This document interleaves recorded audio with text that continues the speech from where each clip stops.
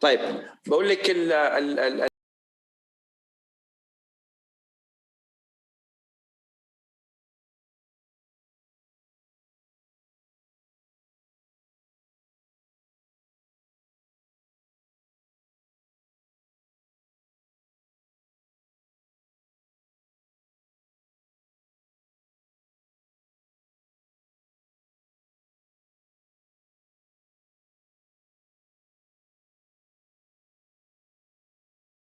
Recording in progress.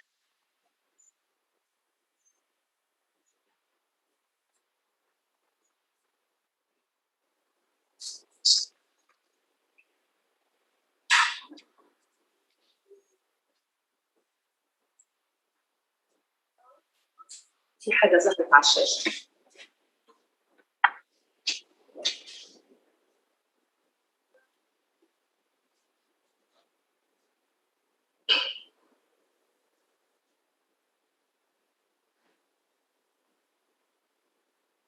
شيخة نورة can we start؟ هل فتحتوا؟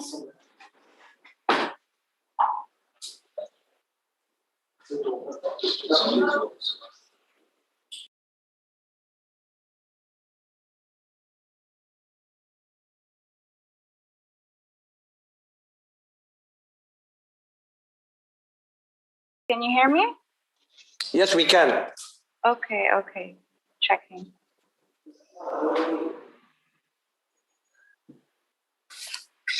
Hello and good morning to all of you. I hope everyone's having a fine morning, and I welcome you to the UNIDO ITPO Bahrain Day themed Gender Equality in Manufacturing, Ensuring Women Entrepreneurs Resilience Post-COVID, being held as an integral part of the Global Women Virtual Fashion Forum and Show.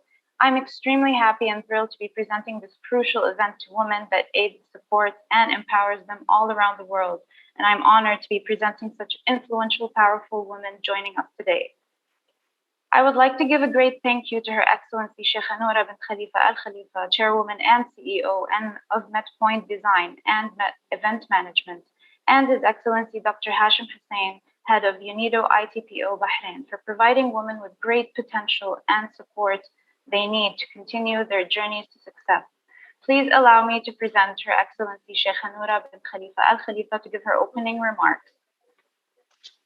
Hello, everyone, and thank you so much for joining the fifth day of the Women Virtual Fashion Forum. I would like to have a special thanks to His Excellency Dr. Hashim from UNIDO ITPO office from Bahrain for all the support that he given me and giving all the women entrepreneurs in Bahrain and linking us to the international women and to give us the opportunities to grow internationally and locally as well. Thank you so much for all the speakers who join us today, for being part of our amazing webinar. And I look forward for all of you to enjoy this evening. Thank you so much. Thank you so much, Sheikha Noura. UNIDO has been dedicated to promoting gender equality in manufacturing in various industrial sectors and have had an impactful role in supporting women and their businesses, focusing on empowering women through entrepreneurship and innovation, as well as enhancing economic growth and sustainable industrial development in the process. Please welcome with me His Excellency Dr. Hashim Hussain, Head of UNIDO Bahrain. Thank you. Your Excellency Sheikha Noura Al Khalifa, the chairwoman of MetPoint, ladies and gentlemen, colleagues and friends, today joining us on the UNIDO Day within the whole week of women empowerment from Bahrain to the world. Indeed, it gives me a great pleasure as the UNIDO Head of Investment and Technology Promotion Office in the Kingdom of Bahrain and the Director of the Arab International Center for Entrepreneurship to join this important day to talk about gender equality in manufacturing. Since inception in 1996, the UNIDO ITPO in the Kingdom of Bahrain have been working with different partners at the local and the regional and the international level to ensure investing in women and girls. And we have been applauded into so many initiatives and so many projects from India to China, to Uruguay, to Turkey, to almost all countries in the Arab region, and a big number of sub-Saharan African countries. And the way we have been working, supporting women to start their businesses and to grow with their businesses within the umbrella of the Bahrain model, or the Enterprise Development and Investment Promotion Program, which is one of the programs which UNIDO have been developing over the last 20 years. And we here in ITPO Bahrain, we have been mandated on this initiative from day one. Of course, we work as UNIDO ITPO office as a part of a UNIDO network of offices. We are today in 8 countries, in addition to Bahrain, of course. We are mostly in industrialized countries where offices like Tokyo or Seoul or Beijing or Shanghai or Moscow or Bonn or Rome, they're working in mobilization of foreign direct investment from industrialized countries to developing countries. FDI in cash investment, access to finance, technology transfer and know-how, and market outlet. The wisdom of the organization when they opened this office in 1996 in Bahrain, and I've been fortunate to be heading this office since then, is to work on what we call outflow and inflow of investment, which means that we work in mobilization of foreign direct investment to the region and beyond, and from the region to other Arab and African and Southeast Asian countries, and even up to Latin America. So this has mandated us to develop mechanisms, to develop tools, to enhance the ecosystem for the domestic investment through entrepreneurship and innovation, which have ensured the flow of direct investment in so many countries. So when we have been working with women empowerment, we had to make sure, because that we are bringing the right business models, the right best practices. We have to work with partners, from financial institutions to chambers of commerce and industry, of course, to line ministries, to associations, NGOs, universities, schools, to ensure that, if I want to call it the cultural bias, vis-a-vis women, that women, they were not in the real mainstream of economic empowerment or the economic security of women as individuals, their family and the community and national economies as a whole.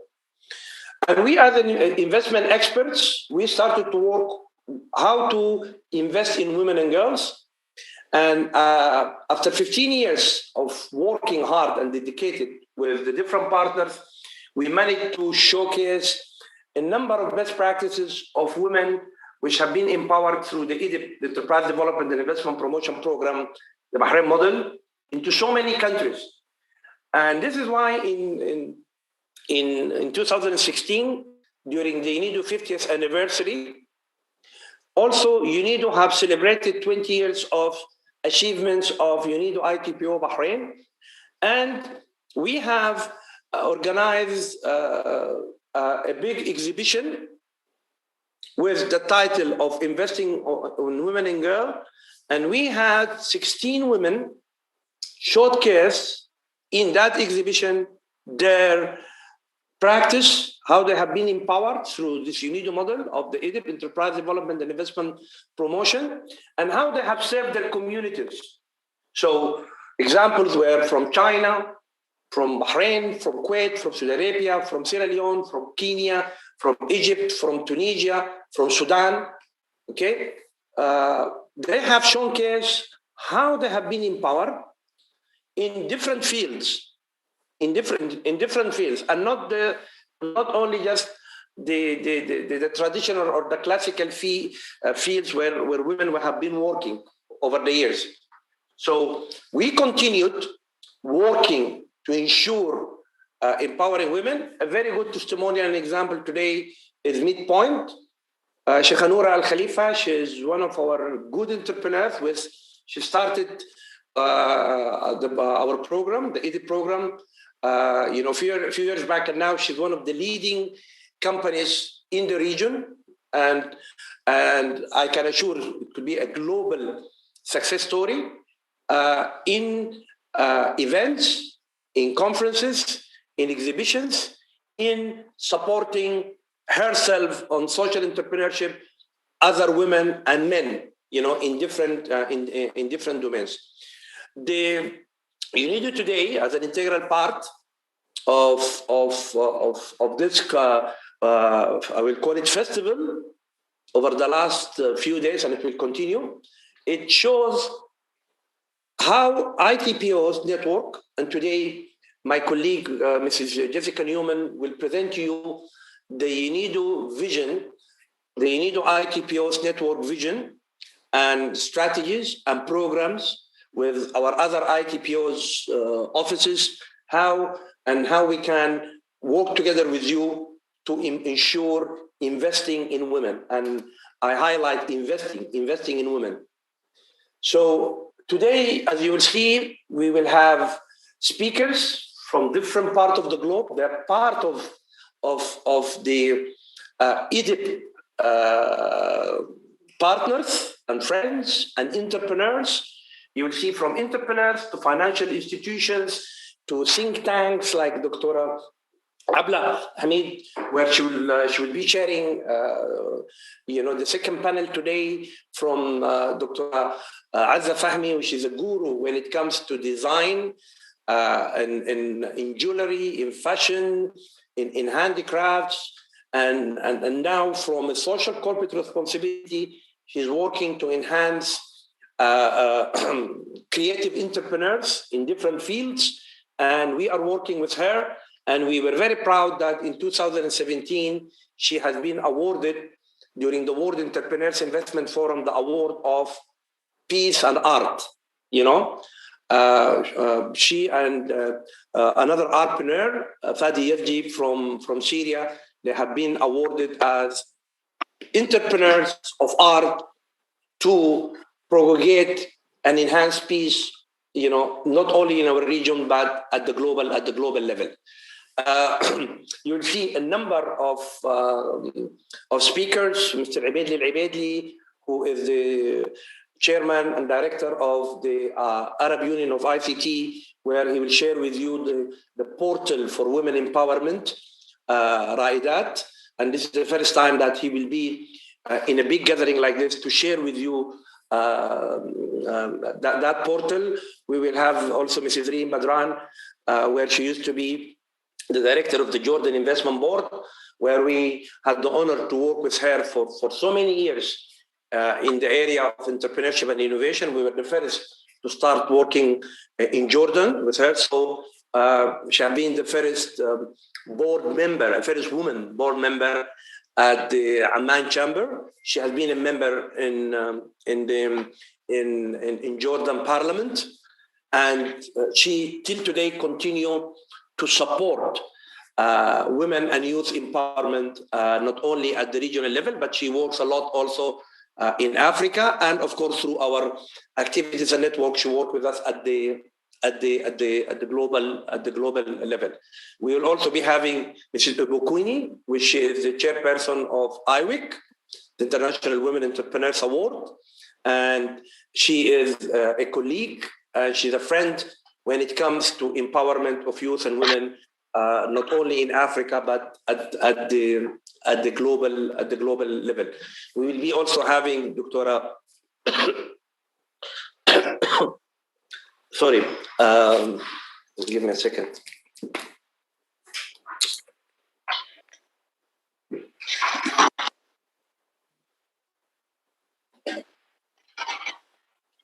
Mrs. Douja Gharbi from Tunisia, where she's the team leader of IDIP over the last 20 years in North Africa. She's a certified counselor. She is a trainer herself when it comes to innovation and entrepreneurship.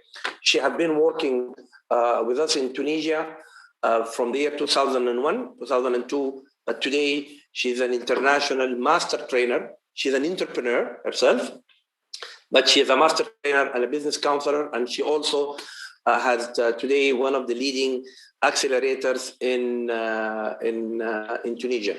Also, through our partnership with the Arab Union of Chambers of Commerce and Industry, we are having a program how to support the ecosystem for enhancement of investment for entrepreneurship and innovation through the Chambers of Commerce in the Arab region, but to be advocate. And this came from in 2018 during the preparation for the Arab Economic Summit and the role of the private sector to enhance startup and small and medium enterprises. And then the outcome of that one-day conference was in Beirut. There were 8 recommendations which have been submitted to the Arab League and which have been submitted to the president and the kings of their annual meeting in Tunisia. And then they have adopted these 8 recommendations, but 2 recommendations was the role of the private sector to enhance entrepreneurship and women empowerment in the Arab region. So also you shared their experience today with us, how we have been working to ensure developing the ecosystem for SMEs and innovation and to ensure the empowerment of women from startup to growth. I will end up here, and I would like to thank again Midpoint, our entrepreneur, Sheikha Noor Al Khalifa, on her continuous achievements and success, herself as an entrepreneur, but also to support women empowerment at the global level. And I wish all success for the UNIDO Day. And as I said, I'm talking from a UNIDO ITPO Bahrain perspective, but my colleague, Mrs. Jessica Newman, will share with you the vision and the objective of the whole network of UNIDO ITPOs worldwide. And we will continue support and empower and invest in women and girls. Thank you. Thank you so much, Dr. Hashim. This was a very informative speech. I would like to Mrs. Farah, I would like to add also within the UNIDO support, we are going to have also Mrs. Veronica, which is the UNIDO Ambassador of Goodwill, which is going to be also present today. She comes from Russia, but she's not only working for Russia, she's working to ensure empowerment of men and women, and she has been a big support to ITPO Bahrain initiative to empower women. She will share with you also from Russia what she has been doing in Russia and to the world to empower men and women at the global level. Thank you so much, Dr. Hashim. This is indeed exciting news and looking forward to listen to all of it. To add on this, I would like to introduce now Dr. Azza Fahmy. Azza Fahmy is a pioneer of jewelry design in the Arab world. When mentioning contemporary jewelry in the Arab region, Azza Fahmy immediately comes to mind. She is one of the Arab designers who left an imprint on contemporary heritage and succeeded in making her way to the international community. She began her career 50 years ago, during which she worked hard on researching and developing traditional jewelry. She is not only a designer, but also a researcher, a jewelry collector, and entrepreneur and author. She wrote an important book about the traditional Egyptian jewelry. In 2013, she established the design studio by Azza Fahmy, which yielded great results in pushing many young designers to market. She also received an honorary doctorate from the American University in Cairo. I would like to welcome Her Excellency Dr. Azza Fahmy to speak. Thank you. صباح الخير من القاهرة أو من الساحل الشمالي، لأنه إحنا بننتقل إلى المنطقة اللي شوية جو أحسن فيها. I want to thank Dr. Hashim for this invitation. I want to thank Sheikh Halima for this opportunity. I will have with you a very small talk, talking about part of my story. Are you hearing me? Because the internet here is very bad. Yes, we can hear you. Very clear. Good morning from Egypt. I believe I was born to be a jeweler, and not just a normal jeweler, but an artist that willingly carried responsibility in shaping part of the Egyptian and the Arab identity. I started my journey in late 60s working modestly in the government, I wasn't fully satisfied with what I was doing. Then came the moment I found the love of my life and passion I was looking for. It was a German book about medieval jewelry. I couldn't understand a single word, but the images spoke to me. I bought the book with all my salary without a single hesitation. I never ever thought of being a jeweler career. Never even crossed my mind.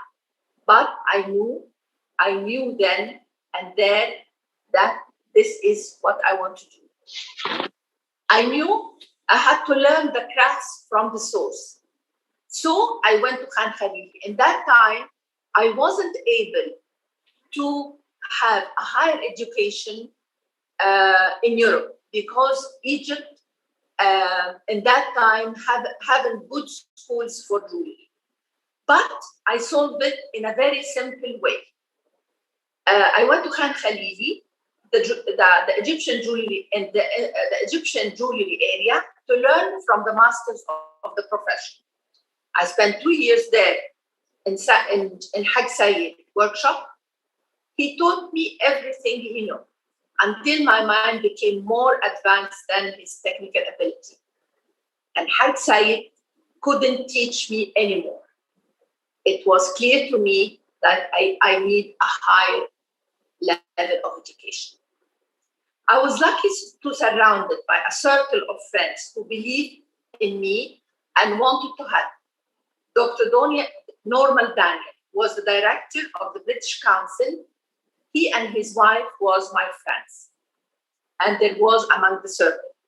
I was having dinner with them and told them about the problem I was facing. A couple of months later, Dr. Daniel called and invited me to his office and then surprised me with a grant to learn jewelry making at one of the London Polytechnics, St. John Cass College. It was a dream come true. London for me was knowledge, education, and mind-opening. Originally, the plan was to take 3 courses, 3 days a week, but when things got real, I got hungry for knowledge. I ended up that I took 7 courses, 6 days a week. I was lucky to be taught by the top teachers and technicians in the UK. I returned to Cairo more confident and strong. I felt like the sky was the limit. I was ready to build the Azza Fahmy brand. Of course, I faced a number of challenges, such as the need to adapt from small-scale operation, a one-woman show, to a structured business. The transition from a workshop to an institution needs to be made. I soon recognized and trusted that with the level team and the right skills, I could reach my ambition. I want to tell you that the biggest challenge of them all was balancing between a career and raising a family. There weren't any good or proper daycare centers or facilities that could take care of my children, while the women in doing her job as a mother. So at the end, women is forced to stay at home for 3 or 4 years taking care of her children. This makes it extremely hard to focus on the career. Today, I consider myself very lucky that both my daughters joined my business and grown with me. Today, my eldest daughter, Fatma, is our COO, and my younger daughter, Amina, is the head designer. I'd like to conclude with a few advice for young women and entrepreneurs who are starting their business journey. Number 1, work on something you are passionate about. Number 2, keep on learning and working on growing your expertise. Never think you are satisfied with your level of knowledge.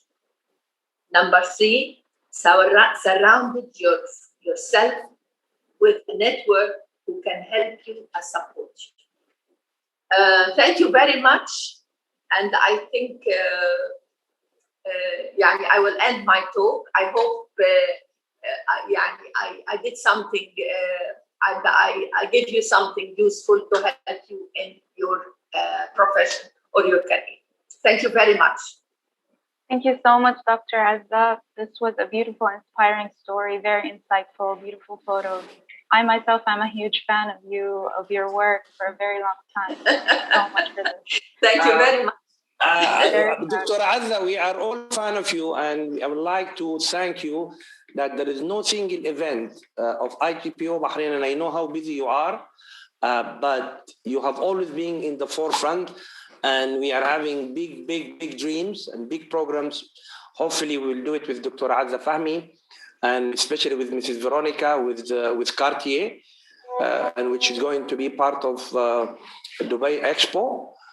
In their Cartier, I can see now Mrs. Veronica. She tomorrow we're having a Zoom call with Veronica and Dr. Azza Fahmy on the Cartier pavilion in the Dubai Expo. So we will be having big support from Azza Fahmy and Mrs. Veronica, how we boost innovation and entrepreneurship when it comes to creative entrepreneurs. Thank you, Dr. Hashim. Thank you very much for your support. Thank you. Very inspiring. Thank you so much, and Dr. all the best for you. Thank you. Thank you, Dr. Hashim. For our next stop, we will be having Ms. Jessica Newman, Investment and Technology Promotion Expert and Gender Focal Point, UNIDO. Jessica is a well-balanced international project management professional and effective networker with a passion for sustainable finance to advance social entrepreneurship globally.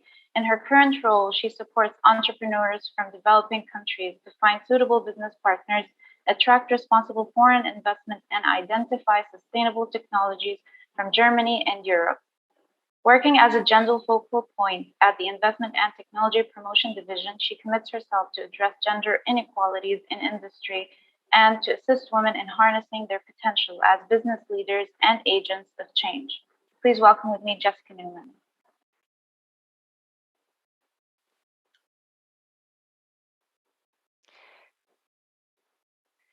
Thank you very much, ladies and gentlemen, excellencies.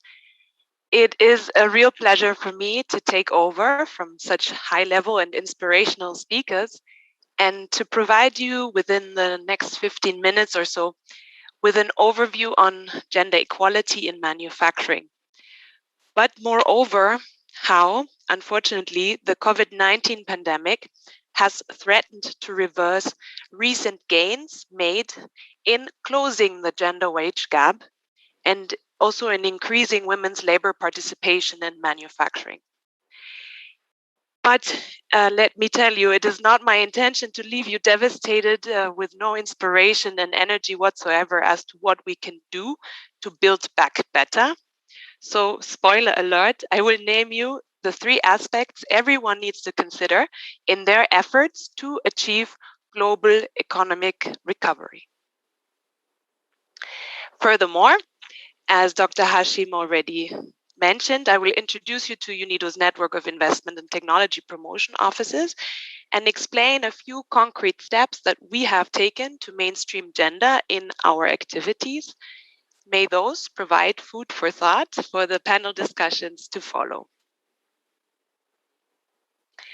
My name is Jessica Neumann. I'm an investment and technology promotion expert and gender focal point at UNIDO.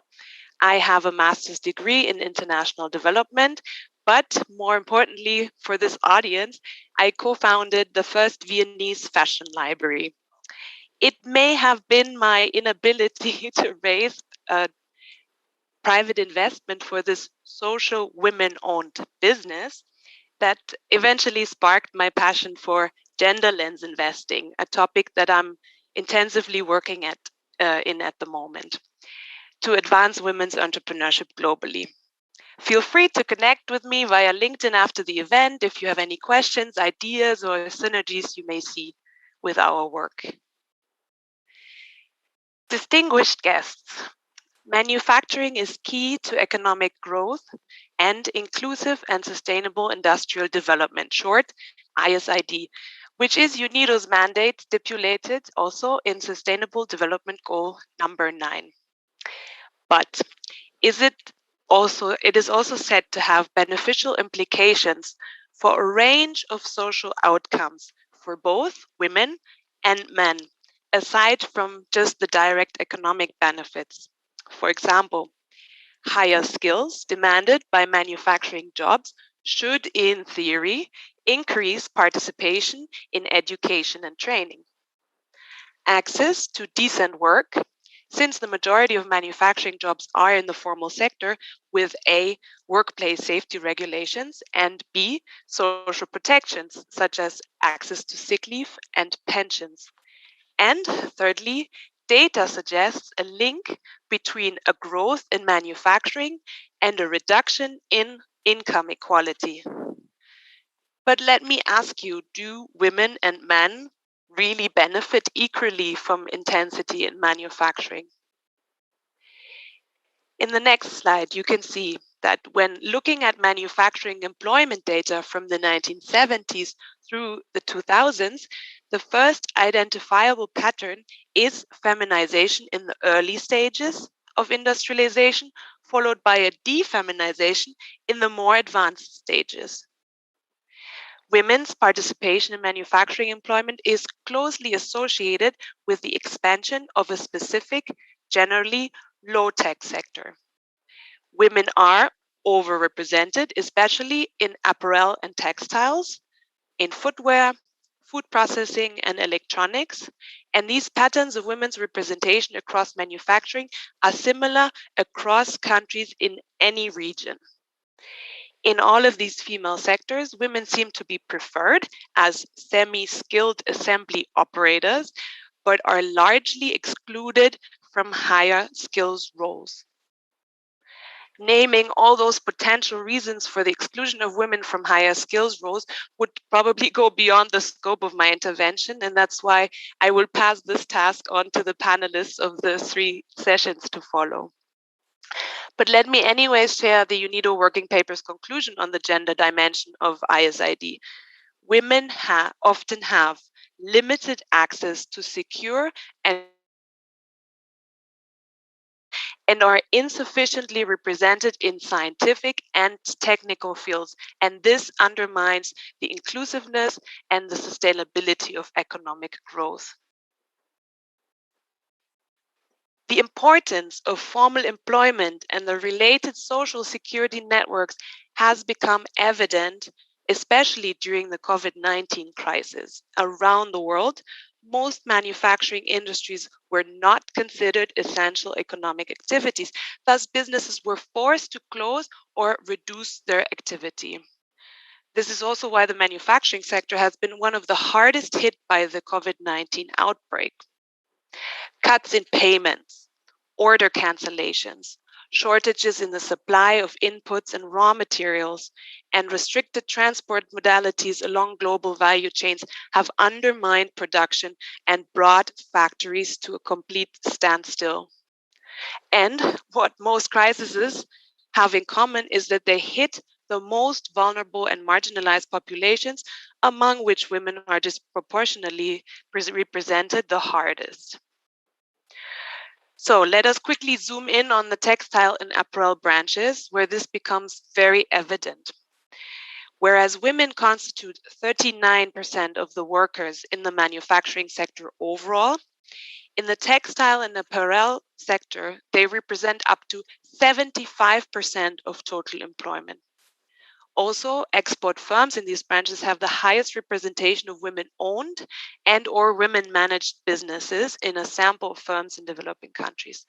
So, as I said, the sector which shows highest rates of women's employment is among those with the highest sales losses, which means, as we heard before, women were affected the most.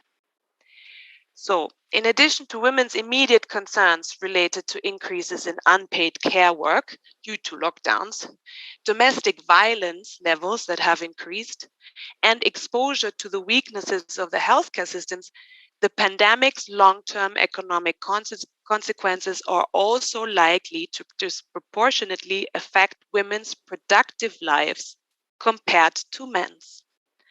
To put it differently, it is unclear if most women will be able to re-enter the economy after periods of unemployment. It is therefore paramount that gender champions, male and female, around the globe, like our UNIDO Director General Li Yong, harness women's full potential as leaders, innovators, and agents of industrial and environmental change. This will allow our economies to grow faster, lift people out of poverty, and enable sustainable development. Now, let me briefly tell you a little bit about the UNIDO ITP network, which is putting this vision set forth by our management into practice. As Hashim already mentioned, the UNIDO ITP network carries out its mandate through partnerships, fora, capacity building, advisory services, and business matchmaking. The very first UNIDO ITPO was established in 1980, and there are currently 9 operating in the world, including in Bahrain, 2 in China, Beijing and Shanghai, Germany, Italy, Japan, the Republic of Korea, Nigeria, and the Russian Federation, with more on the horizon. It is our vision to achieve greater, more sustainable, equitable outcomes and impacts by empowering women to actively contribute to and benefit from ITPO network services. And therefore, we have taken some concrete steps which are outlined here. First of all, we have committed ourselves to see all activities through a gender lens. I'm always wearing it. You can just not see it. We offer training programs like ITPO Bahrein's Entrepreneurship Development Investment Promotion Program. And I'm very happy to announce that a gender lens investing e-learning course, which will be accessible for free in fall 2021. We bring role models before the curtain, for example, by supporting and partnering with the MENA Business Women Network. Also, our colleagues in Shanghai, together with the Shanghai Women's Federation and other organizations, jointly launched the AI Development Needs More Women's Power initiative at the 2020 World Artificial Intelligence Conference Summit. We measure and evaluate the success of our activities with the help of sex disaggregated data, which clearly shows that a large number, for example, of EDIP graduates have become success stories, not only for the office in Bahrain, but for UNIDO as a whole. And we make sure that technology benefits men and women equally by conducting gender responsive technology needs assessments. Let me remind you once again, and with that, I'm coming to the end of my presentation. Women and girls globally suffer more from the socioeconomic impacts of COVID-19 simply by virtue of their gender. Remember, this is a threat to humanity because when women are less equal to men, economies don't grow sustainably, less people are lifted out of poverty, and the overall health and safety of societies is at stake. So what we need is a gender responsive approach to global economic recovery. And what does this look like and how can you contribute? The specific needs and contributions of women as workers, entrepreneurs, investors must be better understood and addressed when developing measures to reactivate the economy.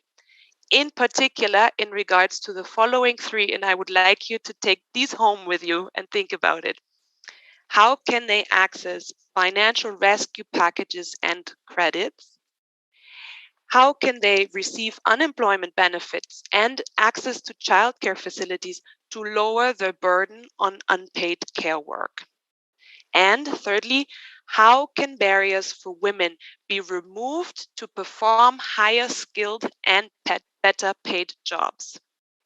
Consider those 3 aspects in everything you do, and the economy recovery economic recovery will be effective, inclusive, and sustainable. I look forward to collaborating with you and to build back equal together. Thank you for your attention. Thank you so much, Ms. Jessica. This is very insightful and crucial information for the growth and importance of women equality all around the world. Thank you, Ms. Jessica. Anything you'd like to add, Dr. Hashim? Yes, thank you very much. In the closing of this opening session, I'm very delighted to see this extensive presentation from my colleague, Jessica Newman, as a German, of course. She have enlightening us with the problem at the global level and UNIDO intervention. As you know, UNIDO, as the productive arm of the UN family, we have to ensure, as you have seen, she has been talking, yes, ensuring investing in women, especially women owning industry. But the other big problem is women working in industry, skills, salaries, issues related to women who have children, sometimes, they come in, they live in rural areas, so they have to commute every day a long distance to go to the factory and to come back. And then, of course, all the burdens and responsibilities at home, they have to look into it. So in UNIDO, we are working and trying to work on all of this bigger dimension. Yes, we are targeting investment, but at a larger spectrum. I would like just to add, in the big network which we have been building and developing through partnership, and partnership is one of the 5 P's of the SDGs, to bring us to people, prosperity, planet. Okay, partnership is a very important in UNIDO. Even our programs, when we develop it in a country, it's called PCP. Okay, Partnership Country Program. That all partners, they have to work together. So today you will see in the UNIDO Day, all our partners, from entrepreneurs to financial institutions, to chambers of commerce, to universities, to capacity building programs, and entrepreneurs, they are part of that field. And not only women entrepreneurs, women and men. For example, I have cited Mrs. Duja Gharbi, which, of course, she's a lady. She has been working in empowerment of women in Tunisia and in North Africa. But also we have with us Mr. Amir Abu Bakr from Sudan, who is a certified trainer and a business counselor of IDIP, Enterprise Development and Investment Promotion. He has been working in Sudan with the Family Bank, which is one of the largest microfinance bank in the Arab region in Africa. But since 2008 and 2009, we have transformed the work of that family bank into financial and non-financial services, which means that in a period of 8 to 9 years, more than 270 clients of the family bank, which means 270,000 families. If you multiply by 5 to 6 in Sudan, it means about 2 million people have benefited from that. 36% are women from the beneficiary of the family bank. In 2018, in the UN South-South Cooperation Office report, which is based in New York, they have cited that best practices in Sudan as one of the best 5 practices for achieving SDG 5, women empowerment.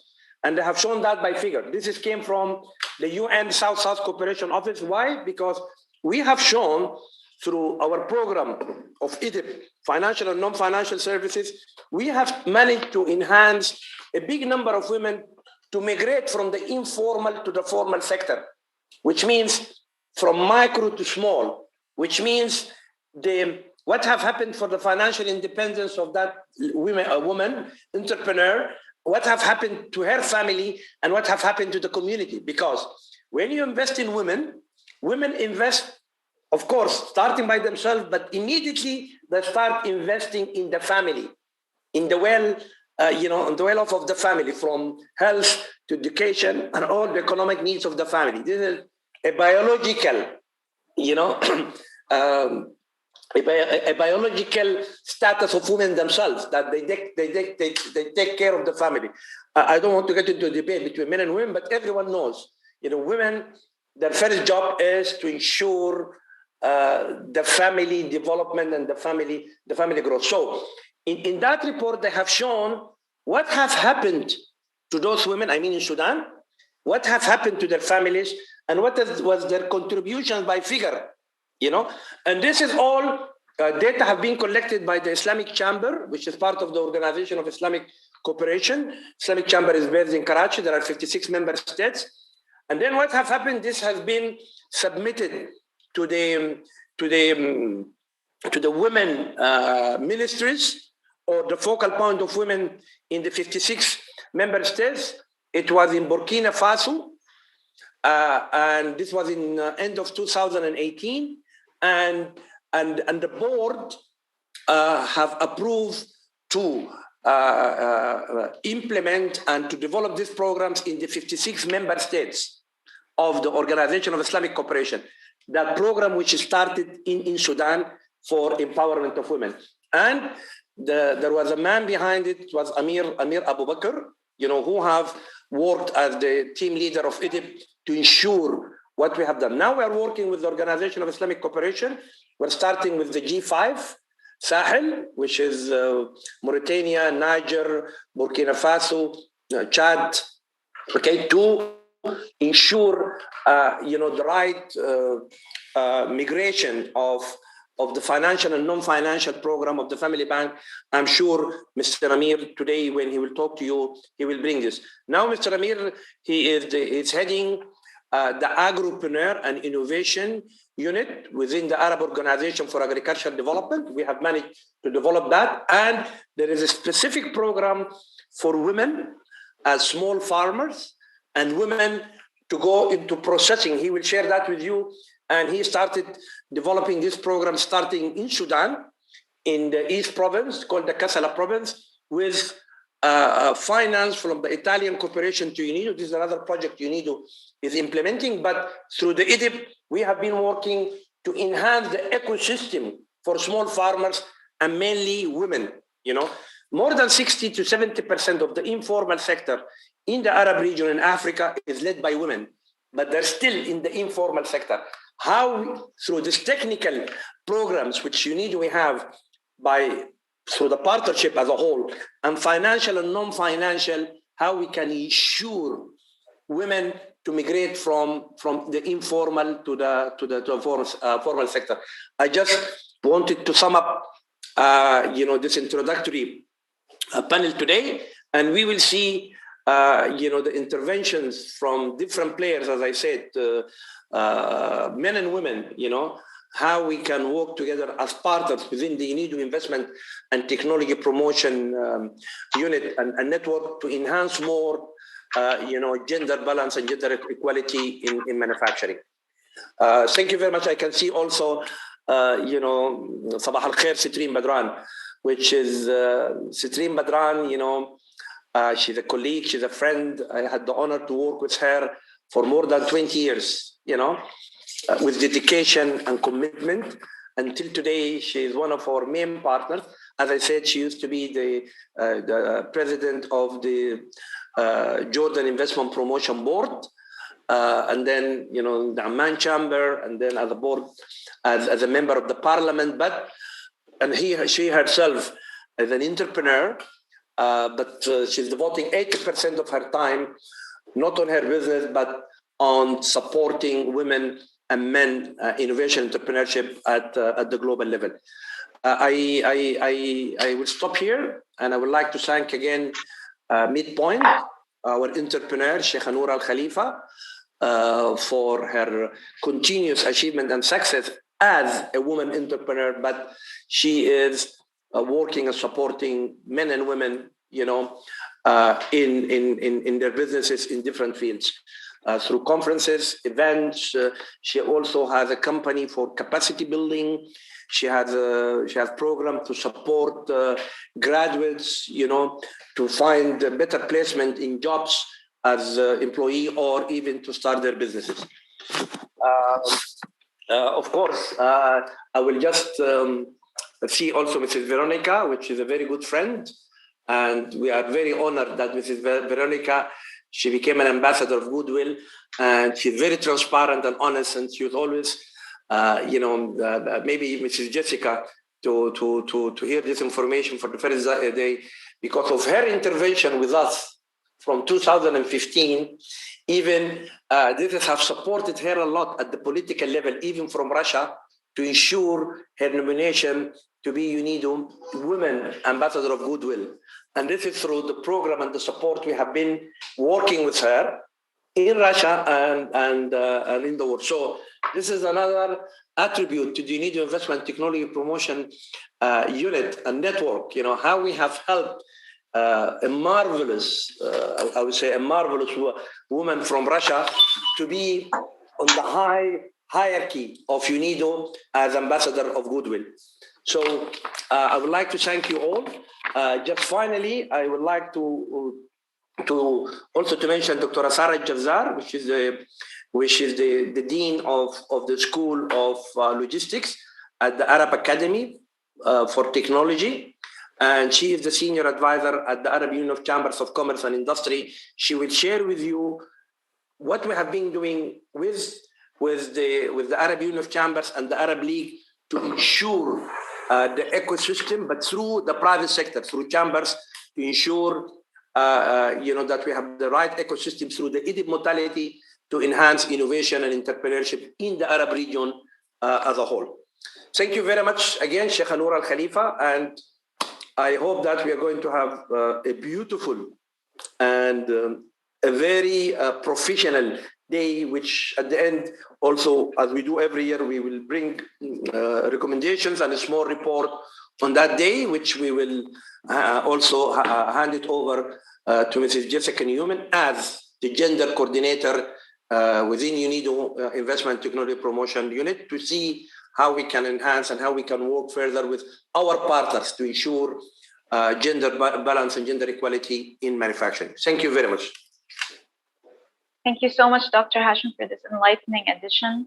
To add to your words about Her Excellency Mrs. Reem Badran, I would like to introduce her. Mrs. Badran is a former member of the 16th Jordanian House of Representative MP, where she obtained the highest number of votes and was the only woman MP elected outside the quota system. She is an elected board member of Amman Chamber of Commerce since 2009. She served as the Chief Executive Officer of Jordan Investment Board, JIB, the government of Jordan. Mrs. Badran is the founder of Al-Hurra for Management and Business Development, a consultancy company which renders boutique consultancy services to public, private, and non-for-profit organizations in Jordan and the region. Also, board member in the education and consultancy sectors in Jordan and the Arab countries. She chairs Jordan Africa Business Association Committee for the Development of Investment at the Economic Unity Council of the Arab League, Egypt. YPO member, a deputy chair for the Arab Entrepreneurship Initiative, UAE, and other NGOs. Mrs. Badran, a woman, a mother with 2 children, holds a master's degree in international economies and Middle Eastern studies from Johns Hopkins University, Washington, D.C. I welcome you all again, and thank you for attending the first session of our final day for this event. It's been a pleasure. And now I would like to present and welcome Mrs. Reem Badran, who will be taking it from here. Thank you so much. Thank you, Farah, and thank you, Dr. Hashim Hussain. First of all, good morning, everybody. I would like to thank UNIDO, the ITPO unit in Bahrain, for this Bahrain Day on Global Women Virtual Forum. And I think, UNIDO Bahrain is very active, not only during the COVID, but also before. And we have seen the impact of their work with the network that they have been doing in different parts of the world. So I congratulate you all, and UNIDO, especially in ITPO in Bahrain, for your extensive work in supporting economic development and mostly focusing on women issues. Our session actually is very interesting today. It's very timely, especially with the COVID kind of challenge that we have been facing for the last year or so. We will be focusing on conducive economic systems and how to unleash women unemployment around the world globally. And I'm very proud to have prominent speakers on this panel. We have, as economically around the world, we have challenges for the last, I would say, year and a half, more challenges. But mainly these challenges are focusing on women issues as well in terms of the economic participation. So how are we doing in the MENA region? Are we doing well? Are we doing worse? Does it have really to do with legal restrictions, or does it have to do with the education that we're facing? Or does it have to do with the training that women are getting, financial challenges, or is it has to do with culture? And I think this is one of the major issues that we can really focus on. In the MENA region, women only constitute about 20.5% enrollment in the labor economy, and relatively this is not very high. We can do much better. And as the previous speaker rightly mentioned, that economic participation in the economy is not only good for women, it's good for the global economic development and sustainability as well. So this is extremely vital and extremely important. I wouldn't say who to blame, but who are the stakeholders? Is it the private sector? Is it the governments who should take the lead? Or is it the NGOs, the non-government organization, the civil society around the globe? Or is it the legislature? Because we're talking about legal issues as well here. So if we look around the globe, who is doing really well?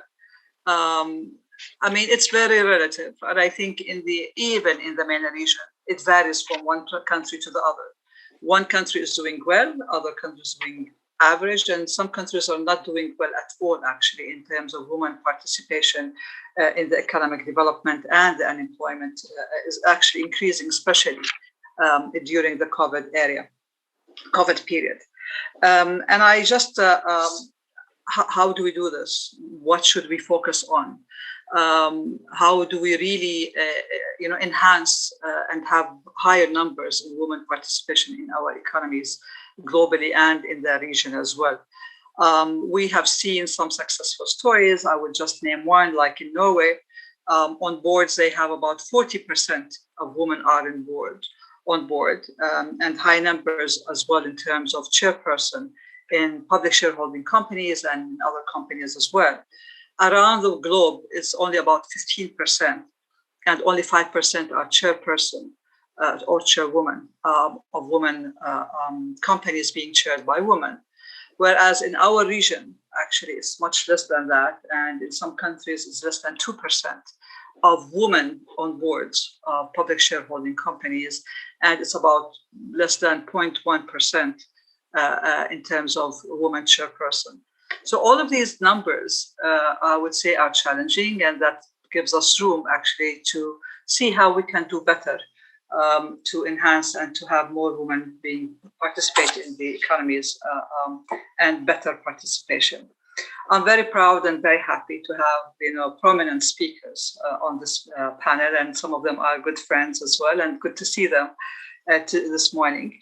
May I introduce first Mrs. Veronika Perokova, and I'm very happy to see you again here. Ms. Veronika, she's a UNIDO Goodwill Ambassador, and she is the president of Public Diplomacy Foundation, Women Views. She has about 15% previously experience in the private sector, managing multinational mega companies in Russia, and practical skills of managing about $2.5 billion US. Veronika, I'm very happy to have you, and the floor is yours. Please go ahead. So thank you very much, Ms. Badran. I'm also very happy to see you again, and it is a great honor for me to participate in such a high level and very effective event. And I would like to express my sincere gratitude to Dr. Hashim Hussein and ITPO Bahrain for all organizational team for their input and all opportunities provided to all participants. Gender equality is an integral part of global sustainable development goals. And today, women economic empowerment agenda is developing in any international and global platforms, such as UN agencies, Asia-Pacific Economic Cooperation, World Trade Organization, World Bank, and other esteemed international institutions. Increasing women economic activity is the logic reaction on the opportunities and threats and challenges of fourth industrial revolution. Moreover, full-scale involvement of women will provide an opportunity to add up to 28 trillion US dollars to the global GDP, which means an opportunity to add to the world economy one more economy of China and one more economy of the United States of America. Women economic empowerment issue is up to date in all regions of the world. Currently, women represent the majority of the global population. And there is a huge potential for growth both in women's leadership and women's entrepreneurship in any part of the world. In September 2018, Russia hosted the second Eurasian Women's Forum, attended by the 10,000 delegates from over 100 countries and 27 international organizations. UNIDO's session was one of the significant events of the forum and significantly boosted development of women's agenda in Russia and other countries. The advisory board of the Eurasian Women's Forum is currently working in Russia and developing women's economic empowerment agenda. And I am lucky that today after our session, I would participate in the session of the Eurasian Women's Council, where we will discuss the organizational agenda of the third Eurasian Women's Forum, which will take place in Russia in October this year. And we would very much appreciate delegates from Arab countries and other parts of the world. And at the moment, it is very critical for Russia and our part of the world to develop the creative industry sector as a very potential, as a sector with a very high potential. UNIDO has realized several very successful projects developing creative industry sectors, which provided working places for women and opportunities to run their own projects in Armenia, in Tajikistan, in Latin America, in MENA region. And all these projects helps to boost the fashion industry and the creative industry as one of the economic drivers.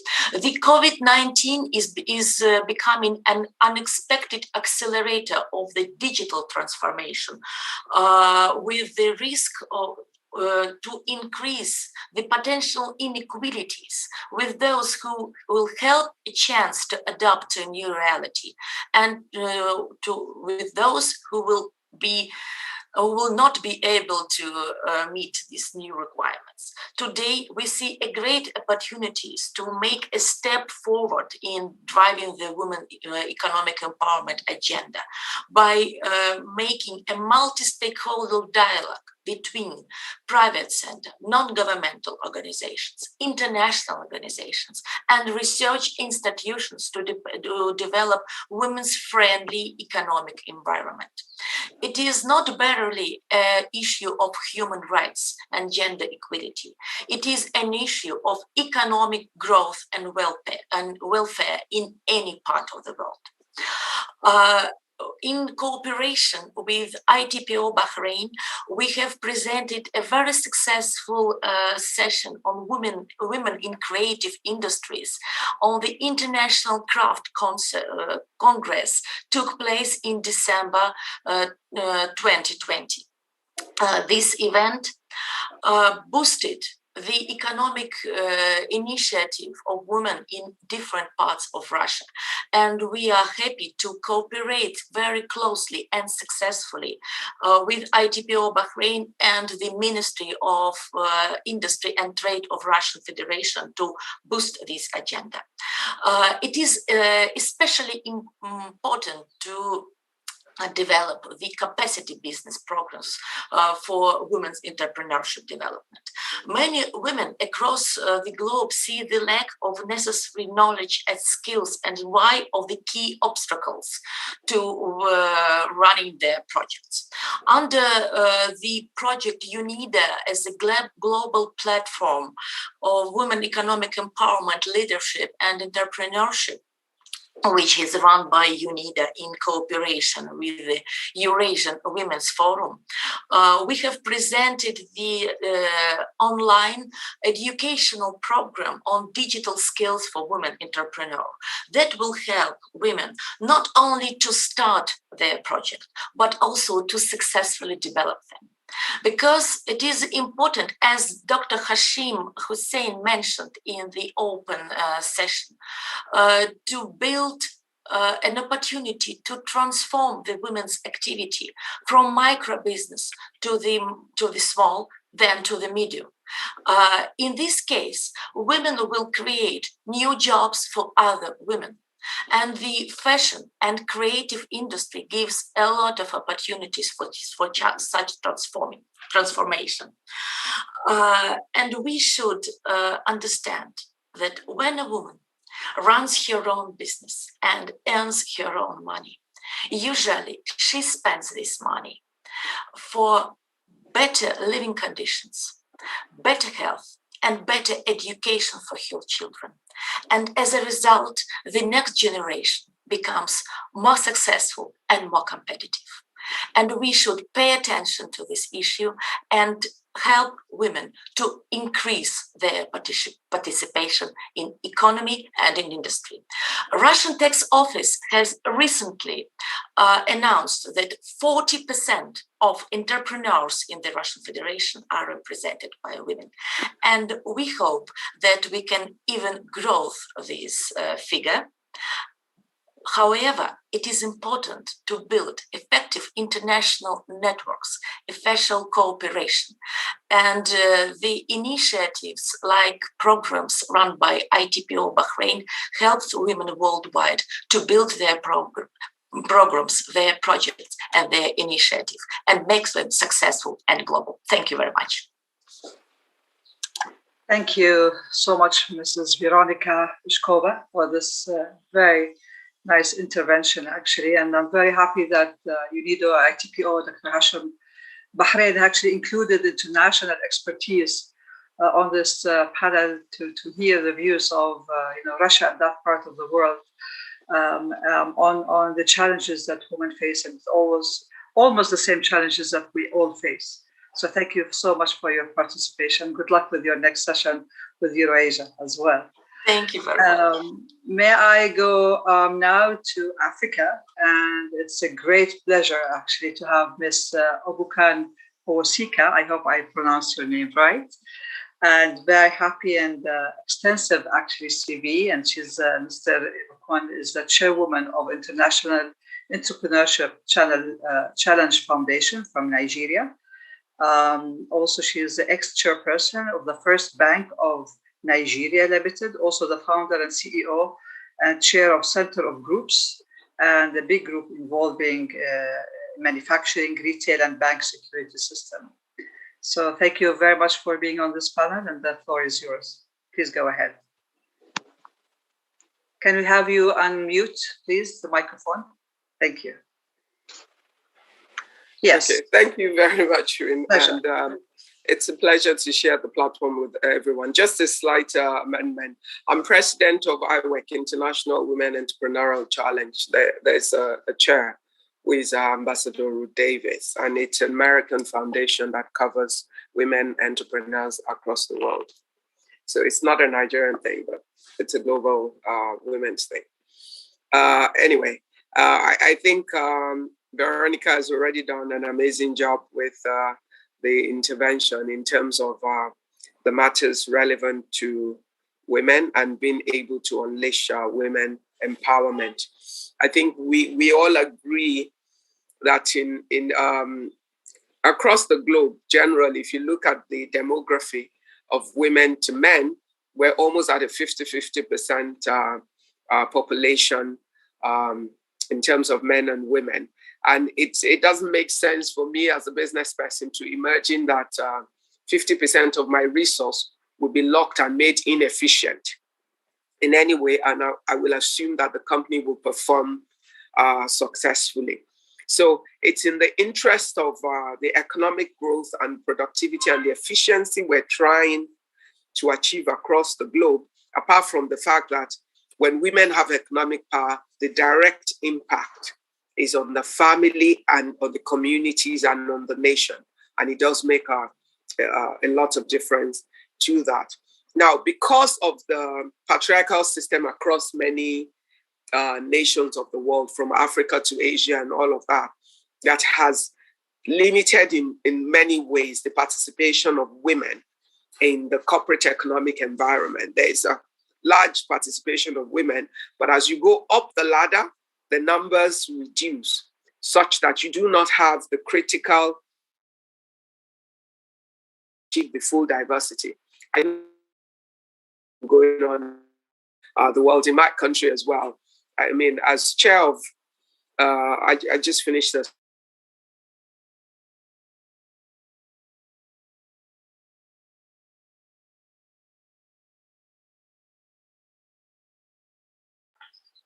Do you have a technical issue here? Do we? Yeah, could you repeat just the last minute because it was on pause maybe or something? Technical issue, I don't think from your end, I don't know. The bank has a policy. Can you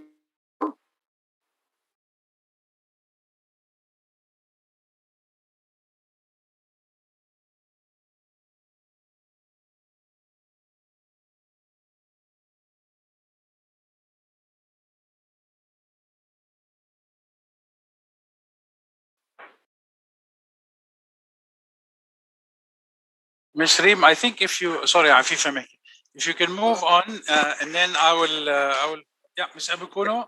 I'm here. Can you hear me right now? You're muted. You're muted.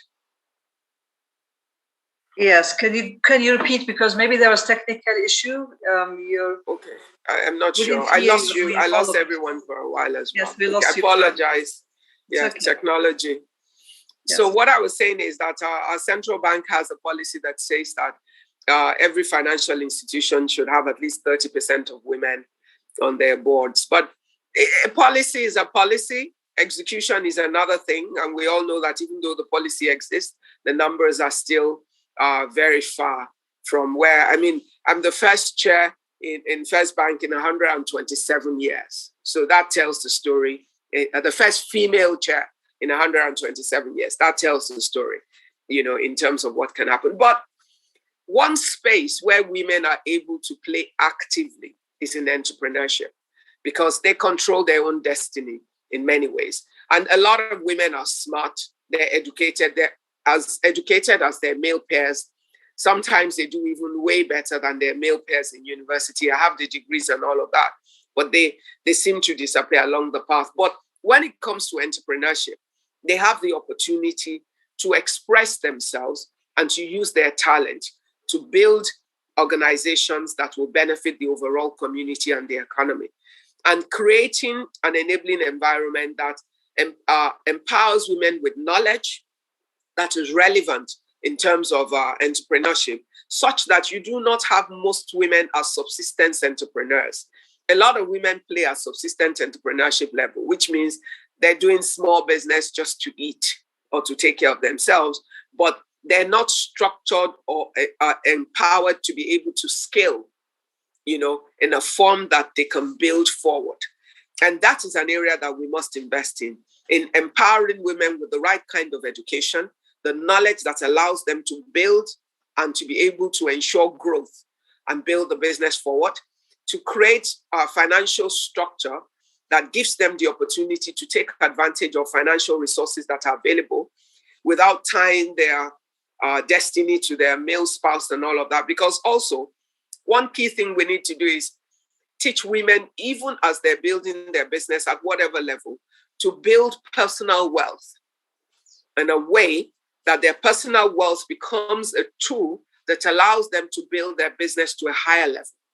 Because when you get into systems where you need collateral in order to get the right kind of funding to build up your business and all of that, and the collateral you have in the family is an asset that is purely in the name of the male member of the house, and the women do not have title to the asset, then they do not have the independence to be able to seek the kind of financial support that they need in order to scale their business. So those are some of the issues that we need to deal with in order to create an environment that allows smart, dynamic, entrepreneurial women who have the ability to create value. In most of our countries, we're short of jobs for our people. We have huge, if I take my country, for example, 69% of our population is under 40. And within that population, over 50% is not appropriately employed or unemployed. Now, the only way you're able to create jobs is by creating entrepreneurs. And women are a very great group that you can invest in order to create entrepreneurs that can build sustainably for the long term. And in building entrepreneurs, you build jobs. And those jobs then create the necessary impact in the economy and the society that we all live in. So it's not even a matter of a choice. It is an economic factor that 50% of your population cannot have their hands tied behind their back or made inefficient or made unproductive, and the economy of that country can maximize itself. It's already a failed project from the onset. So my take is it's important to create the right education, enterprise education for women. It's important to create financing structure that allows them the independence to make the right decision in terms of the financial needs of building their business. It's important to create the infrastructure around that allows women to be able to start and to build forward, and to also invest in teaching them to build personal wealth so that they're in a position to make the right decisions for their business as they move forward, and not to limit them in any area. Because I haven't seen one economic sector that a woman cannot play once you allow self-expression. And the younger women are even far more dynamic and adventurous and daring, and they're willing to take on any area. And they're smart, as driven, as dynamic as their male peers. And we only serve the interest of our nations when we help the women to fulfill their own need. And we build better families and create value for the home, because life happens. Men lose jobs, men have challenges, things happen. Every family that has a 2-income earner is better off at any point in time. And that's something that we need to think about. Thank you. Thank you so much for your intervention and focusing on the financial aspect of a challenge of which women do face, actually, especially entrepreneurs and startups, in terms of having collaterals, having financial access to the financial institutions. And this is always a challenge, actually, to men and mostly to women, because this is what we have been seeing and what we hear and the studies have shown recently. And I do agree with your point in which you have mentioned that women can work in everything. And just an example, we have in Jordan now the labor law being under discussion to be changed. It was put, long time ago, in which it did put some restrictions on certain sectors for women that cannot work. That was long time ago, and maybe people forget about it. This is usually the case. So now it's under discussion, and I hope soon with the next session in the parliament, we will have changes in the labor law in which women can have access to any kind of and enter any sector without any kind of restriction. And the restriction will be for health issues, for pregnant women, safety issues for men and women. It's not only for women, but also for all people who want to work in this specific sector, whether it's danger or not healthy or what have you. So this is, I totally agree. It should be open to women and to men, and restrictions should be on safety issues and for pregnant women for health issues only, rather than having restrictions. Because I have learned that other countries actually do have this kind of restriction. Not many, but some countries do have this kind of restriction in their laws in their countries. So thank you so much for your intervention on these issues. My pleasure. May I move next to our dear friend, Mr. Obaid Al-Obaidi. It's nice to have you and to see you again after all these months with the COVID thing. Mr. Obaid, he's the chairman of the Arab ICT Union, and he's the ex-chairperson of the First Bank. He's also the chair of Bahrain Society for ICT Bahrain Company and a senior advisor with UNIDO ICT Bahrain, and very close to the UNIDO Bahrain. And we've seen him many times, very active, influential, and experts on so many issues, especially on the ICT sector. The floor is yours, please. Thank you very much, Dr. Badran. I'm happy to see this galaxy of entrepreneur females, and maybe Mr. Al-Qadir and myself look a little bit odd, but bear with us. I can understand really the pains that my previous speakers, Mrs. Veronica and the ambassador, talk about the pain of women, and I really cannot say that I can, they say, suffer the same, because no matter what I do, I'm still a male and you're a female. And for me, male are by birth, they are selfish when it comes to gender equality. No matter how much, I know you're smiling, but I feel it. And I know no male can feel the pain, the sacrifice, and the dedication of women when it comes to human prosperity. And I'm happy to see, women really struggling, and nobody can take your rights except you. No matter what claims men or female or males can say. You talk about your pain, and I'm going to give you an opportunity to release this pain. So can you share the screen, please? You see, unfortunately, I lost my loved, let's say, wife, who is Layla Fakhro, Dr. Hashim. I don't know whether he talked about her or not, but that was a project 15 years ago. Layla and myself did it with Bahrain Business Women Society. Unfortunately, after her, let's say, left, unfortunately... Très bien, très bien. OK, Yaïch. Merci, salut. Sorry, can you hear me? Yes, please go ahead. Somebody maybe was having the mic on. Please go ahead. Okay, so we are creating a portal which we will launch next month, first week or second week of April. And Raidat, the meaning of Raidat is women entrepreneur. It is not entrepreneur, it is women entrepreneur in Arabic. And as you can see, our slogan is infinite possibilities, because I know when it comes to women, the possibilities are infinite. Please.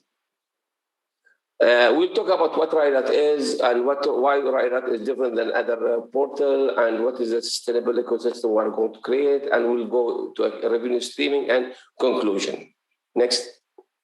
Now, in a nutshell, Raidat is a paradigm shift in our women's style, i.e. this will be an ecosystem, virtual ecosystem, whereby we will move the women or the females or in order to be able to create their own and let's say ecosystem whereby they are addressing the next millennium and not the existing, let's say, young or just ordinary women.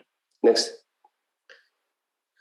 We are different because you are creating the ecosystem. It is bilingual, and we are moving from a pure virtual portal into what we call community management system, i.e. the portal or the platform will be able to manage whatever society will be physical, i.e. for example, you will have 3 different levels or different kinds of society living on that platform. Number 1, women who has got something in common as a subject, i.e., for example, a group of women or an entrepreneur lady will say, I would like to create my own group which will only discuss gender discrimination. So the super administrator will give that lady, a local or a sub administrative authority, and she will create her own, let's say, council or her community. And this is, I call it topic-based community. Second community is geographical, i.e., for example, let's say we are in Jordan or in Egypt, and ladies in Alexandria have something in common, which is not, let's say, the concern of ladies in Cairo or in Sohaj.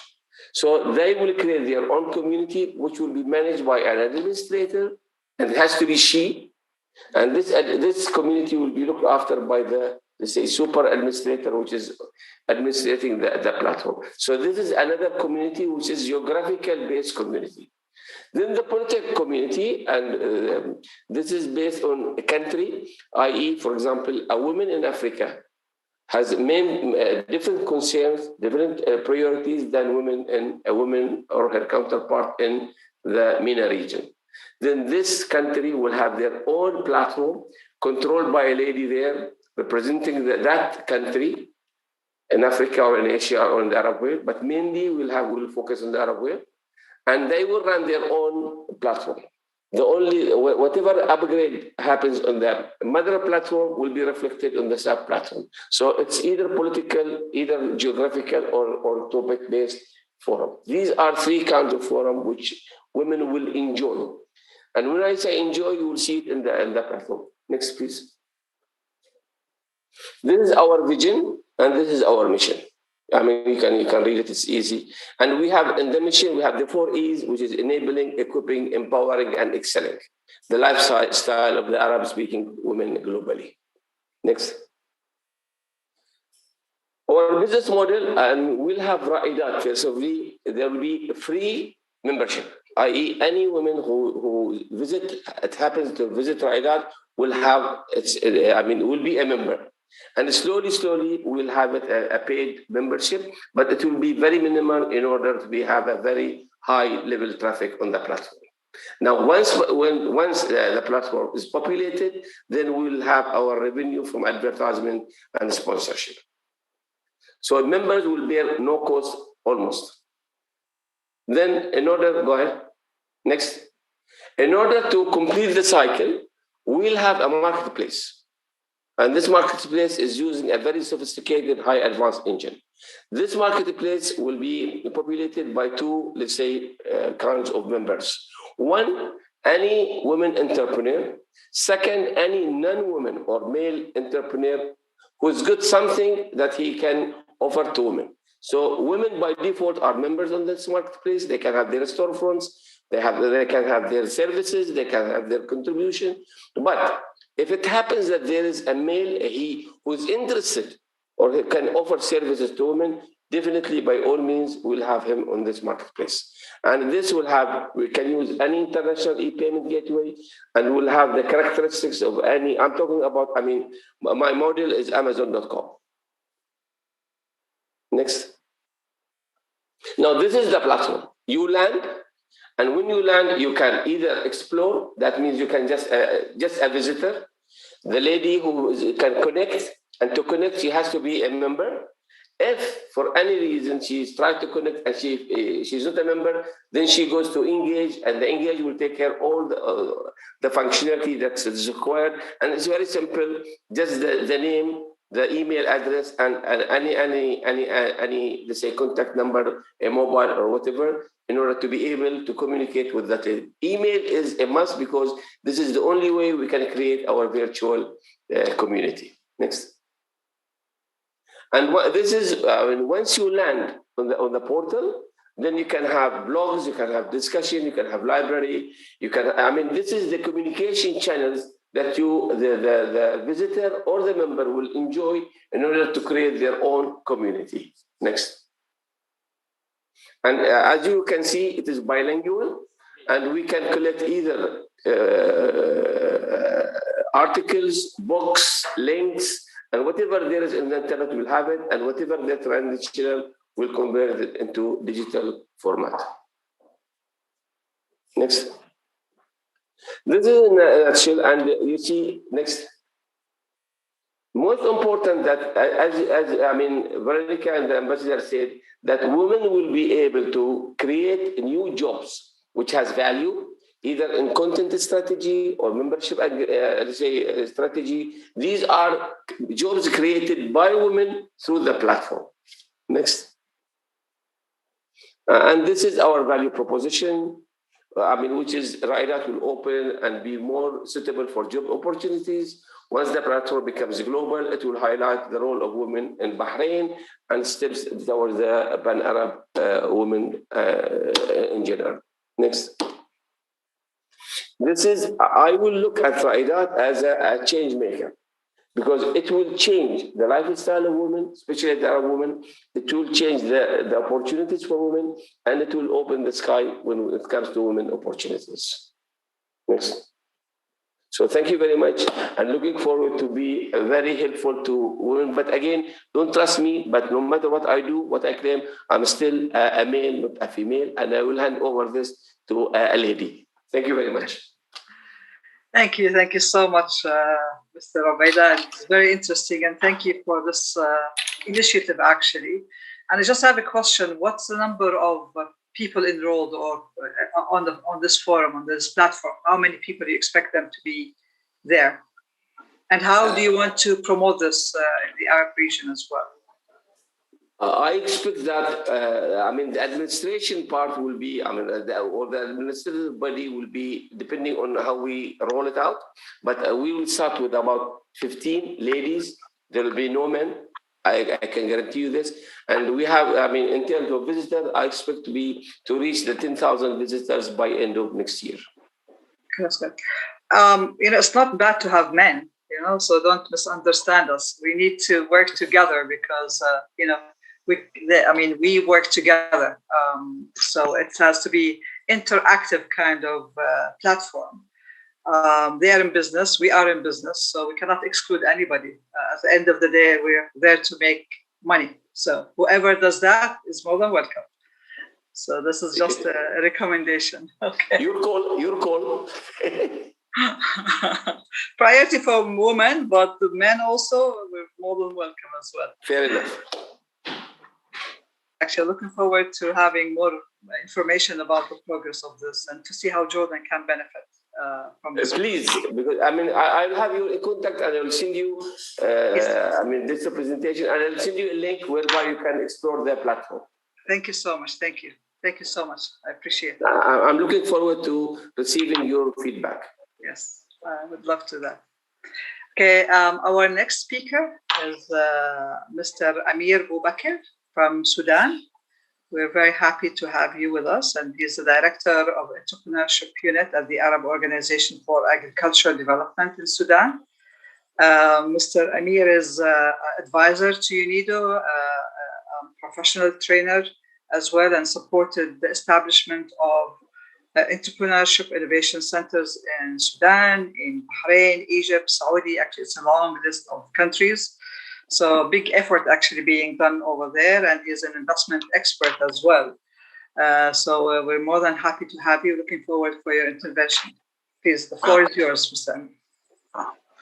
Thank you very much, dignitaries and distinguished guests. I would like to thank Arab International Center for Entrepreneurship and Investment, and also ITBO Bahrain for giving me this valuable opportunity. And also I would like to thank our esteemed, elegant Dr. Reem Badran, the moderator of this session, to give me this opportunity. I would like to focus on our program, Entrepreneurship Development and Investment Promotion Program. It's, of course, a UNIDO program, which we are implementing here in Sudan.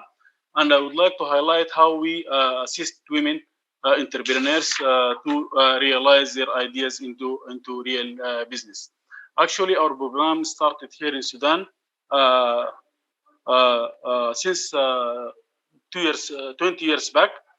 And we are following the UNIDO model of EDIP, pre-incubation, incubation, and post-incubation. Actually, we are working with two levels of target groups. The first level is the institutional level. I mean by institutional level, universities, banks, and governmental institutions targeting entrepreneurs. And at the same time, we are working with entrepreneurs themselves. We are trying to set a balance between male and female in our two programs, in our two target groups, the institutional level target group and also the entrepreneurial level target group.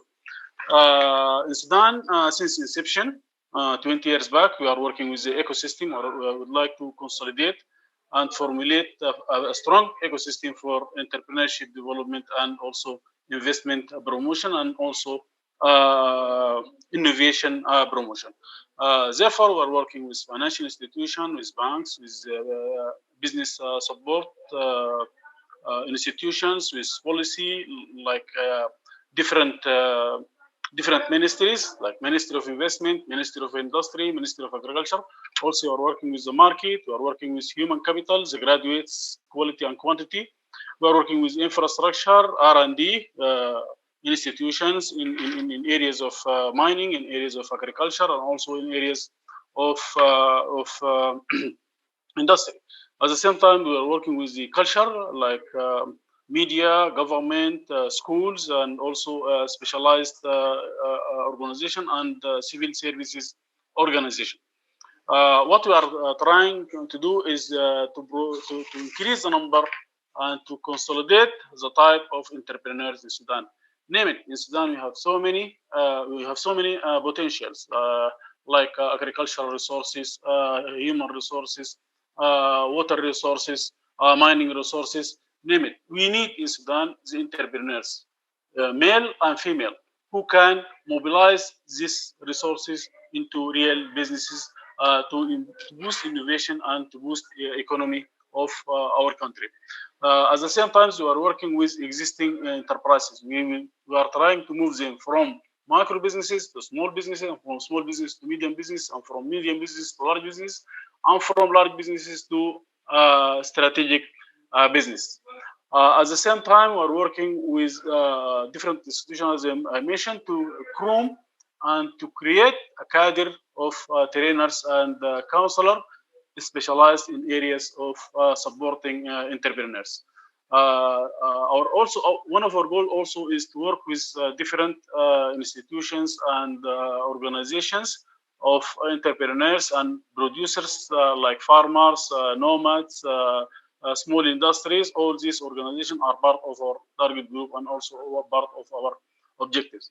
The last target is to create a number of business opportunities and to promote them internationally and do some sort of technology and market tie-up. The last objective is to exchange experiences between entrepreneurs within Sudan and also between Sudanese entrepreneurs and entrepreneurs outside our country. I would like to highlight on some of our major achievements in Sudan pertaining to women empowerment in areas of entrepreneurship and innovation. One of our intervention is with universities, especially University of Khartoum. We established a center named as Technopole within the Faculty of Engineering, University of Khartoum. And we are trying to strike a balance between the number of entrepreneurs who are benefiting from this Technopole. That's 50% women and 50% males. And I would like to highlight that the head of this center is a woman herself, as Dr. Dina Bilal. She is heading this center, and she is a woman. We groomed her from a doctor in the area of mechanical engineering into a counselor and trainer, and she is now the head of this Technopole. And the target of this Technopole is to help students at the university and the graduates at the University of Khartoum Faculty of Engineering to realize their research and the graduation research into a real business. And they're working in the core innovation, which is very important area that women can benefit from this techno board. The second intervention that we did with Ahfad University. Ahfad University is a university in Sudan dedicated for women. All the students in the university at all level, PhD level, master level, and MCC level are ladies and women. So we are now establishing an international center within this university to assist students and also the graduates to realize their ideas into real businesses. The fourth example is a Family Bank. Family Bank is a bank dedicated to women only in Sudan.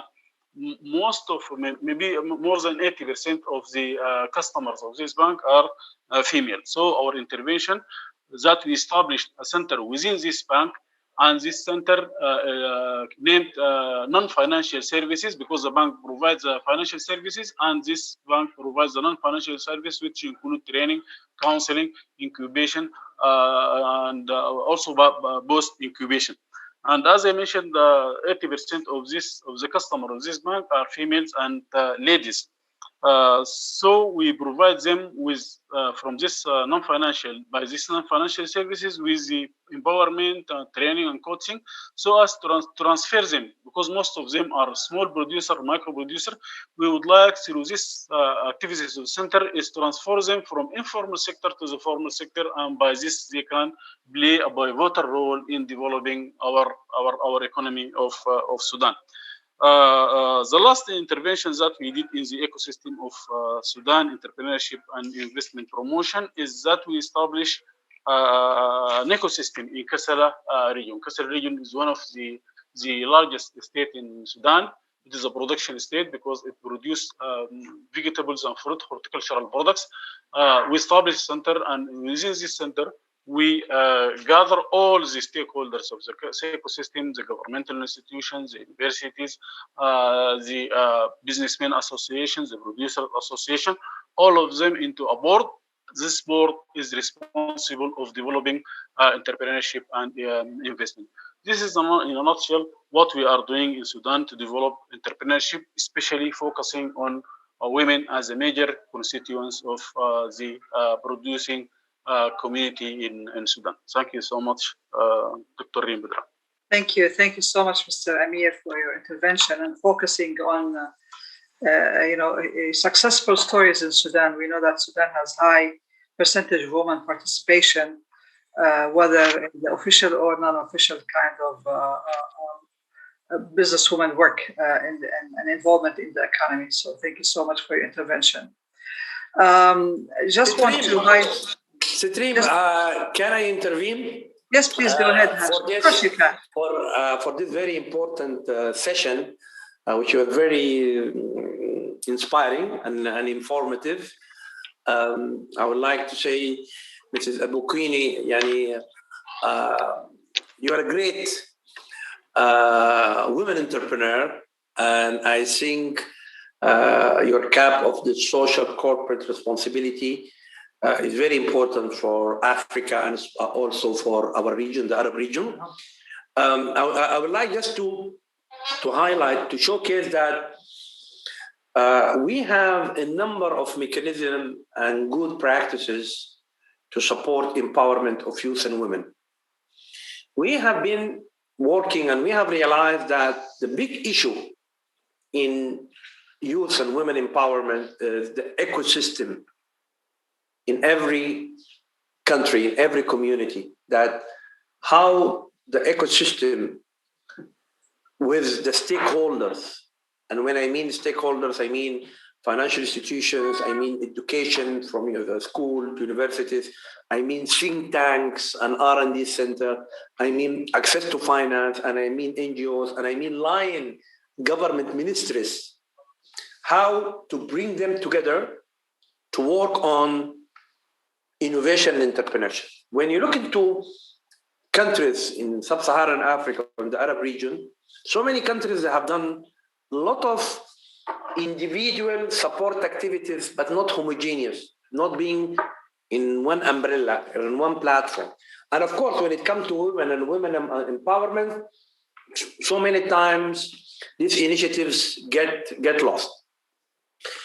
Another big problem when we come about women empowerment, till today, but things are changing, but are changing at a very low pace, is they look into microfinance vehicle. You know, that it is the vehicle for women empowerment. And unfortunately, I can tell you this, like the World Bank and other agencies, when they come on, and even donors, of course, I'm having a cap of the UN, so I cannot talk more than what I have to talk now. But donors and the World Bank and others, and even UN agencies, this is the way they always tackle, you know, women empowerment through this microfinance vehicle. It's not working. If you look into the report of the UN in 2004, 2006, Hafif, Unleashing of Entrepreneurship. 2008. 2008, we can share with you. This report, which has been between UNIDO, UNDP, ILO, the World Bank, McKinsey, UNCTAD, they say we failed. We failed. They put it like this. We failed in bringing out the poor from the cycle of poverty. And when they say this to me immediately, it means women. It means because, as I said, 60 to 70% of the clients of MFIs, microfinance, are women. It means we failed in bringing out the women from the cycle of poverty. I don't say that the microfinance is not a good mechanism, no. But microfinance by itself, it does not work. You know, especially when we talk about access to finance. Microfinance has to be cushioned with better financial mechanism. You know, of course, from classical lending for SMEs, from business angels, from crowdfunding, from venture capital, you know. Okay, crowdfunding. By the way, crowdfunding, it is a very important tool. It's very well known in African countries and in Arab countries. You know, very well known how? And it's always run by women. I don't know if Veronica, I don't know if they have the same thing in Russia. الجمعية ستريم أو الخط, you know, with the women, they do it every month. My grandmother, my mother was being doing it. That it's always women, and some men, they come and they collect, you know, every month from their saving, and then every month it goes to a woman. Okay, then the woman, she will use it either for a marriage of her daughter or her son, or bringing furniture to the home and so on. But this is crowdfunding. You know, now the American, Mr. Bukiri, you know, she's better than me when it comes to access to finance, but this is crowdfunding. Revolving fund. Yeah. Dr. Hashim, I would like to add that today it is a global discussion how to prepare the infrastructure for investors, how to attract investors in different parts of the world.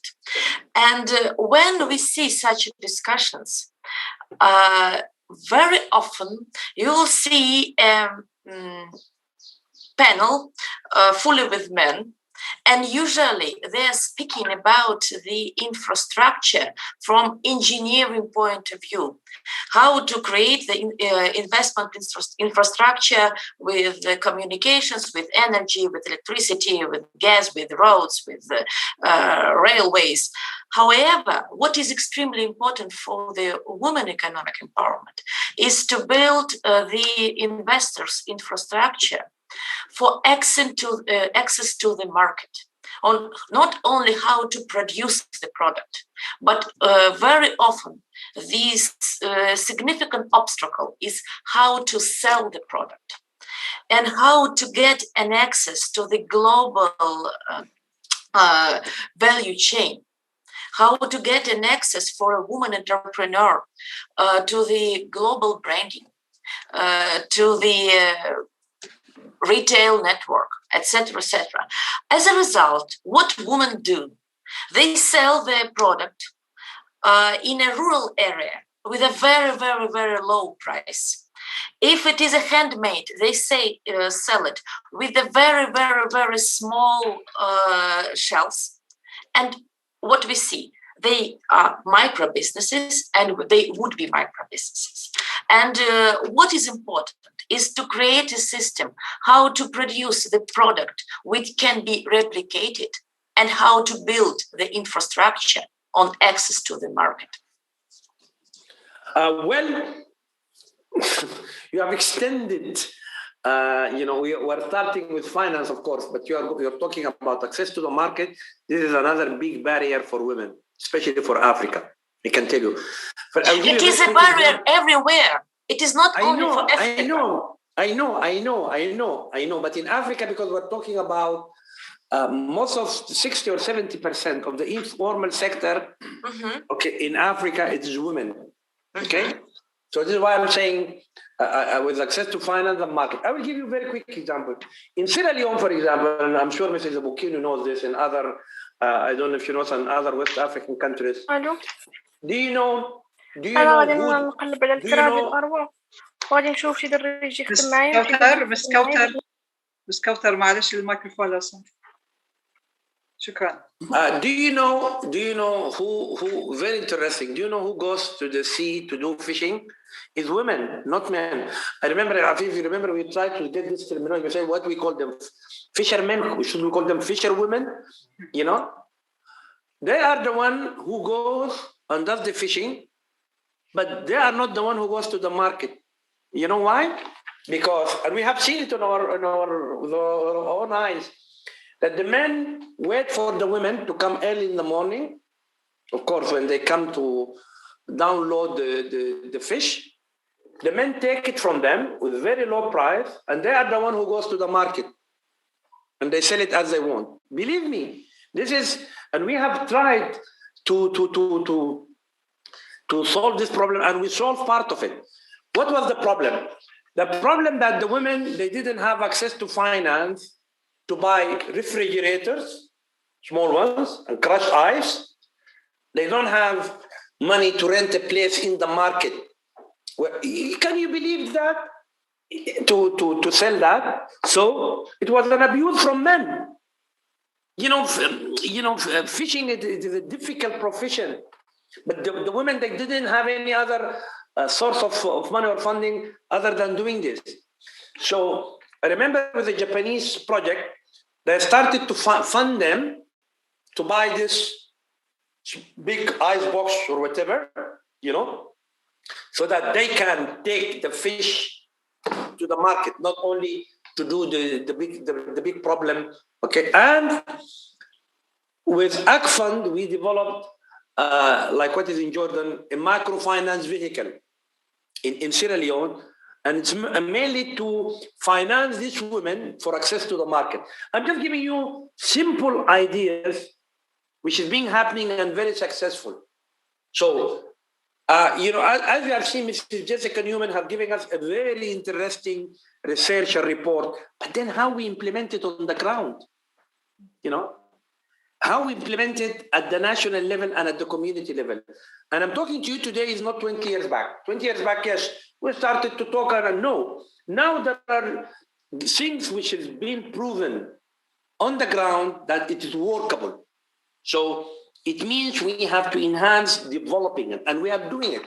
We're doing it. I would like just to interact with Mrs. Abukinu. She's from Africa. She's a global figure when it comes to women entrepreneurship and access to finance and so on. So for access to finance, Mrs. Abukinu, for women, the different mechanisms for access to finance, other microfinance, business angel, crowdfunding, how we can assist women to work together, especially if we take that traditional and classic and cultural mechanism of crowdfunding, how we can ensure this can go to women in business and mainly women in the productive sector. Thank you very much, Dr. Hashim, and it's nice to see you again. I think one of the first things we need to do is define the category of the women we're actually talking about. Because you see, the tendency is when the world comes into Africa trying to help the women, they're always talking about the women at the base of the pyramid, and they're talking about women who require the micro. Now, the challenge is when you want to use entrepreneurship as a game changer and as a national development tool, you're not talking about subsistence entrepreneurs. So you need to go up the pyramid to find women more in the middle level who are more educated, more enlightened, can easily be empowered with more formal entrepreneurial knowledge that allows them to build scalable businesses and not just subsistence businesses. Now, the reality is if we have enough of those and we make critical investment in economic infrastructure, which is not just about the money, is also creating environments, common like clusters and hubs that have a lot of facility. You have power challenge. You're not trying to fund every entrepreneur to buy a large generator, have heavy debt burden on their business at that level. If you create a cluster where you have a common power solution that they share, and you have all of the kind of infrastructure that they need to support their business, whether productive or service related, and they're in a shared facility, their overall cost of operation is reduced. They're smart enough to think about how to scale it. They have a better chance to know how to take the market or find the market opportunities in a collective way. That changes the game. When you have enough of those kind of women scaling and moving up, they in turn can pull up the people at the bottom of the pyramid because there is a value chain that they create. And if you plug the women at the bottom of the pyramid into the value chain of those middle women that you have empowered, you create a network of people who understand one another's issue and can relate and pull one another along.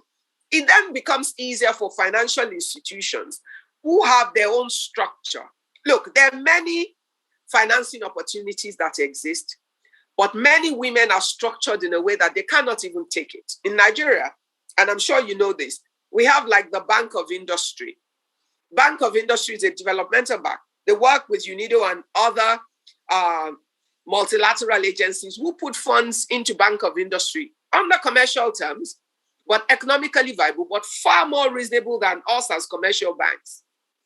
But if the women are not structured in certain ways, and they try different programs, cooperatives, organizing them in groups and all of that, that they're able to lend money into their system. If the women are not structured and have certain capacity, even though those monies are available, they're unable to take it in order to scale because they themselves are not structured for growth. So we need to change the dynamics of the groups that we're serving and the focus of the women that we're focused on in trying to build. Because when we build that middle level, we will tie the women at the bottom of the pyramid to their value chain, and then we can build them up, and we will find that ultimately we're able to drive the resources down. I serve on board of Cadbury. Cadbury is a Malaysian company. And I remember one of the things that happened when they were trying to deal with their dealers. Some of their dealers on their own could not get the necessary funding, the capital funding that was required. But Cadbury, you could use his muscle to sit with the banks and structure a funding for their certified dealers on their terms. They got far better terms than the dealers could get. If the dealers were able to get like 22%, Cadbury could negotiate about 14 or 16% because he used his scale to get better terms for people in his value chain. Same principle. Once, if we develop the women in the middle and we tie the women at the bottom of the pyramid to the women as part of their value chain, then we will find that we're able to grow the businesses better. We have a more sustainable structure that helps the women to pull themselves up. we're building bigger businesses, we're building more businesses from bottom to the middle, more businesses from middle to the top, and we make it more attractive for funding to come from commercial banks, from developmental banks into that pipeline. It also then can attract angel investors or capital equity investors in different ways and all of that. Those will be some of my thoughts for now. Thank you. Bukuni, well, thank you very much.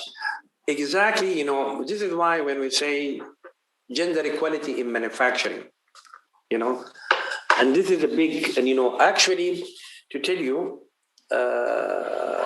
also have my colleague Shana Afif and Ibedli. I myself, when I've been talking to the gender focal point in UNIDO, this is 5-6 years back, you know, because in every single project UNIDO is developing to be implemented in any country, it has to go to the gender focal point to look into it and to give approval. Okay? Then I came and I talked to my colleagues, especially Mrs. Haida. I told her, okay, fine. But, you know, most of the UN agencies, ILO, UNDP, the World Bank, all they have a gender focal point.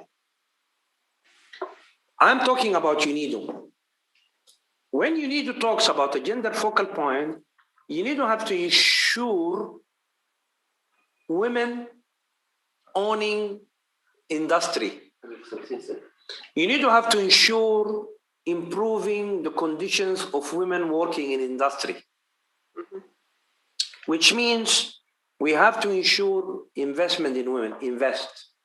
And when I say invest, for me, it is infrastructure, access to finance, and access to technology, and access to markets for women.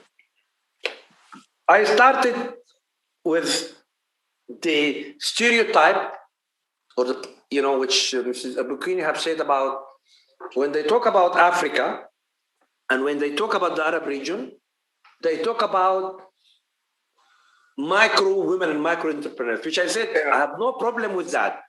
I have no problem with that. But what Mrs. Abukini is saying exactly, in the Arab region and in Africa, we have seen a lot of women from Ethiopia, from Sierra Leone, from Nigeria, from Uganda. We ourselves have witnessed those women, they did it on their own and they became very successful as individuals, not from the local ecosystem, as individuals. They managed to reach global markets. Okay. This is proof to us there is a big number of creative women, innovative women, you know, and this is why I say we have to enable the ecosystem and we have to be biased, because this is what we have been mandated or obligated within the UN when it comes to gender. So when I've been talking with it is happening, but it's not happening the pace which we want, I mean within UNIDO. Then we managed to bring a program, we call it Gender Equality in Manufacturing for Decision Makers. Okay? Because I cannot do everything in gender. It has to go through the UNIDO focal point. But I managed to negotiate and managed to bring it into action. And I managed to do it within the World Entrepreneurs Investment Forum. We did the first one for Africa. It's a workshop to interact with decision makers, you know, how to improve the ecosystem for women in industry. I started with owning industry, because if, and this is what Mrs. Bukuni have commented, if I bring more women to own industry, they will improve the quality of women working in industry. This is natural, you know, it is very natural. Okay, because when I'm talking about, I'm sorry, I'm telling you, I need to be an influencer to global dimension for women. So as my role as an influencer, I have to work and bring examples and a real success achievement that this could be happening. Because not only in developing countries, not in Africa and the Arab region, even in industrialized countries, you know, Even in the US, even in countries like America, you know, there are a lot of reports on hindrances and obstacles for women to access to finance, even in the US, you know. Till today, look into the industry. For women to get a mortgage on their name, there are so many obstacles and hindrances when you compare it to men. And even if this woman, she's getting a paycheck at the end of the month and so on, still it is easier for men to get that mortgage than women, even in countries like America. Fine. Just from what we have learned, or what from just that small intervention from Mrs. Ebokini, yes, we have to ensure working with women, not only at the bottom of the pyramid, we should work from the middle of the pyramid and up, which means when we say gender equality in manufacturing, it means we need women to own factories. When women own factories, microfinance does not help women to own a factory. You know, this is what I wanted to link, you know. So it means we have to look into, and I have mentioned crowdfunding, because crowdfunding nowadays, it became a very fast, important vehicle, by the way. Very fast, important vehicle, because what is crowdfunding? Crowdfunding, we found a very good entrepreneur. You and me, Mrs. Reem, Veronica, Afif, Mrs. Obikun, we say, we will put money on that entrepreneur, okay, to develop that business. If we manage, because this is why I brought that mechanism of our grandmothers, which has been happening between women, you know, because we need to find innovative solutions. Why not we develop that classical system of finance between women themselves, to invest in a women in the middle setup of the pyramid, you know, in developing a factory and so on. This is just one of the things we are discussing it with the Arab Union of Banks, Mr. Wissam Fattouh, I'm sure Mrs. Reem Badran knows him, and this is Ebekuni, for your good information, and of course Mrs. Veronica knows that we are organizing the World Entrepreneurs Investment Forum between 28th and 30th of March. So just block these dates, Mrs. Reem and Mrs. Ebekuni, 28th to 30th of March. This is going to be one of the most important days of Dubai Expo. It's going to be the closing of Dubai Expo. They close on 31st of March. So they have given us the best 3 final days, where you will have a lot of, you know, big shots, celebrities, presidents, they will be there. And we are organizing the World Entrepreneurs Investment Forum under the umbrella of the Arab League Pavilion, you know, because Arab League Pavilion is one of the main partners of Dubai Expo, in cooperation with the Arab Union of Banks and the Arab Union of Chambers and Commerce and Industry and the Arab Bank for Economic Development of Africa, where because we're focusing on several activities related to Africa, Arab region, and also Central Asia with Mrs. Veronica. But one of the most important side event panels will be financial inclusion. You know, we are talking to Dubai, to Sheikh Mohammed bin Rashid Youth and Innovation Center and Program. Yesterday, we just had a long Zoom call with them, where they want to develop a fund to invest in entrepreneurs and innovation worldwide.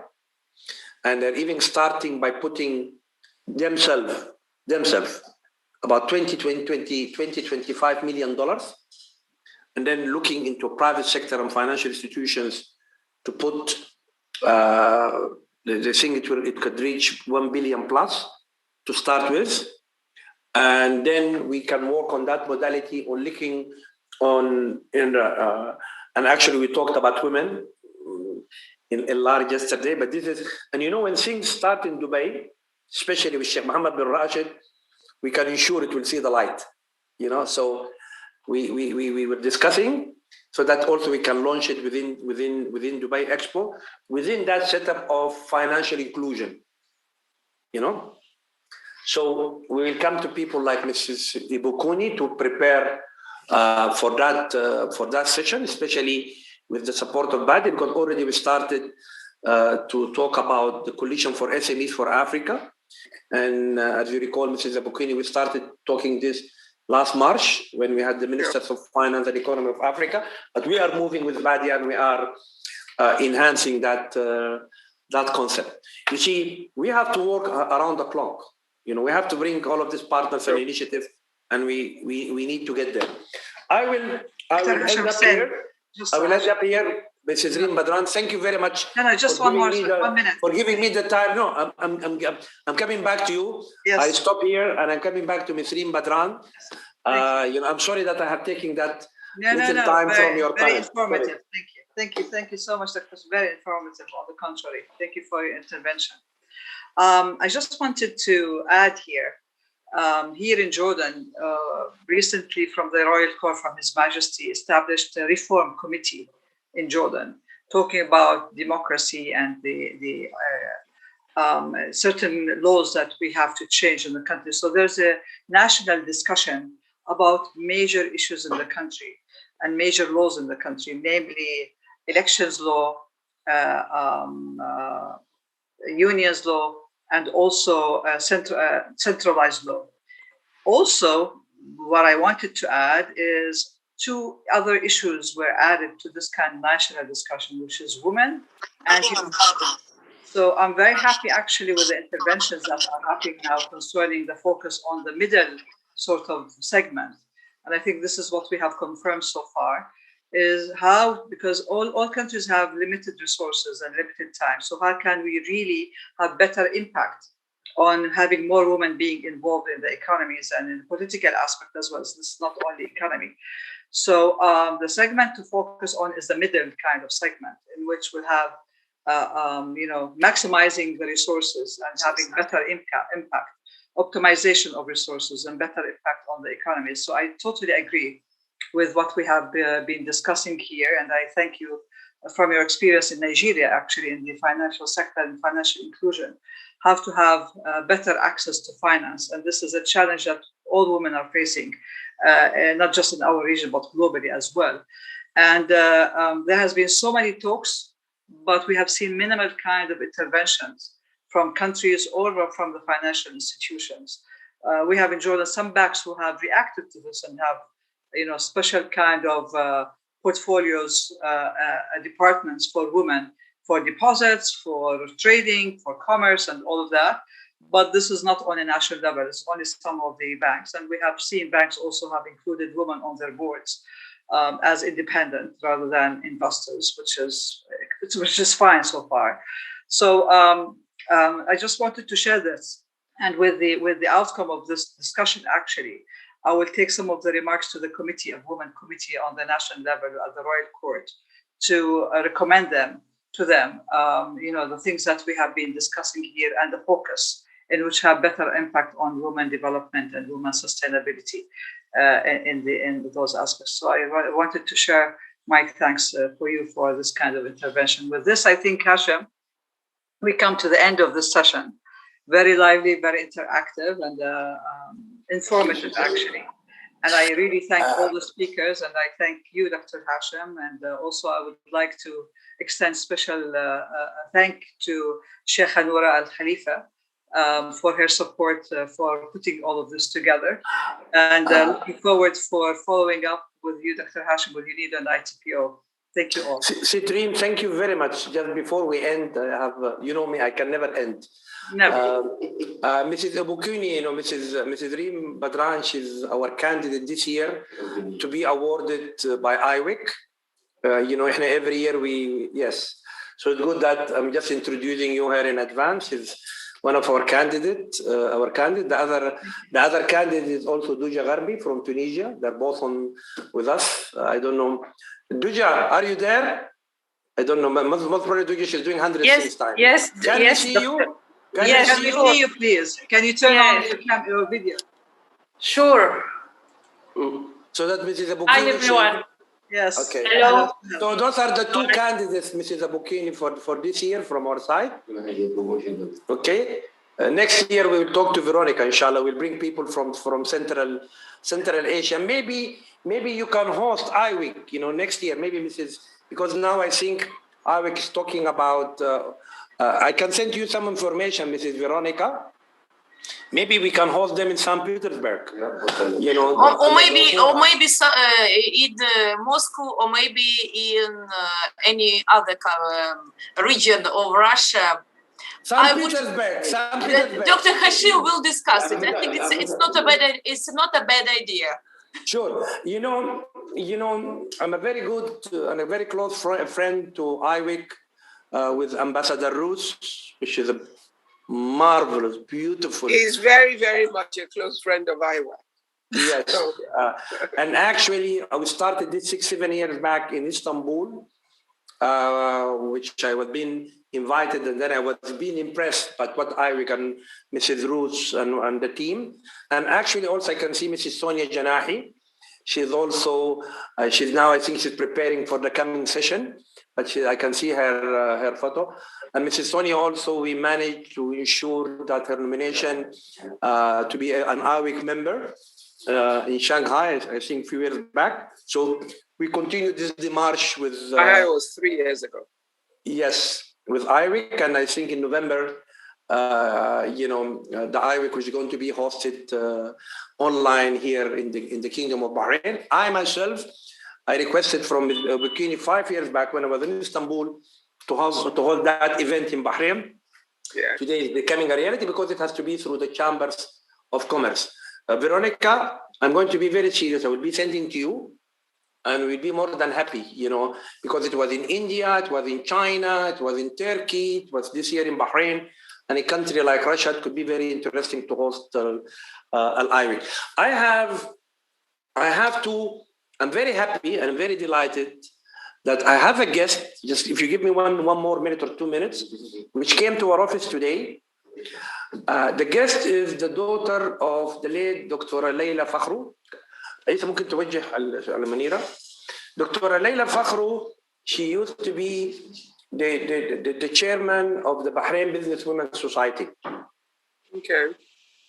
I met this lady about 18 years back. Okay, this is her daughter. Now she's a Harvard graduate. She's just here in her holidays to visit her father with her son. So I've been talking about education, trade, and heritage because I think she studied architect and Islamic art. Yes? Architecture. I'm teaching Montessori now by your side. What are you teaching again? Montessori. Montessori? Montessori. System for schools, children. Yeah. But the reason I just wanted, because we have been talking to her she's here, she wanted to help schools, especially in if we call it in LDC's countries, in poor countries, in how to enhance educational system. Well, I have interacted with her quickly because I was busy with you, but still I'm going to see her. She's here for another week or 10 days. But her mother, she made a difference on me when we talk about women empowerment. I met her 17 years back, and she was so, I don't want to say the word aggressive. Okay? I myself have no problem. In talking to people in sometimes hard discussions and so on. But this lady, she was talking to me and telling me, no, stop. In the UN, you talk about gender equality, who told you gender equality? Give me figures.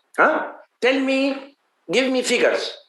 How many women you manage to support in Bahrain and in So whenever I start to talk, no figures, no blah, blah, blah, like this. And then there was another lady, Sheikha Aisha, and then she's been telling her, but Dr. Layla, Dr. Hashim is helping and supporting. Yes, okay, give me figures. Let him give me figures and to tell me in 1 year, in 3 years, in 5 years, how many women he thinks it could be empowered in Bahrain and into the world. And I can assure you, from that time, we started. I said, if we have ladies like this and they come and challenge us, me as the UN, what can I say? I need to bring figures. We need to ensure that every year in our report, how many women have been empowered. And this is what we have been doing. In every single annual report, we have to put the women empowered, not in Bahrain, but worldwide. And this goes to UNIDO, and then it goes to the UN, and this is how we have started working in investing in women and girls. And this is how in 2016, we made that big exhibition within UNIDO on women have been empowered from what's called the Bahrain model. So people like Laila Fakhru, they influence men and women, for gender equality as a whole and manufacturing. So, this is the whole team, Good luck. Good luck. Sure. And this is just, and then earlier you have seen her husband, Dr. He's not a doctor, but I will call him Dr. Ibadli Al-Ibadli, where on the legacy of his spouse, he developed this women portal, which he have shared it with you. You see? Thank you very much, Mrs. Reem Badran. Mrs. Reem, I have one problem in Jordan. Yes, only one. Okay. Do you know Mr. Tariq Hijazi? Dr. Tariq Hijazi, he is the on Businessmen Association? Yes. Yeah. How can you accept, Mr. Dream, that an association called Businessmen Association and they have women with them? Yeah. They invited me, actually. I said, change the name, I will be there. So no, they have to change the name. Yesterday, I told him, if you want to work with us, how you can have Arab Businessmen Association and you have a lot of women association with you? He said, but we started. I said, okay, fine, you started, but you have to change it. Absolutely, I agree. I was invited to be a member, but I said, change the name. I will be there, business person. No.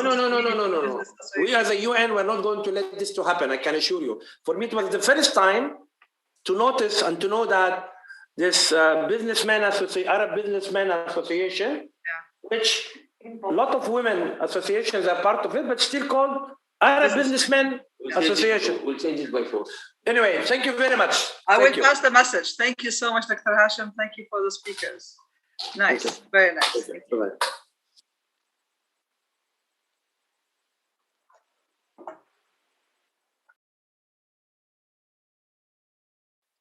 Recording stopped. So the next session will start at 1 o'clock. So we'll take like at least for those who are in Bahrain. We will take a 10-minute break and then we'll resume in 10 minutes from now at 1 o'clock Bahrain time. Thank you.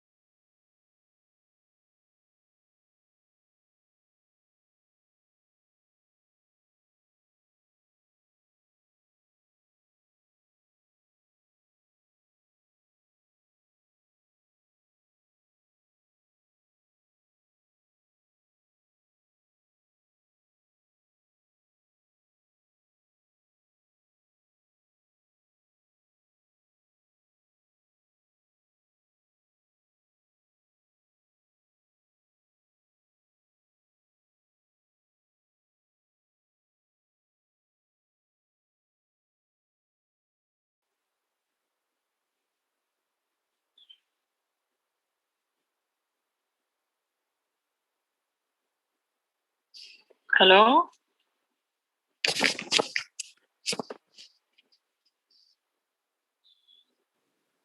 دكتورة سارة سامعاني؟ صباح الخير يا دكتورة، ازي حضرتك؟ صباح النور، ازيك يا حبيبتي، عاملة ايه؟ الحمد لله كله تمام الحمد لله. هلا دكتور هاشم لا عفيف. ازيك يا استاذ عفيف، اخبارك ايه؟ هلا مرحبا دكتورة، هلا مرحبا دكتورة عبلة ودكتورة سارة ودكتورة سونيا. ودكتورة معلش مش مشكلة، مش مهم الدكتورة، هو خلاص جميعا هو دكتورنا كلنا. والدكتورة دوجا. I'm the only non-doctor between you. لا يعني هم مش كاتبين دكتور، بس يعني ده فاليو مش بالضرورة في دكتور يا عفيف. الله يسلمك. طبعا الله يسلمك. يعني وانت راجل جميل، ربنا يكرمك. الله يسلمك الله يسلمك يا دكتورة. When we are ready to start هتقول لنا. Yeah, just خليني. ندى, are you online? Midpoint, anyone's online? Yes, Ms. Nada is online. She is just joining. Okay, because just we need her to say to go ahead so that Dr. Abla can take over. Sure, just a second.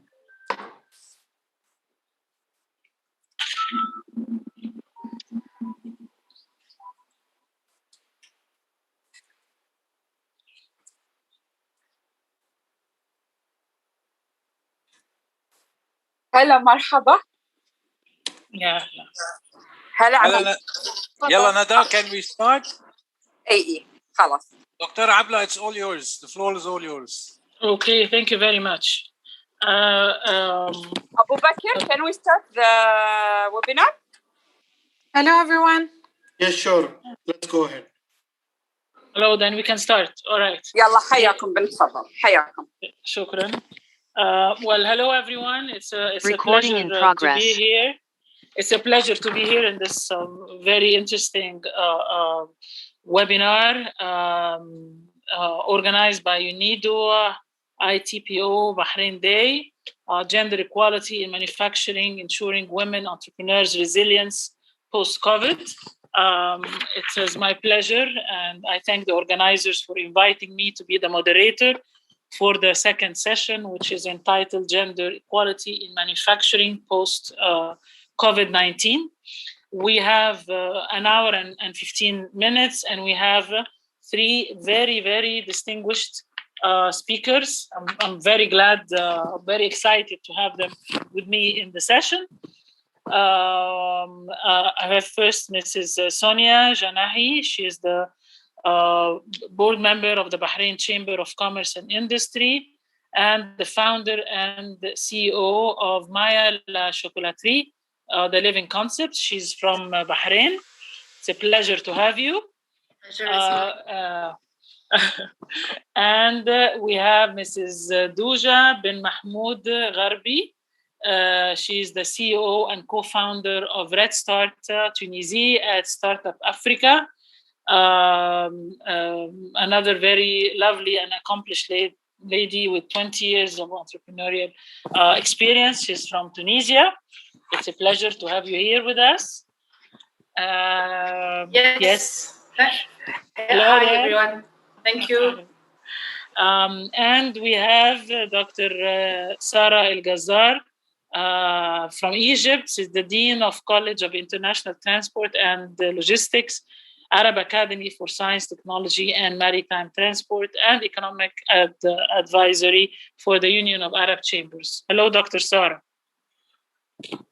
Thank you, Doctor. It's my pleasure and honor being with you in such session. Thank you so much.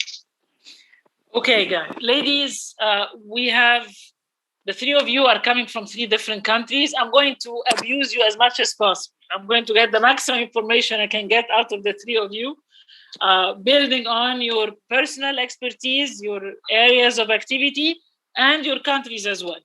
Okay, so we have a bunch of dimensions with us. Country dimension, three different countries, Bahrain, Tunisia, and Egypt. And we also have three different lines of activities.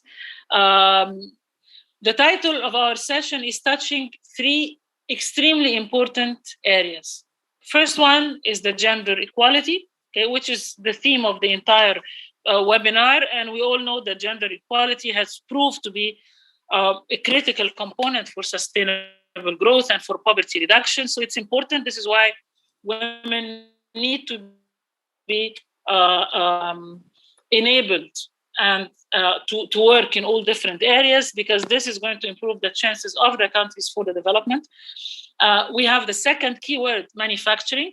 Manufacturing is typically a male activity, okay? And so what we are saying here is that women need to be there, they need to jump in, and their being there means that they are enabled and more capable of contributing positively to the development.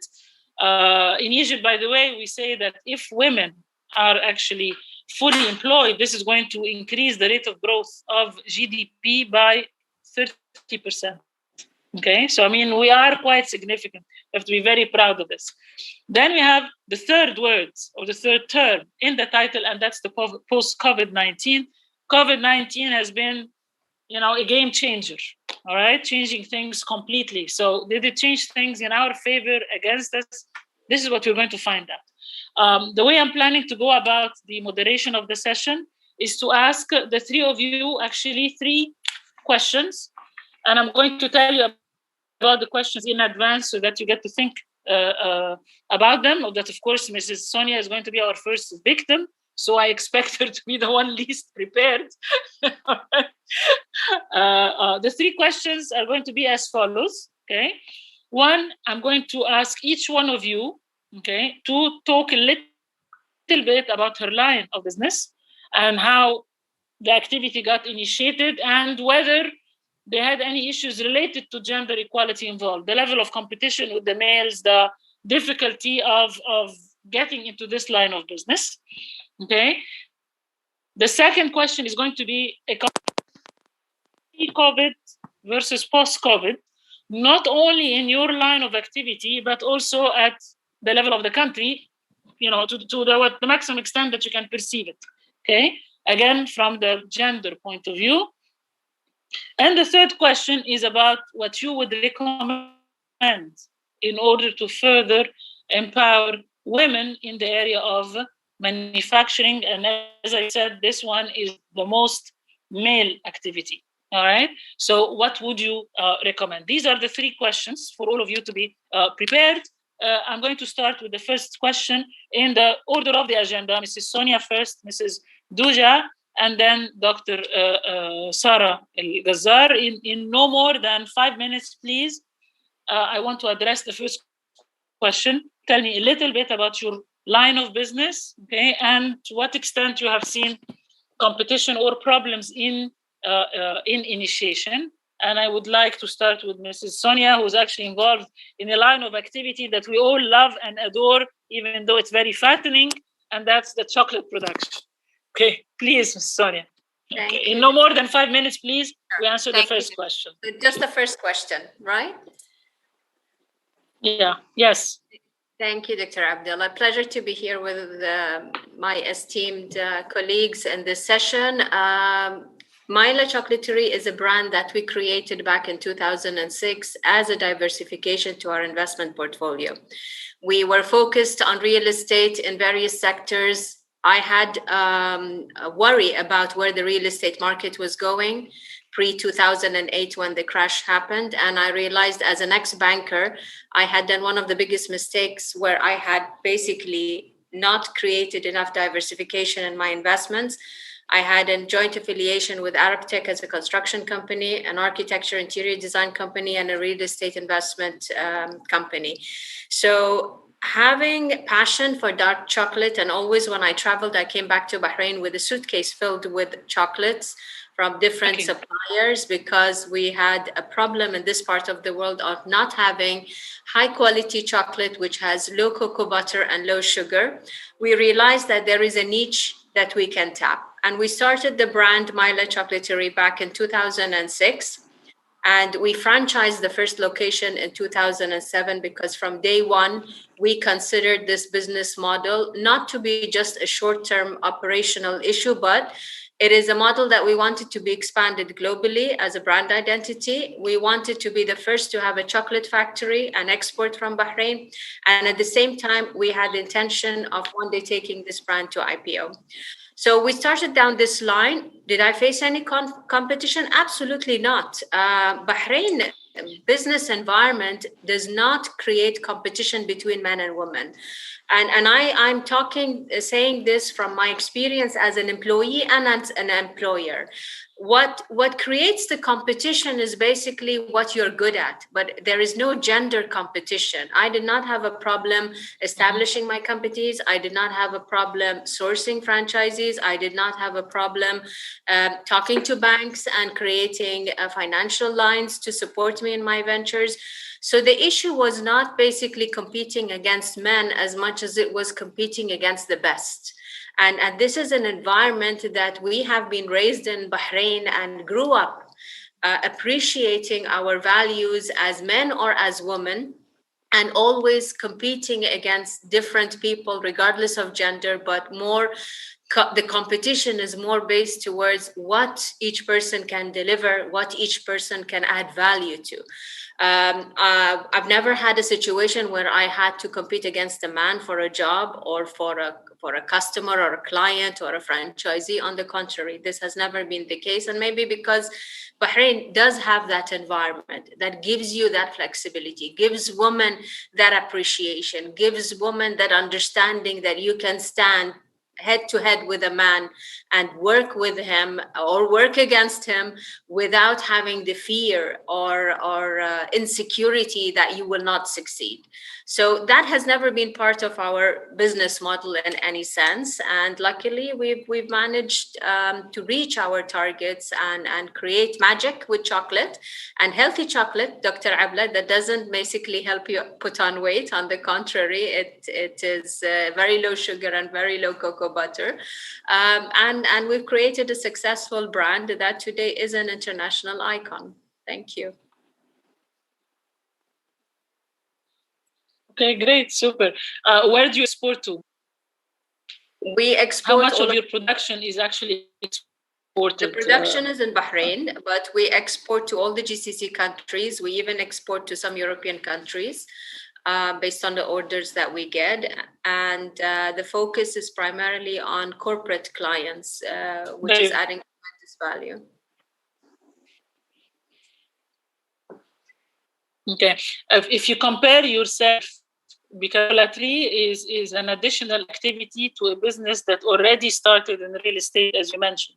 If you compare your ability to, penetrate the business community, even if you don't have the competition issue, but do you feel that there is a difference between Sonia, who started back in 2012 with real estate, and Sonia, who started with the chocolaterie later?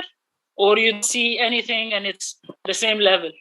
No, it's a big difference because it's a completely new sector. So it was a learning experience for me. My master's background is strategic marketing, but I had to go and take a full course to be a professional chocolatier myself, because I needed to understand what it takes to make chocolate, to be able to monitor the quality of what is being produced. Even by bringing consultants and bringing experts, none of them guided me on how to basically have the extensive shelf life without adding preservatives until I did my program and I was certified as a professional chocolatier. Today, I'm proud to say that we produce all our chocolates without any preservatives and additives. And we have, there's a lot of physics and chemistry involved in how you make chocolate. It takes seconds to. The line is cracking. But basically, it takes such a long process in the production, and we've reached a situation where through hygiene and temperature and humidity control, we have 7 to 8 months shelf life without adding preservatives or additives. So it opened a new horizon for me completely. That's excellent, and I'm looking forward to eating your chocolate. I mean, the idea of eating chocolate and not getting fat is just a dream come true, I suppose. for anyone and everyone. Okay, I'm speaking for all the females attending the session. Okay, we move on to Mrs. Douja Gharbi from Tunisia. You have a very interesting line because you are basically in a bunch of sectors. Tunisia has a very good environment for women, but then again, it's the same first question. Tell us a bit about your line of business and tell us about the level of competition that you face, maybe with guys, maybe with other gals, let's put it this way. All right, so please go ahead. Thank you, Dr. Abla. Thank you for inviting me. UNIDO Bahrain, ITPO Bahrain, of course, and Midpoint also. I'm happy to be with you. And as I was introduced elegantly by Dr. Hashim, I'm an entrepreneur in Tunisia since more than 20 years. I started with many companies. I'm a serial entrepreneur. I invested in industry, in services, in articraft, in many sectors.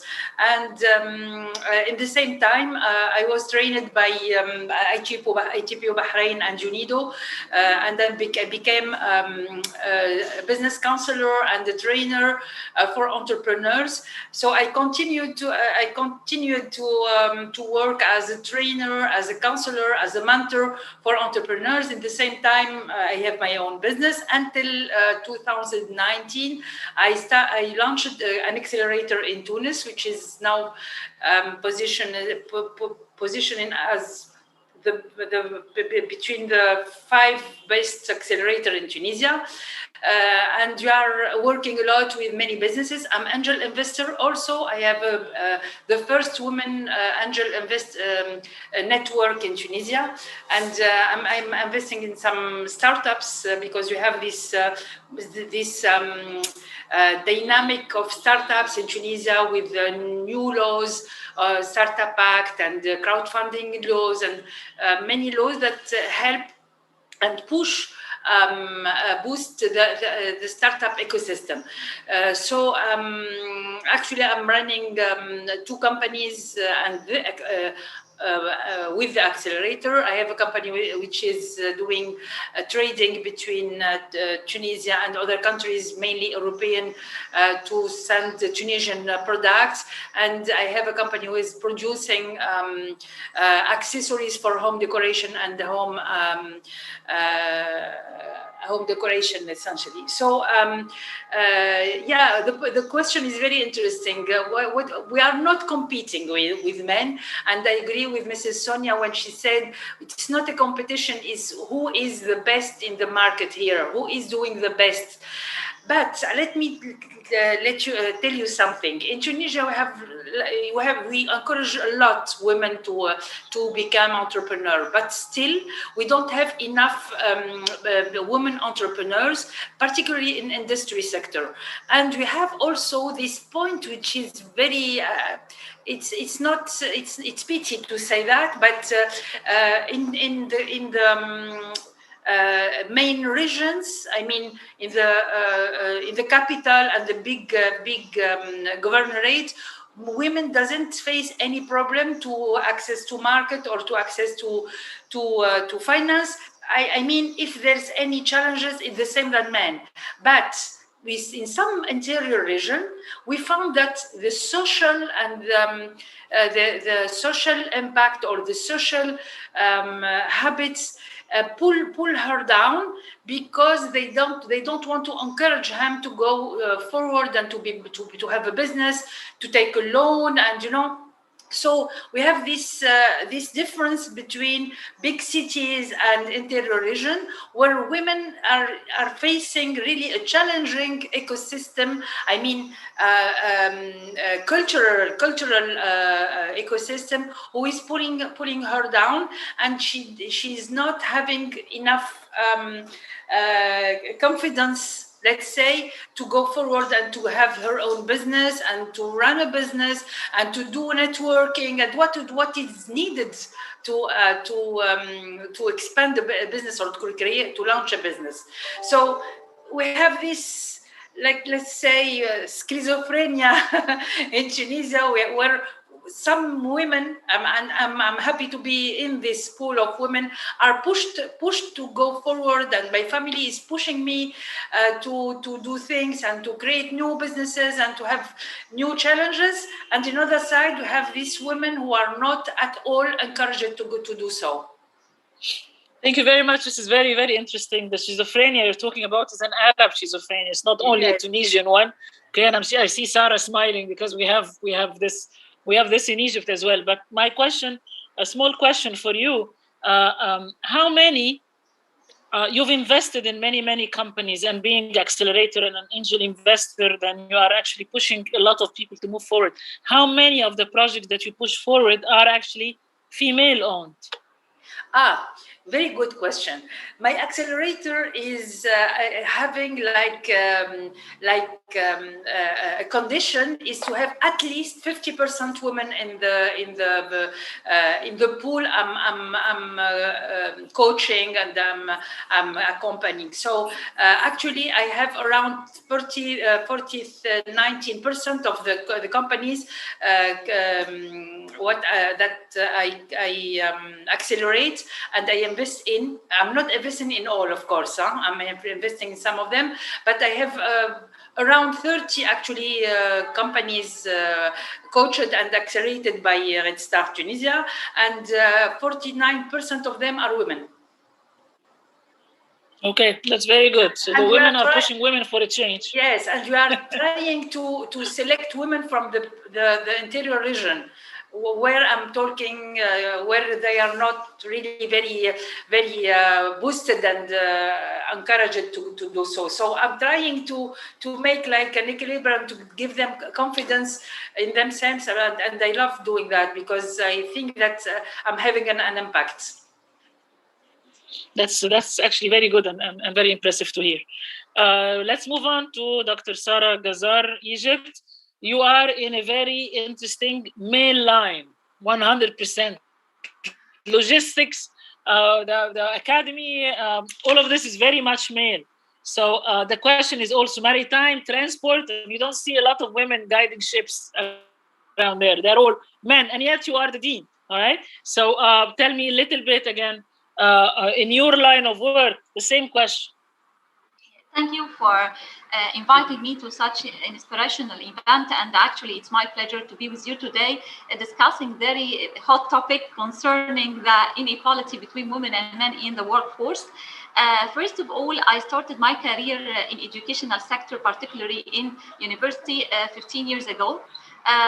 Generally speaking, when we talk about the educational sector compared to other sectors, like any other country in the world, the majority of workforce are women.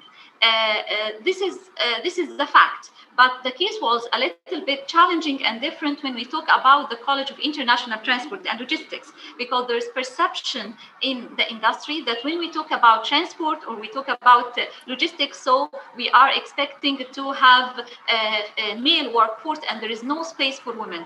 And at the beginning, they consider it as part of the maritime college in our university, and it's not separated from the maritime umbrella. Then we started to work on disseminating the concept of logistics and how it's different, because actually logistics doesn't mean only the transportation. Transportation is just part of the logistics, and this part cannot be managed in a right way unless we have the ecosystem supporting the transportation, including different aspects related to the warehousing, inventory management, planning management, forecasting management, and the supply chain management. So we started to work as a team in college to develop the concept of logistics and to say no, logistics is not only transport and it's not only for males. We have a different idea and a different perception concerning the logistics. So we started to rely on the science. The science says that logistics has different values, so we started to open new departments. So we have now the supply chain department, which is mainly based on female power, not male power, because we are talking about planning, we talk about management, we talk about sustainability, we talk about reverse logistics and green logistics. So it's a purely part of the logistics was completely ignored before. Also, we started to talk about logistics of international trade as another department in our college, because logistics of international trade is something should be considered. And when we talk about international trade, here we talk about economics, we talk about finance, we talk about accounting, marketing, international business, international law. So there are many aspects where women can participate. Also, we started to talk about the energy and the renewable energy as another department. So as we talk now, after 15 years, I can tell you that we have 4 departments in our college. The 4 departments, 3 of them headed by female. So I can tell that we have only 1 department, which is the transport department headed by male, and the other 3 departments headed by females. And by the way, also the vice dean, we have 4 vice deans, the 4 are females. So what I wanted to prove is that sometimes the social norms may present some aspects which are not true, and we need to change. It's not a matter of only gender inequality, it's a matter of trying to limit the power of women to participate in the sector with positive participation and positive impact. So this is very important. The second part I need to highlight here is the nature of the work in the area of educational sector, generally speaking. Always I say, when you work in this sector, it means that you have 2 full-time jobs, not only 1 full-time job. Full-time job as an instructor, teaching, developing your material with the students, whether post-grad, undergrad, or even school students. At the same time, you are a researcher. So you need to work on this full-time job as researcher. When it comes to the educational sector, where the majority of the participation from the women workforce, not the men workforce, we can tell that she has to work 2 full jobs at least. The first one as researcher, the second one as an instructor. And if she has a managerial job, like my case or other cases, it doesn't mean that they will sacrifice the other 2 jobs. So now they have 3 jobs. Having the managerial position, having the research position, and having the instructor position. So this is very challenging, by the way, but what I can tell according to the statistics in my college and the other colleges in my university, normally, and this is not biasness, by the way, the women lead in such sector in terms of the evaluation coming from the students concerning the performance in classrooms, concerning the research and publications, even concerning their managerial capabilities. I'm not sure what is the reason, but I'm talking about a statistical fact. Maybe other researchers can work more in order to investigate the reasons behind this, but this is the fact. And that's why the leaders are women in our college. Thank you, Dr. Sarah. Thank you. Now, of course, women excel wherever they go. Only the guys don't know that. We know that. I mean, we proved it. If they let us lead the world, things would be a lot better. That's a fact of life that they still don't see, but they're starting to see it more. Very quickly, a question for you. Okay, you yourself said now that the transport department is I'm not talking about who's leading the department. This is not the issue. The students. Tell me about the students' participation, all right, in the academy before your 4 departments and after your 4 departments. Do you measure how many students are involved in which line they change? Yes. The transport. Do you have women in the transport? Because I don't see any reason why they cannot be, in the transport business. All right. It doesn't have to be the management and the soft skills, the nice soft activities for women. They can also be in the transport. So how many women are enrolled percentage-wise in the transport department?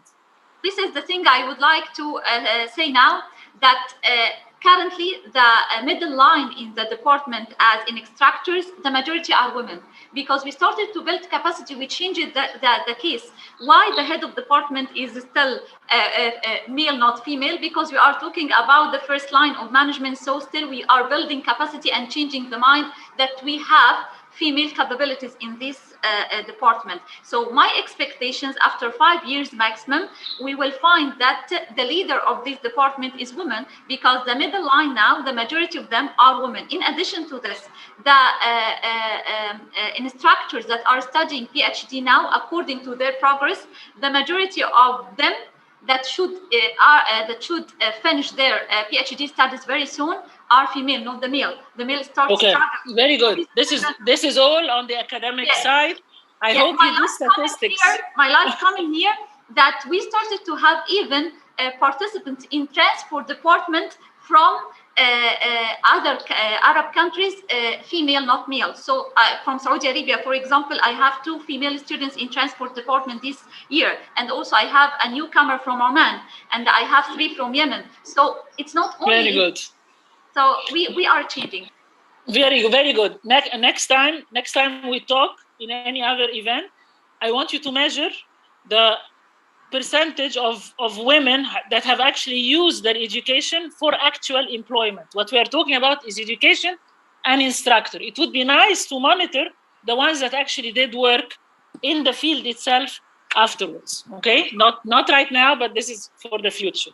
All right, let's move on now to the second question. All right, and the second question is really the heart of the matter. All right, and that's the pre-COVID and post-COVID. When we say post-COVID, okay, then there must be pre-COVID. We did a bunch of studies at ECS, where I'm the executive director, and checking the women and their role and everything. Okay, and we have put 3 scenarios for the post-COVID situation. Okay, we said there was a drop in the employment of women during COVID because lots of changes have taken place. And we said there are 3 scenarios for the future. One of them is for women to go back to the same level of the employment that they were in before COVID. Okay. Another one, that they don't go back to that level, they become in a worse position. Okay. Because many people were laid off. Okay. And so when return back to work, the priorities for the guys.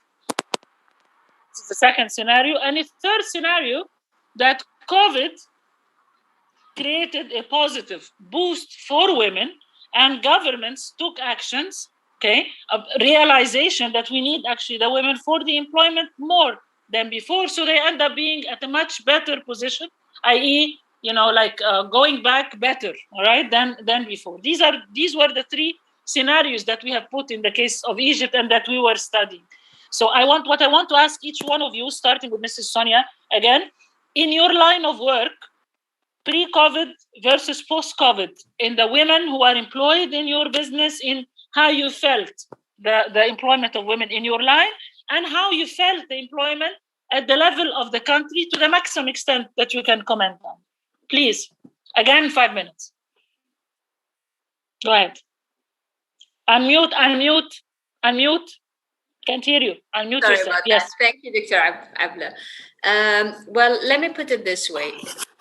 Pre-COVID, I had a very difficult time having women part of my executive chefs or chocolatiers, Bahraini women specifically. It was very challenging, very tough to have this position filled by locals. While when it comes to the management roles, we always had 80% of our management team being women. Head of marketing was woman, head of finance was woman, head of legal was woman. The only head of business is a man, and I'm heading the operations as well, the organization as well. So it wasn't a difficulty getting... The line is cracking whenever you're talking. The line is cracking. Is it okay now? Yes, now, okay. Yeah. So we didn't have a problem hiring women in higher positions, but we always had a problem hiring women and local Bahraini women in more of the operational positions. When it comes to the government, I have to really stress here that the government has done a lot during the COVID situation to support private businesses. Bahrain today has, for example, in the chamber, we have about 36,000 members, of which 50% are businesses owned by women. And 99% of these businesses are small and medium enterprises. Only 1% is the big companies that we have here in Bahrain. So what the government did from the beginning is that they supported the private sector salaries of Bahrainis. And this supported a lot of businesses not to go out of business. They even supported waiving utility bills. They even supported waiving rents of industrial lands, municipality lands, or even properties that are owned by quasi-government organizations. All these initiatives that the government did boost cash flow back into the economy, did give confidence. Even though there was partial lockdown, it also enhanced. Now, what happened during COVID, I cannot say post because it's not even post-COVID as yet, but what happened is, as a business in the FMCG and the industry, unfortunately, and the industry of hospitality, we realized we had access to women who decided to close their businesses and take up jobs. And this is an opportunity which we capitalized on. And I'm very proud to say today that my head chocolatier is a woman who joined us during COVID. And she trained in literally 3 months to be an expert. And today she's handling the full processing of more than 10 tons of chocolate production monthly, and training and developing other teams. The executive chef and manager is a Bahraini woman who had to close down her shop and agreed to join with us. And it's remarkable having her with us and the value that she's adding, because not only she has the experience of managing a business like this, she also was an entrepreneur and understands what it takes to sustain a business model during such difficult times. The other thing, of course, that we focused on was creativity. And this is what created the sustainability of our businesses. We didn't focus on the bottom line and how much profitability the company is making, as much as we focused on, first of all, the quality of our products, to sustain and make sure that it is within the parameters that we want, to ensure that our employees are safe and COVID-free. And thank God we did not have a single case of any of our team being affected with COVID, and all of them are vaccinated today. And at the same time, we focused on cash flow, on sustaining the business model, not on what the partners get at the end of the day or what is the bottom line of the organization. And creativity, how you market it, how you package it, how you make it easier for people during lockdown to send gifts to their loved ones economically without imposing high costs on them, to ensure delivery is done in the most hygienic and quality process. And you'd be surprised, our business boomed by more than 60% during COVID, even though a lot of businesses were struggling, but it was basically how we decided. And what we did is we listened to everybody. We listened to different age groups. We listened to men, women, boys, and girls. And we took that feedback and we created options and ideas and packages that would meet their requirements without imposing that high costs on them. So it was basically about making sure you have the cash flow to sustain. But also, we're lucky to say that we are a few of the organizations that, in spite of the COVID situation, we today are at the stage that we are 98% organization run by women. We only have 3 men in our organization now, and everything is running beautifully. And the men that we have do not have any problem reporting to women or learning from a woman or getting instructions from a woman.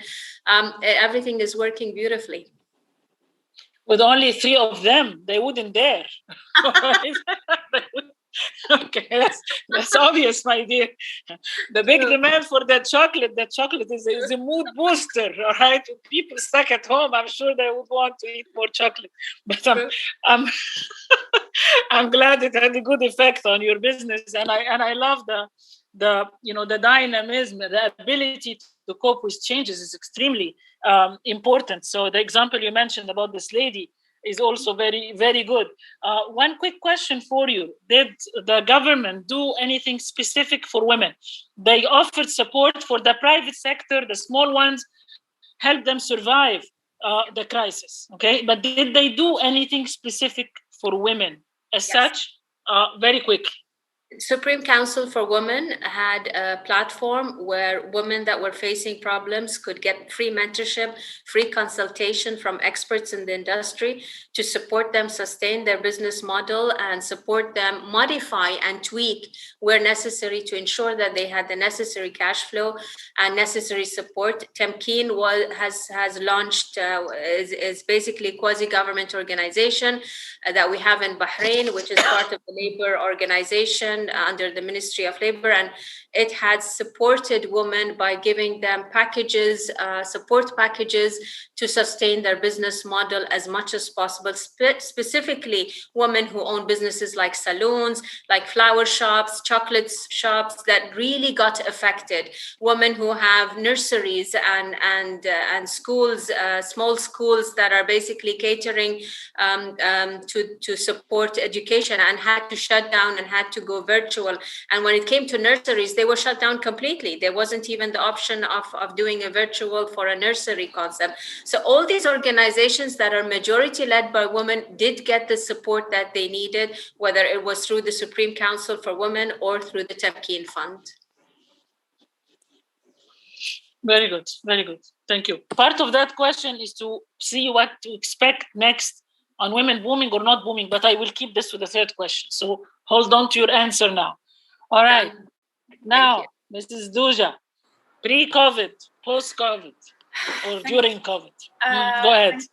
I noticed your the scenarios you presented, Dr. Abla. It's very interesting to see that we are trying to find the best scenario for women. But let me tell you, even if I really want to pick up the third one, but government is really not focusing on that. Actually, with all the problems we are facing with COVID and its impact on companies, on the economic situation.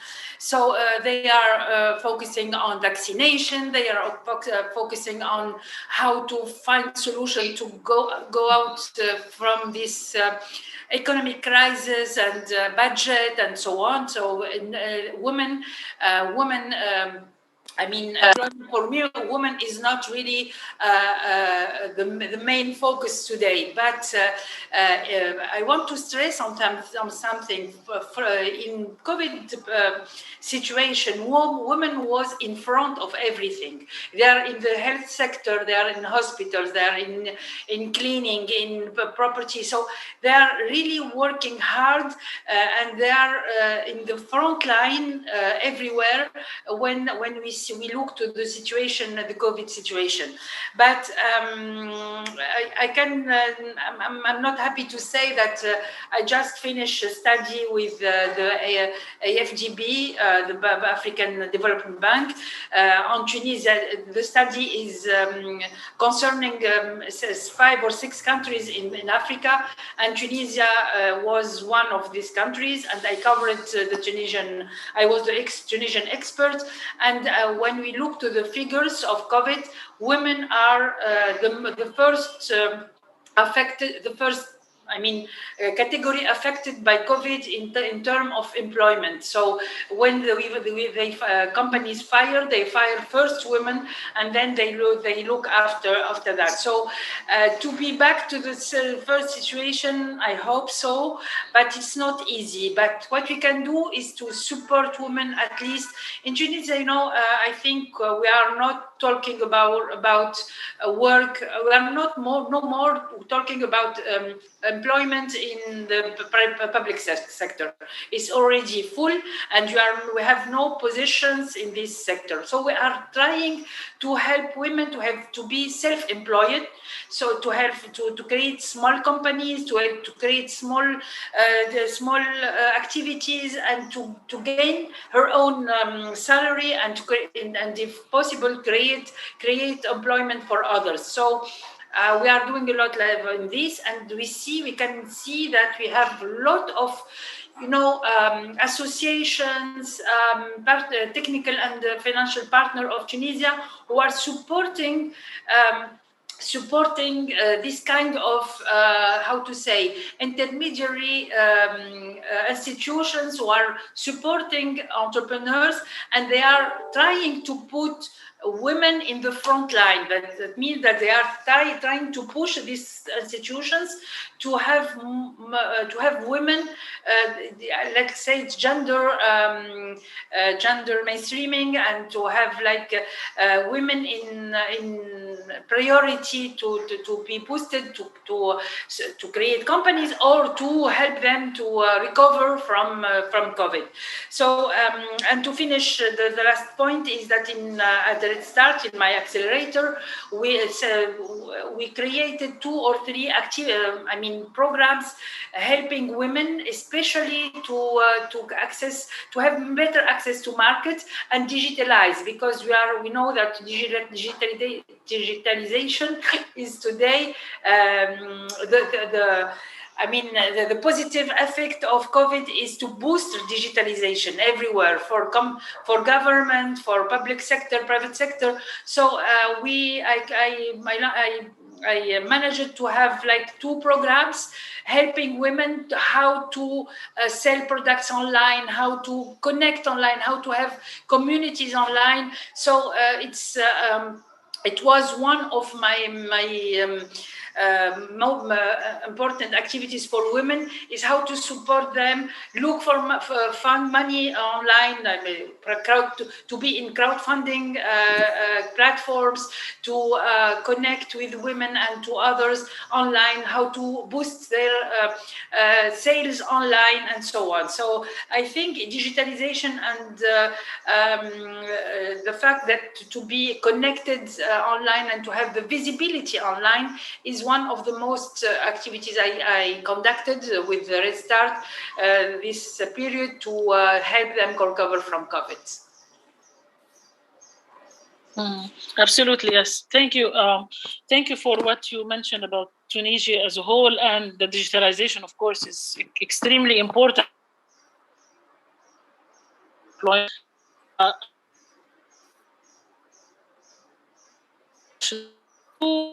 No change of activity in your life from before and after. So before the COVID, you were supporting certain lines of businesses. Then after or during COVID, you change at your micro level for you. Not encouraging women. Is always looked at as necessity jobs. What we try to do is not change the focus, but is to help companies doing things differently, and to think how to really have quick wins. Do you hear me, Dr. Abla? Because I think did you hear me? Your voice was cutting. I heard you. Yes. Yeah, I don't hear you I don't hear all the question, but I understand you are asking about if we have another focus on sectors or on size of company. This is your question, right? Yes. We did not, but we did. Yes. We did help companies to think differently. Because we try to have a new normal. It's a situation after COVID. We know. I think we'll never be back. We are in the new situation, a new way of doing things. So what we are trying to do is to help these companies, these young people, these women, to think differently and to adapt their company, their situation to this new situation, and to understand that we will not be back to the situation before COVID, and we have to be more creative and to have new solutions and to work differently. Okay, thank you very much. You answered the question. Thank you. Dr. Sarah, pre-COVID, post-COVID, with the academy and the focus and the interest, what do you say? Let me talk about two sectors, the logistics sectors and the educational sector. When it comes to the logistics sector, it's one of the most sectors affected dramatically by corona. Specifically, if we talk about small players. Women presentation in this sector, normally in small and medium-sized organizations, not the big organizations, because the leaders or the managers of the big organizations in logistics sectors are male. But if we talk about the small enterprises, normally owned or managed by women, so they are affected dramatically actually due to corona, because the logistics sector is one of the sectors that suffer a lot due to curfew, the constraints we have on moving the goods from one place to another, the fluctuation in prices and all these aspects. What we try to do is to make like a pattern of support between the big players and small players. We arranged many events with the industry, logistics industry, where the big players offered some support to small players in this area in terms of freight forwarding or transportation companies or the logistics companies in order to survive. And by the way, this is win-win situation. It's not just a case of support, because if the small players who feed such industry will not sustain, the overall industry will be in a problem. So they try to maintain their stability in the short term and medium term till we pass this area, so the whole industry can sustain. Also, I can tell that the National Council for Women in Egypt already developed some indicators and some values related to the gender disaggregated data related to the crisis in order to have some KPIs to monitor the policies of response to crisis, how can be balanced between women and men in the workforce. Also, the flexibility of working hours and the part-time working approaches and applications helped a lot in such a case, because as you know, we started to apply in Egypt this method of working successfully in many sectors, and one of the sectors was the logistics sectors, in order to minimize the wages burden and the transportation burden and all these aspects. We succeeded in this issue, but I'm not sure that we can sustain for long term, because at the end of the story, it's one of the dynamic sectors. So if Corona will last for a longer period rather than the expectations we have, it might not be the case. So we need more concrete and solid solution for the area after the period after Corona. So far, we are okay, we are surviving, but I'm not sure this will last for a long period. Coming to the educational sector, it's the other way around completely, because it's one of the least sectors affected by Corona, because this is one of the main sectors, the backbone of the economy, which cannot sacrifice. So this sector is stable a little bit. However, we adopted new trends in education, like the distant learning and online education platforms.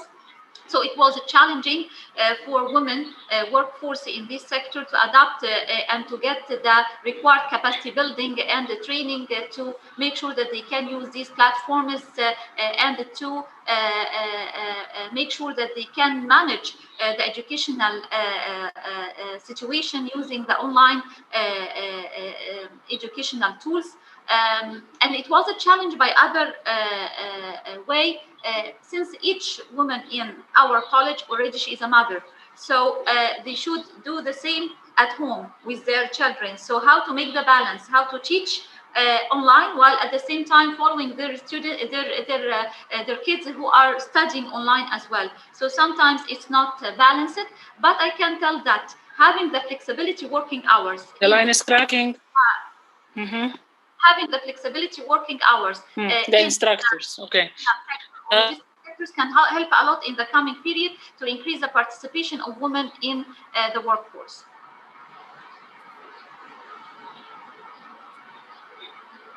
Did you monitor or did you notice a difference in the enrollment of women in the academy for 2019 pre-COVID? Okay. Yes. two. I mean, did you follow it up and see if there has been a change? Yes. Yes. So what was the result? It's very recognized because before COVID, you know that we have 40% of our instructors are full-time, are part-time, and 60% full-time.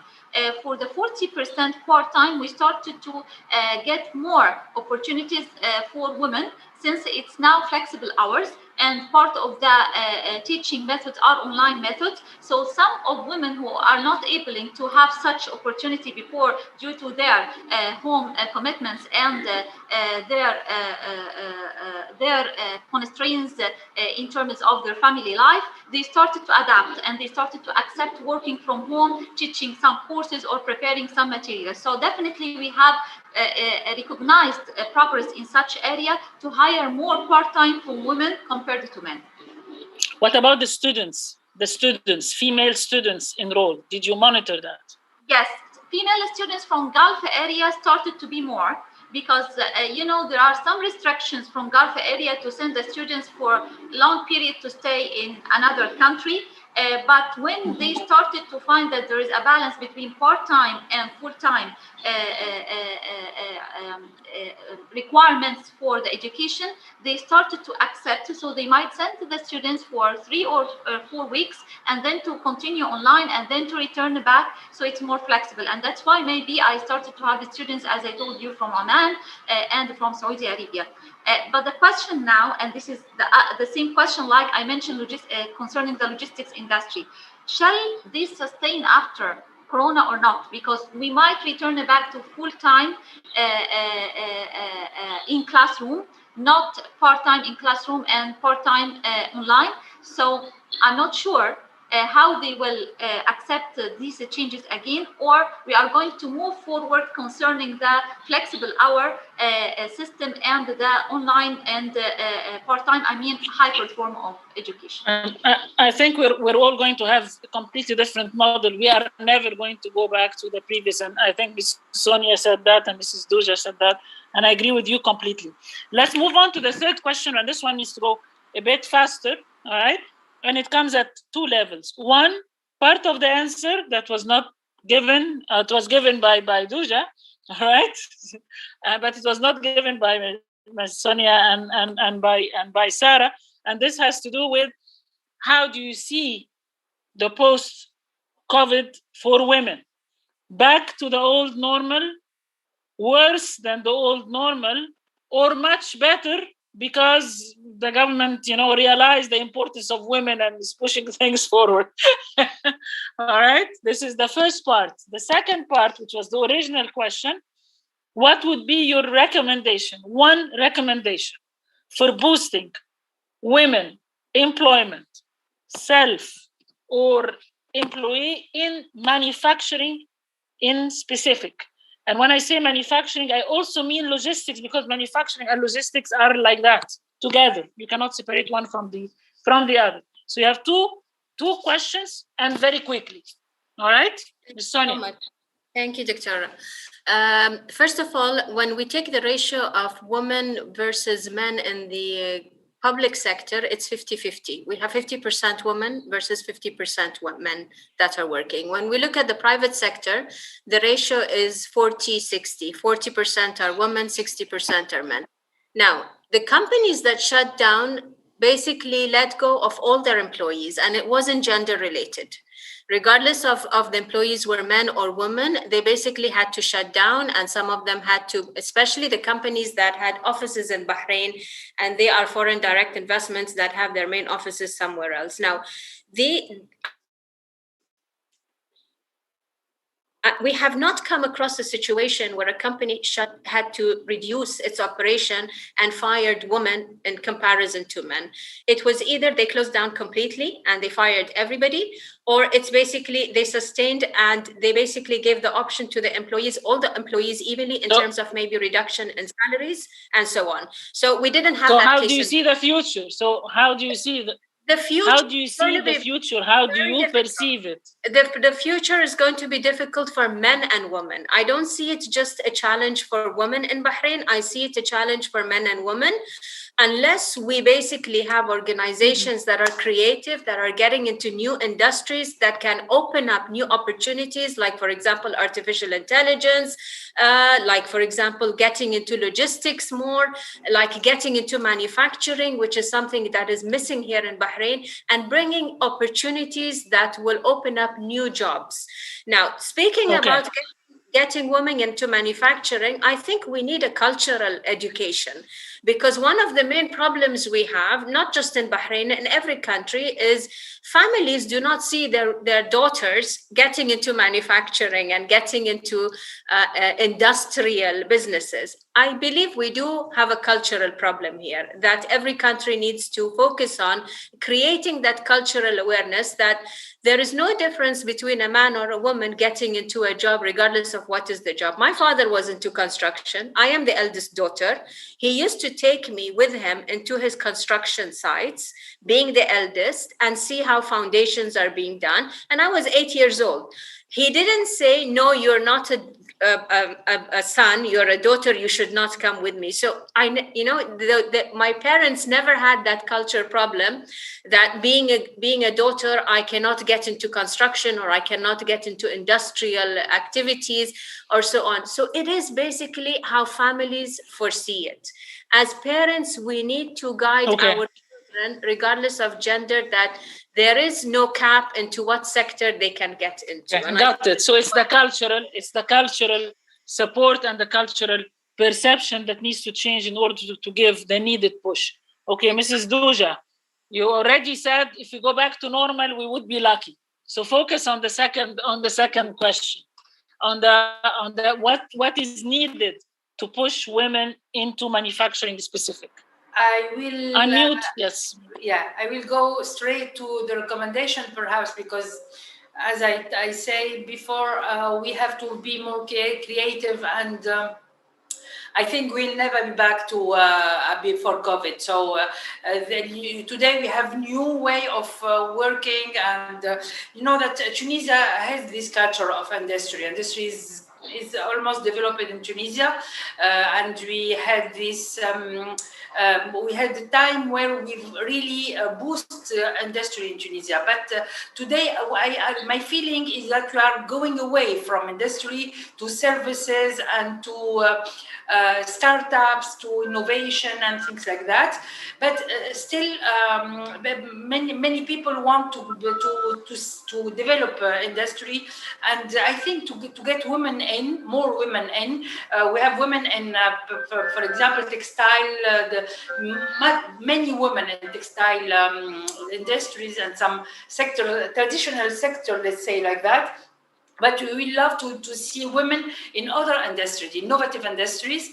And I think what we need is to, let's say, have this support to them to go forward, because they will need competence, empowerment, they will need money, investment, and access to finance, access to market, access to opportunities. So what I would like to recommend is to focus on supporting women to enter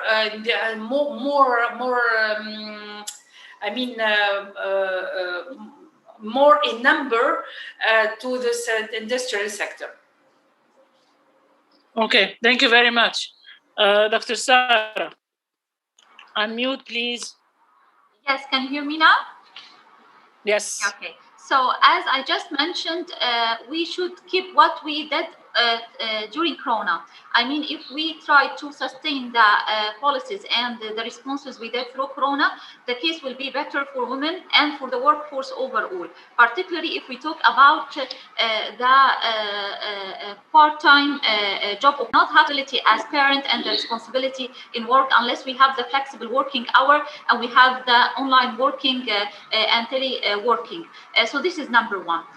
Number two, I guess we need more support to be given for SMEs and for informal sector, because the majority of workforce in Egypt, particularly and in Arab region, is for women in SMEs and in the informal sector, like the agriculture sector and the retail sector and the small groceries and so on. So I guess if we support more the SMEs and keep the supporting policies and responses we did in Corona, in addition to keeping the system of online working and the hyper form of working, this can help a lot. Okay, thank you very much, and I agree with all of you. Let me say some, few comments myself, general ones. I agree with all of you that the cultural dimension is actually very, very critical. A lot of it is in the cultural issue, especially in the manufacturing. I think with women involvement in different areas, when women are good at what they do, people forget that they are women. Nobody remembers the gender anymore, all right? The gender does not matter. You are efficient because you are efficient.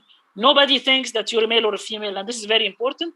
Third point, you need to improve conditions for everybody if you are to benefit women, because sometimes women see the post women only. There is special, fragile package that needs special treatment. No, you don't need special treatment. If there are good conditions for all, you can manage. We did a study at ECS over a number of governorates in Egypt to understand what is restricting women from starting businesses. And we found 4 factors that are extremely important.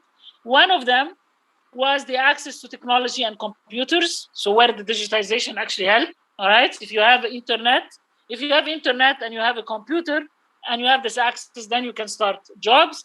We found transportation as a key thing, all right? It's going to become less important with COVID because of all the work online. We found exposure as being important. Okay, you talk about your father taking you to watch the Foundation for Buildings. That this is exposure. More women that are exposed, they are actually doing a much better job. Then we found a key factor, and that's one about information. Women often lack information. They get their information from husbands, brothers, who are not necessarily terribly keen on having them succeed. You have to remember that males down, deep down in their heart, okay, they are facing competition, even if they never admit it and pretend to be extremely modern. So if information is provided, women actually do a lot better. And we built on that by having a guide for women on how to start a business. We noticed in our studies that the problems pre-COVID are not different from the ones that are post-COVID as far as women. There are weaknesses, institutional weaknesses, that are keeping women from moving forward.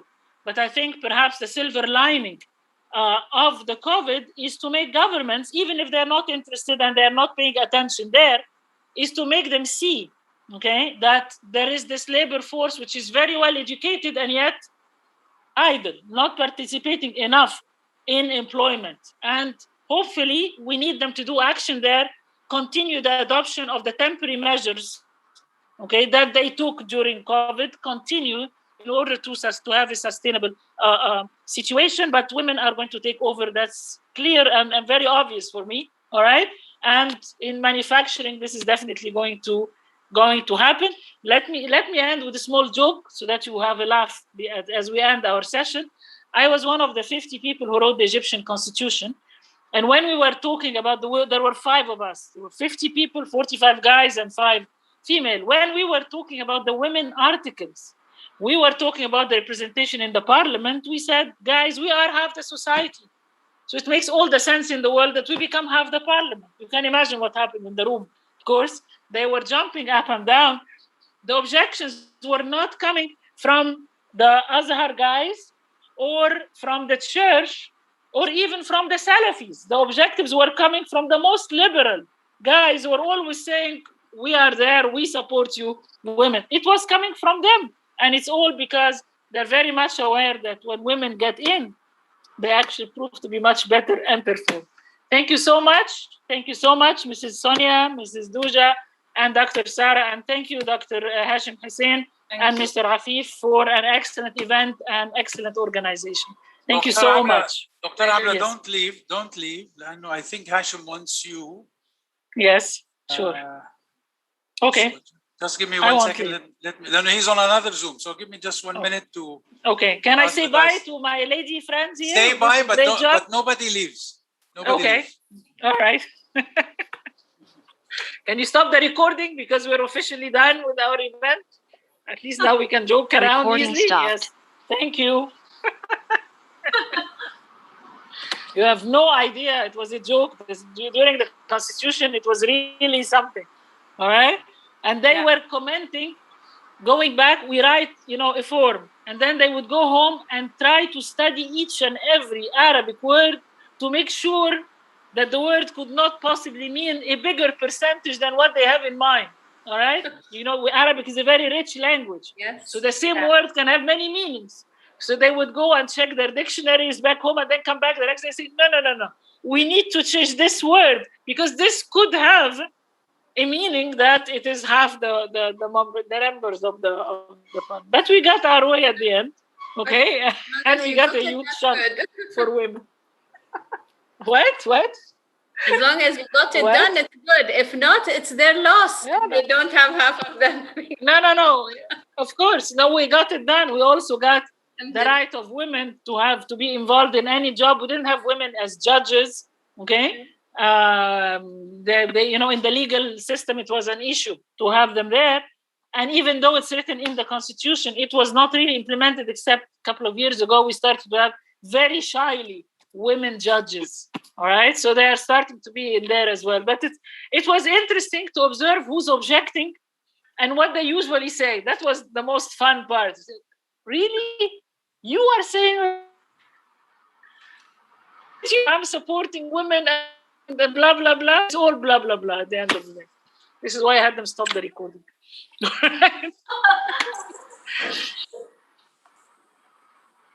So, Afif, where are you?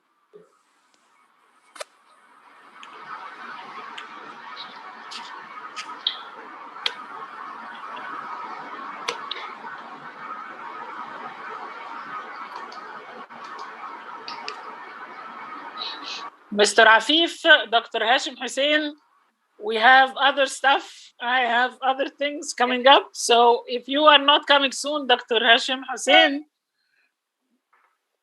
Yes, hello. Good afternoon. Just give us 2 minutes. Dr. Hashim is on his way now. Apologies for the wait. Okay. Since there's a little time, I'd just like to say hello and thank you for such a wonderful session. I was attending from the public link.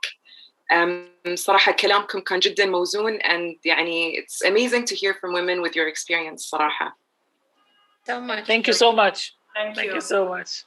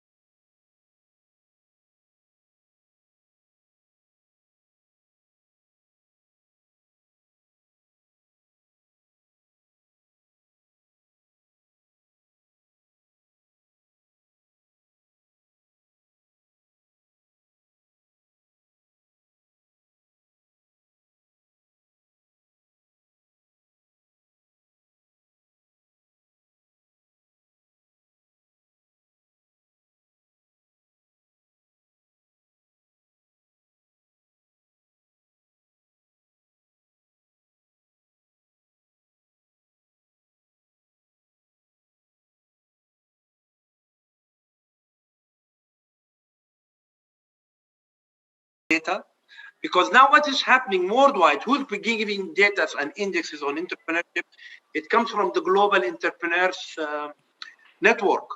But who's doing it at the local ground? Who's doing this? Who's collecting this data? You know, from where they're getting this data.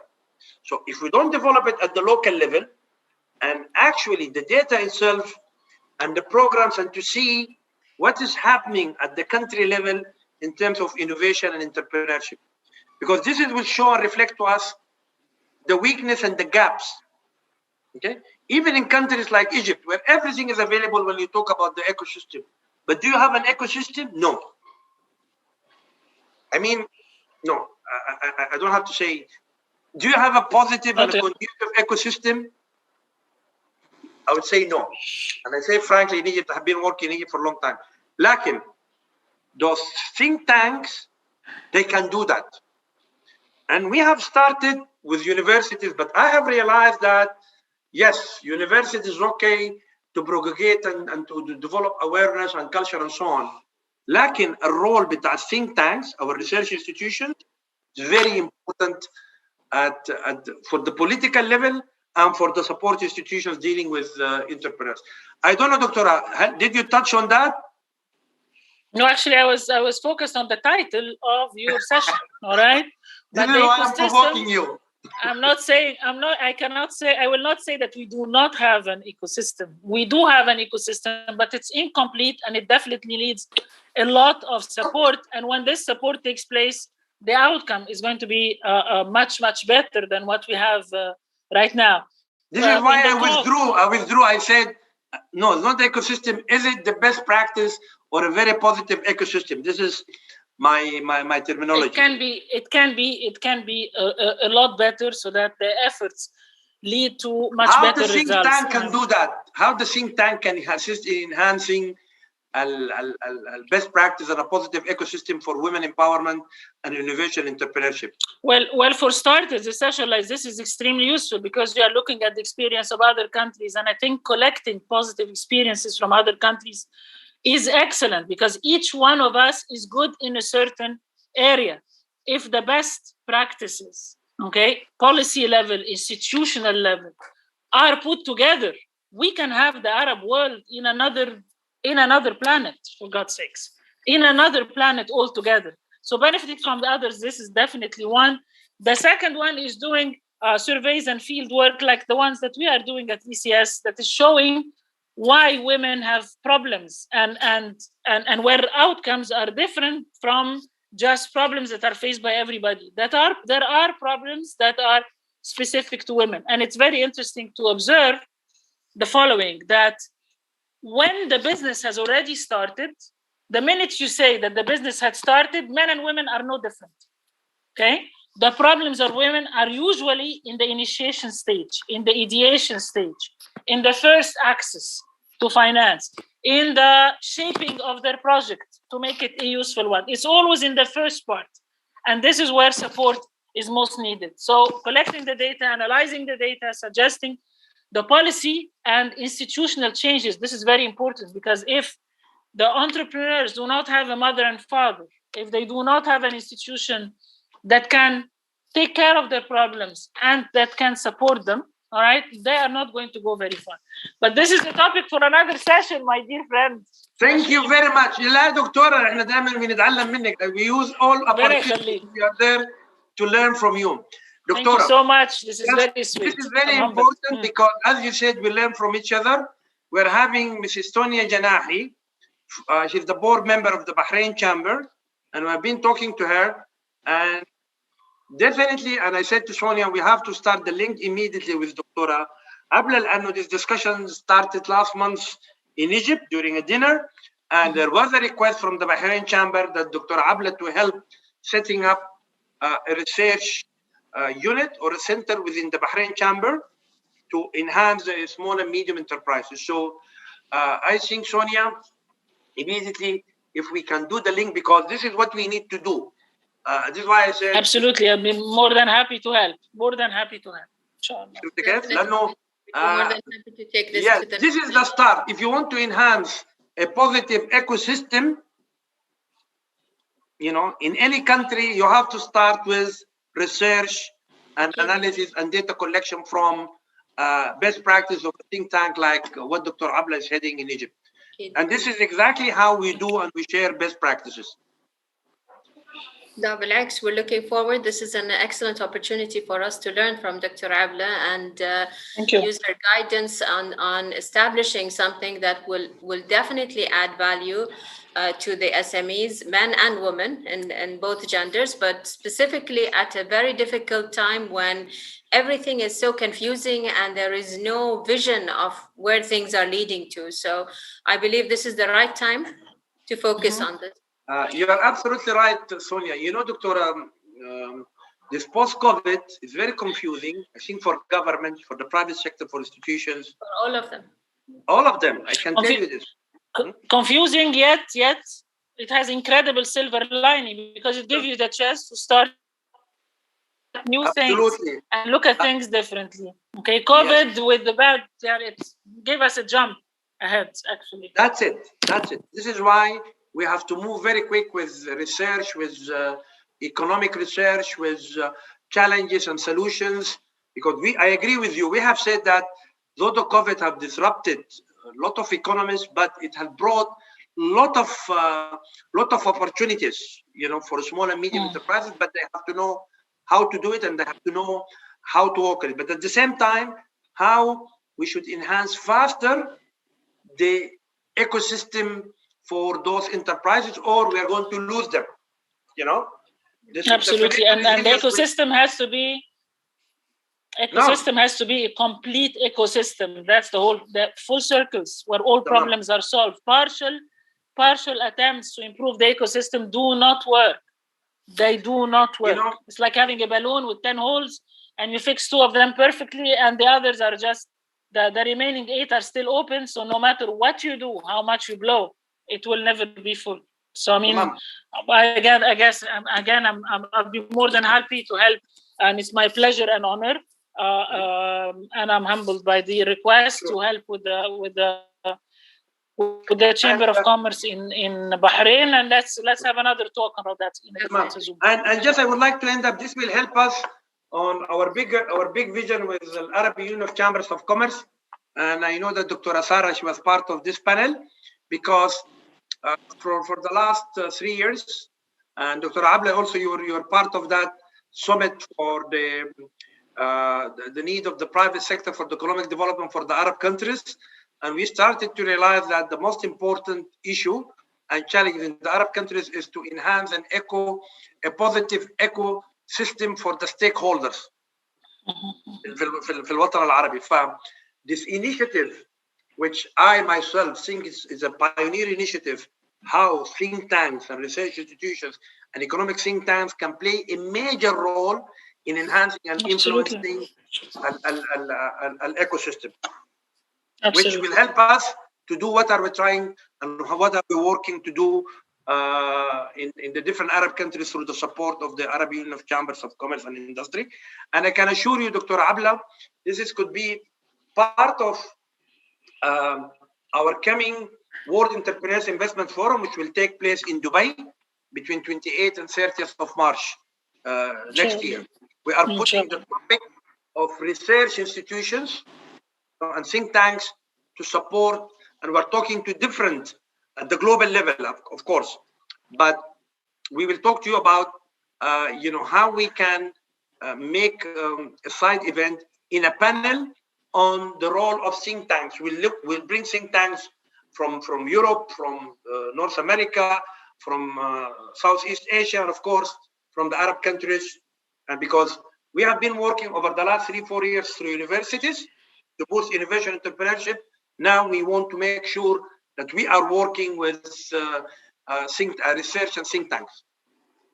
Absolutely. The research and think tanks have the additional policy dimension, all right, which is not necessarily the case with universities. So, I mean, it's universities plus, has the linkages and here and there. Not only, the whole ecosystem. The whole ecosystem, yeah. Yes. Shukran jazeelan. Thank you very much, Dr. Abla. Thank you very much for the team.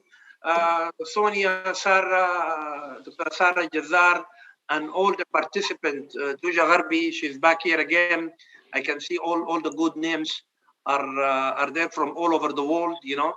And I think we're preparing for the testimonials for the last session for women entrepreneurs to showcase, you know, what they have done for themselves, their families, and to economies at large. Thank you very much. Thank you, Dr. Hashim. Thank you for the opportunity. Thank you, ladies. Bye-bye. Thank you. Bye. Bye. مش هاخد هناك انا ما عندي قهوه شوف خذوا لي قهوه شوف يجيب لي قهوه انا يا دوب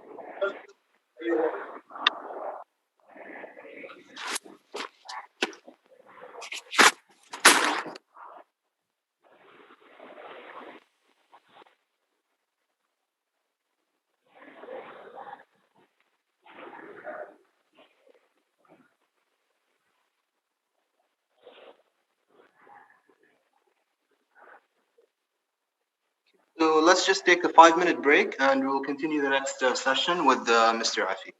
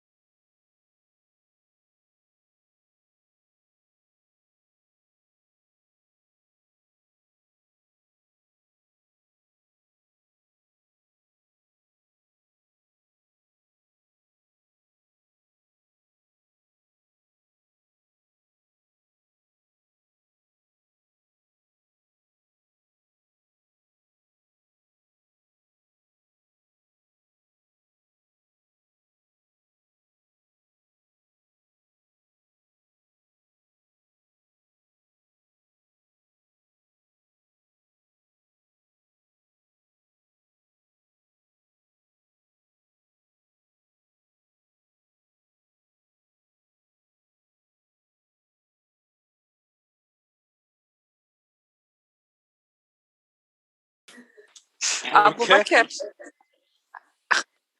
أبو بكر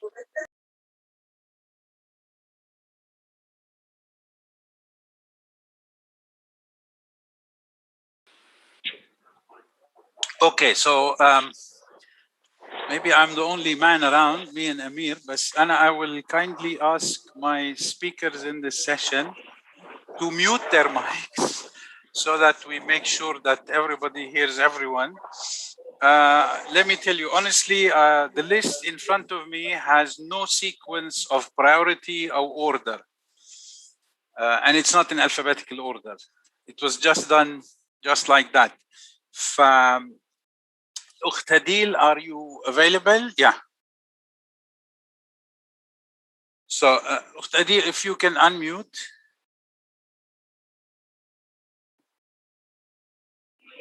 Yes.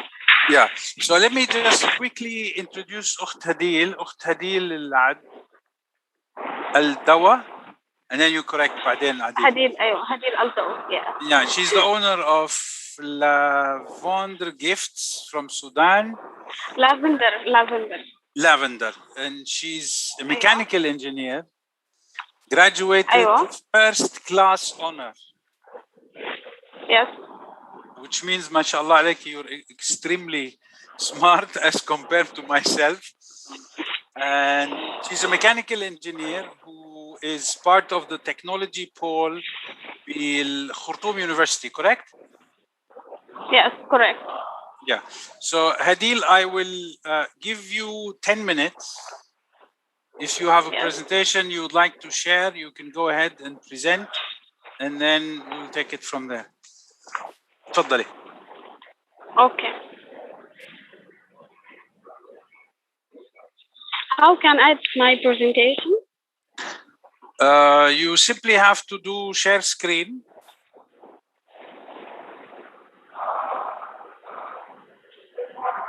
First, you have to open your presentation on your computer and then press share screen, and then you select it. Okay. Okay.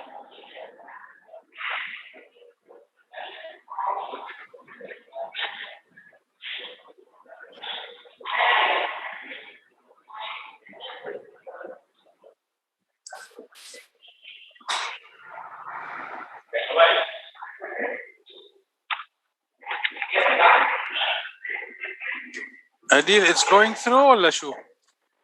Yes, I opened my presentation.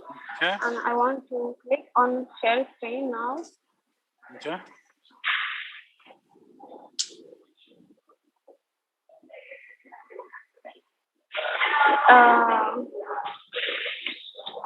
Sorry, where I can find share screen, please? If you go down على في هدول التول boxes تحت هدول الكبسات. Okay. Participants, Q&A, screen share, and then it will work.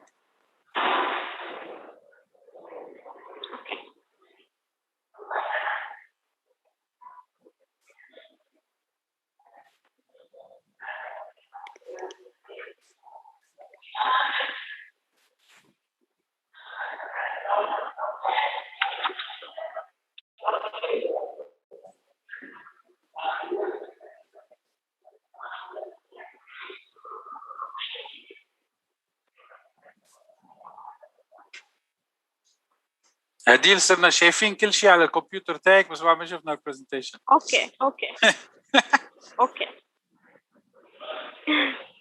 Sorry. No problem.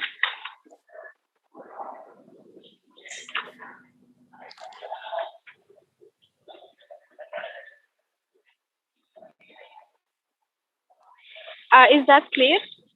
لا, you have to do you have to increase the size لأنه it's too small. The size what? You have to do full screen لأنه it's Is that clear? Could you please press on the play button on top? Okay, I will speak. That will take a time. Okay. The screen is clear. Yes? Yes, in a way it's clear. You can go ahead. Okay, hello everyone. First of all, I am so proud to be with you on this day. Greetings to all. Okay, I started my gift project in February 2019. At that time, the university was closed due to the Sudanese revolution. Initially, I worked as a marketer for cosmetics and perfumes. And I had no desire to create a private project because I thought it was difficult and invisible. But during my work as a marketer for a period of time, I noticed that I had good ability to sell. One day, my commission was 500 Sudanese pounds. This money is 2019. It was a very good amount. And from here, I had another look and I asked myself if I can bring this amount of money from commissions, what will be like if I do my own project. After a short period of time, I created my social media page and logo, and I started working on my own with zero capital. This is my first gift. I got many clients after that, and things went well. After that, I worked on developing the project by buying new goods every week. Day after day, the project started to appear, and I got clients from inside Sudan and outside Sudan, Saudi Arabia, Qatar, and Libya. This is my gift. Sample of my gift. Yes, one of the things that helped to develop the lavender is the addition of the natural roses to gift.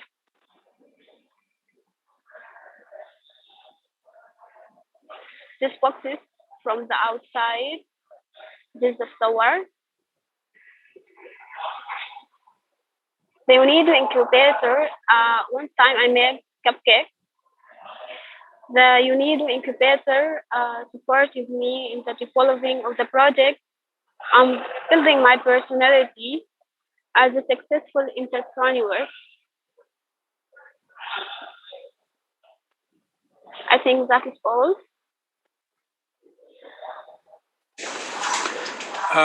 Okay, Hadil, let me ask you, Inti, now you do packaging for gifts, correct?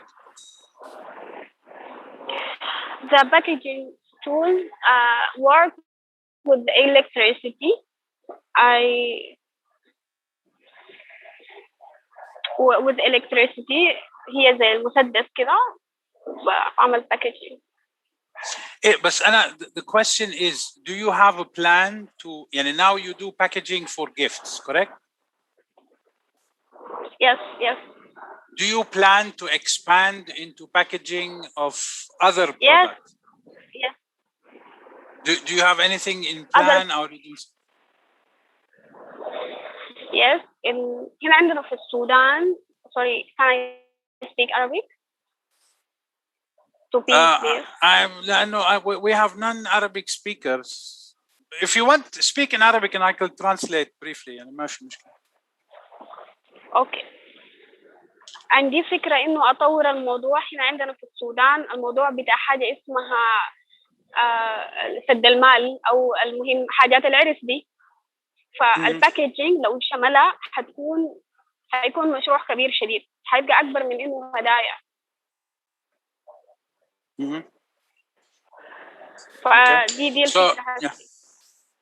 Okay.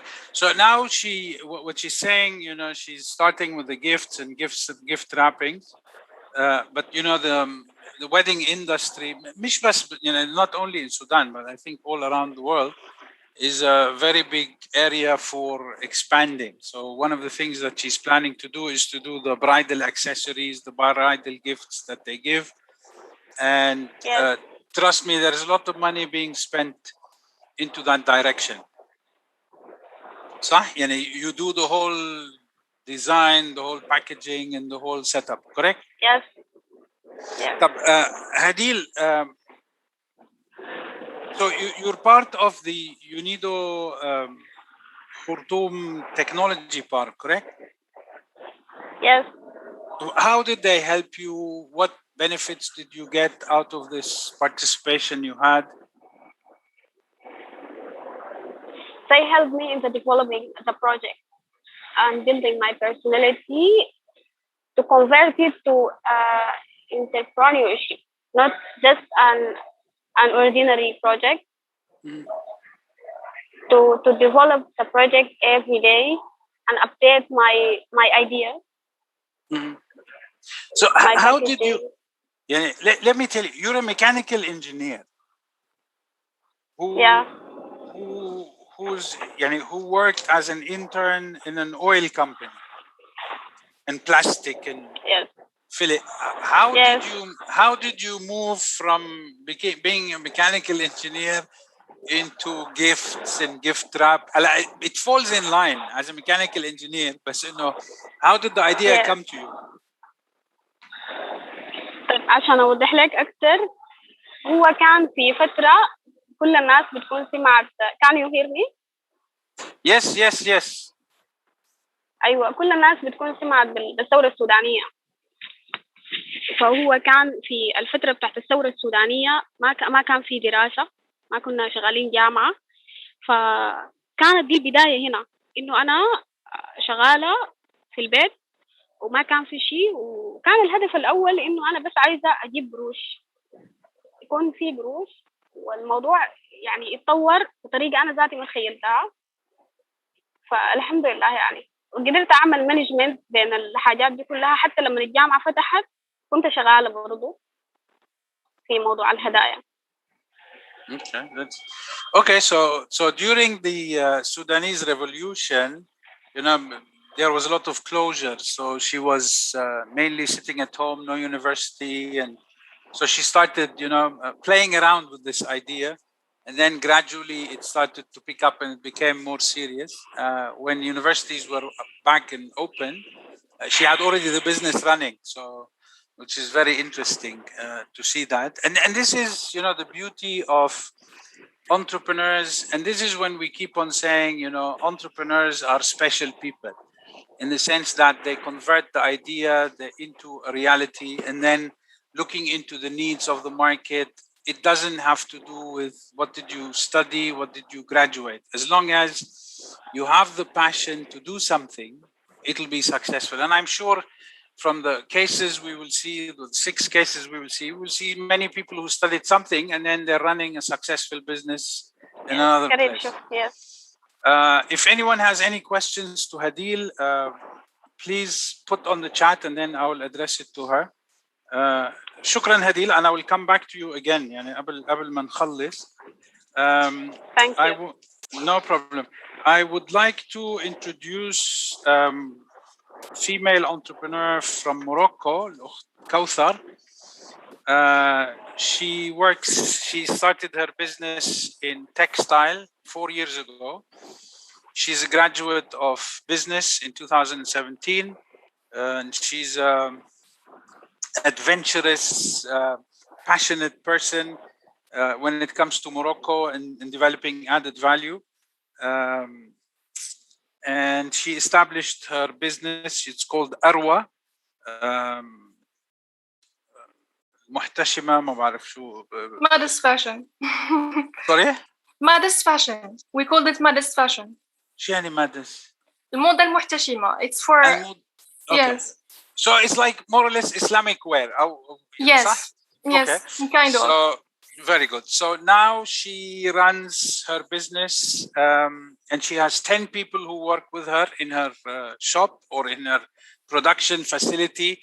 I'm not going to say about the turnover, how much money, mashallah, you're making. I leave this up to you. You decide if you want to, talk about this ولا لا. Kauthar, تفضلي. Floor is yours. تفضلي. Okay. Hello, everyone. So I am very honored to be with you today and to share with you my experience, my entrepreneurship experience. So I will share with you a presentation. Please, can you allow me to share the screen? Hello? Abu Bakr, the floor is yours to give her share screen. Yes, please. Yes, she has been given the permission. تفضلي Thank you so much. So So here we are. So I am Kautar Fadil. I am from Morocco, and I am an entrepreneur in clothing and modest fashion. I am a passionate woman about creating value, especially with women, and I am the owner of Arwa Fashion. So our slogan is Arwa is not just a brand, Arwa is a lifestyle. So Arwa is a Moroccan fashion brand inspired by my childhood dream to capture the happiness in the glittering eyes of every woman. Please, can I move this? Wearing my designs. Arwa was founded in 2016 with an entrepreneurial spirit and the clear objective to offer modern, high quality, and elegant wardrobe pieces, works that maintain a balance between modesty, style, practicality, and comfort for all Muslim women who find themselves playing multiple roles in today's society. And in 2019, we were generously supported by Center for Very Small Solidarity Enterprises, which is a structure emanating from Mohammed V Foundation for Solidarity. Arwa Fashion has benefited from financial support and specific accompaniment for the development of its activity. So with Arwa, you don't have to compromise modesty for elegance. Arwa is a clothing brand where trends are fused with fit to make a covering up look that is comfortable, chic, and classy. That is exactly Arwa's mantra. So our segments are female between 18 and 45, based in Morocco and big cities, and we want to go internationally. We aim working women and students with modest fashion culture. Arwa, we offer to the market a new creation for the modest fashion style with high quality tested fabric. And we offer also new fashionable design with a Moroccan touch, with a traditional touch, and new creation made locally. We empower local women and support women all over the world because we are not reselling, but we are producing from the design to the marketing, and we are working with disadvantaged women, from rural areas, and we help them to become financially independent. So here, our newest collection, we are producing large designs per year.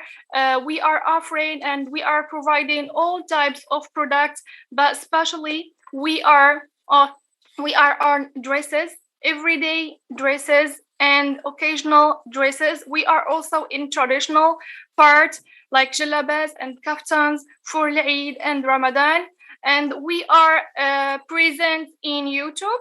We are present also in Instagram with daily presence, and we have more than 82,000 followers on Instagram, real followers, and we are making organic sales and paid sales. But alhamdulillah, we have a good turnover this year, although there is a corona, and we have a Facebook and we have a website, which is arwafashion.ma.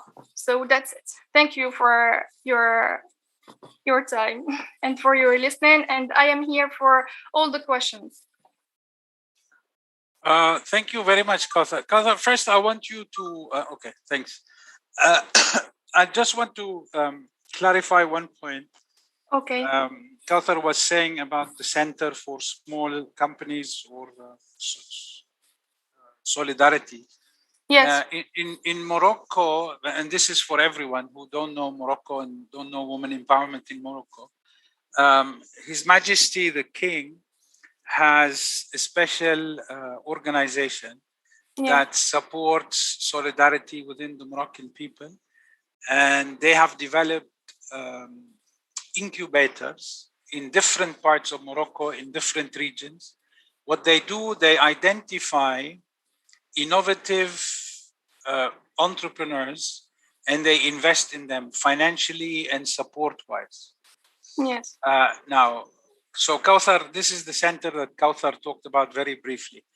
Another thing is that the Mohammed V Foundation, which manages and runs these centers, have also developed something called the Solidarity Market, Suq Tadamun. Yes. So the Solidarity Market brings about Moroccan entrepreneurs' products from different sectors, different fields, different areas of all Morocco. And they put them in this mall, which is centrally located in Casablanca. Yes. And it's, I don't know how to say, it's a Mecca for tourists. You go there, you will find handicrafts, artisans, honey, olive oil, and you name it, from all parts of Morocco. Like when it comes to the olive itself, they tell you this olive is from, I don't know, Al-Aziziyah in far end of Morocco. And then you have another, this olive comes from, Casablanca region, or this olive comes. So what the government has done is that they're supporting these entrepreneurs to develop successful and innovative business ideas.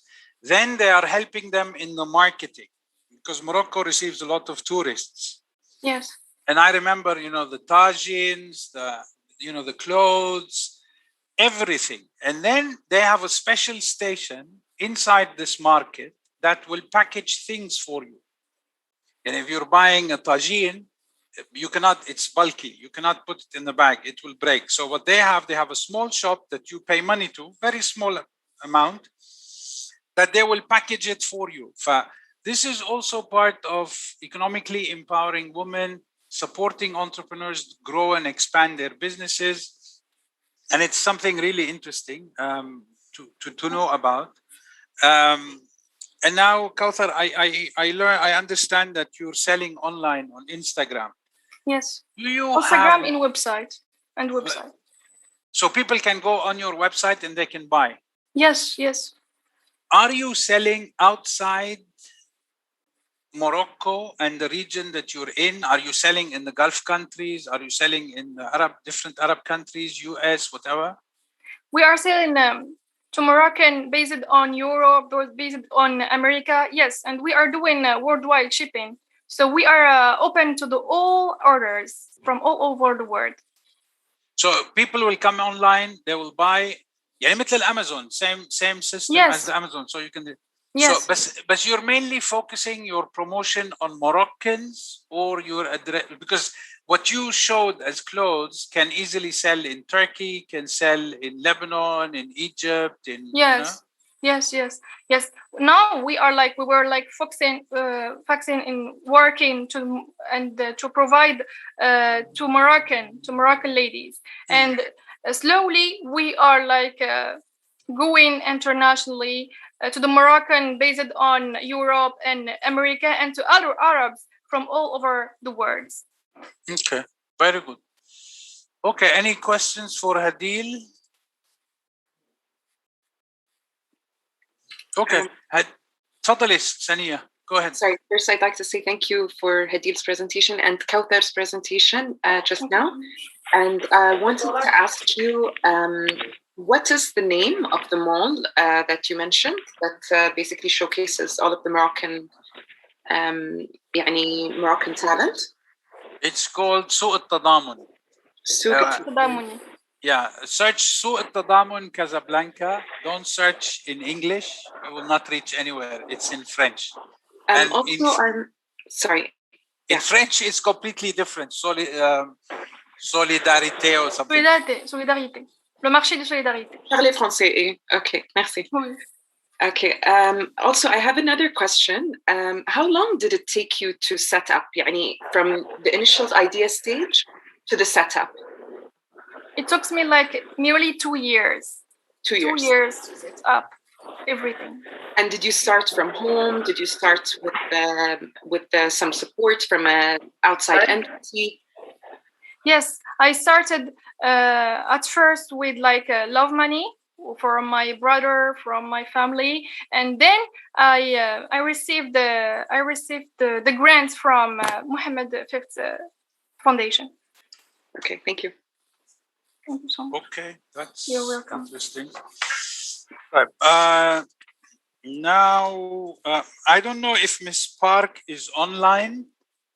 She sent me WhatsApp that she's online, but I cannot see her. Ms. Park is joining us from Korea, which means that it's 8 o'clock her time. So, Ms. Park. Okay, let me skip Ms. Park. I will speak to her through WhatsApp. Ms. Noor from Turkey. Ms. Noor is the CEO of Aitul Tamiz. Noor, I don't know if I spelled these things right. You are so right.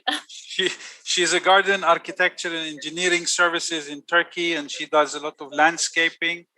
I've seen some of her photos. It's really unbelievable.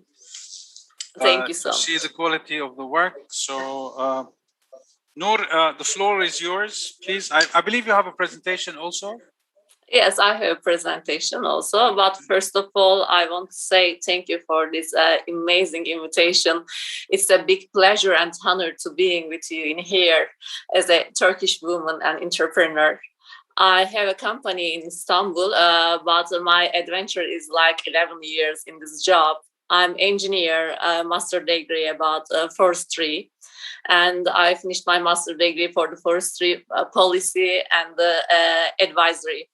So I decided to being on the landscaping job more and trying to manage the landscaping areas and the companies all over the world. Now I have 3 companies. First of all, I started in Istanbul, and then I opened my second company in Doha, and I have one partnership in Oman. So it's a big pleasure to trying to desert to being a greener as a Turkey. So when you are thinking about the life, what is your life target? What make you wake up every day in the morning, that how you gonna keep going on, because life is not easy to anyone. So it make me believe in life and my energy to going on better than lots of stories in life, because I'm trying to make a better world for all of us as environmental work. It's giving me power and keep going on as an entrepreneur lady. As you know, we are more lucky than our mothers, I believe, because in that century with the technology, it's very easy to do something. And it's very easy to make an advertisement for our old jobs. And as a designer, I'm always turning to back myself and thinking that really what can I do different than before? And every project is another story for me. In Turkey, usually I prefer to working for the private projects as a villas, hospital, not the state jobs, but other countries I'm working for lots of state works for the environmental design as the kilometers of the project. And as a landscaper, we are trying to first of all for the general concept. So if you are letting me to share my file, I will try to share with you.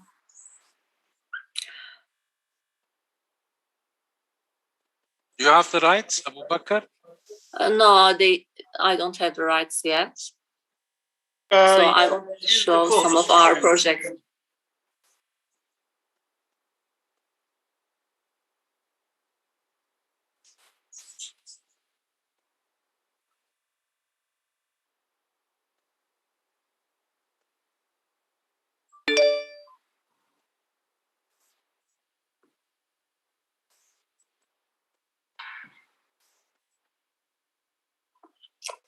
Now it's clear, I believe. Yes. But can you expand the screen? I don't know, Abu Bakr, if it's from your side, our side, her side, I don't know. It's I believe it's wide now. Play button. He wants you to press the play button. On top, there are 3 buttons, so if you play, it will be a full screen.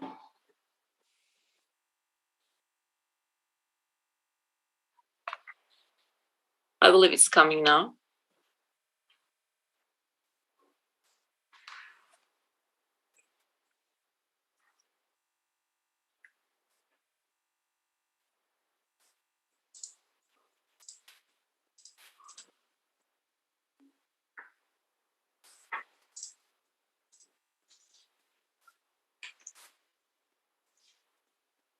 Okay.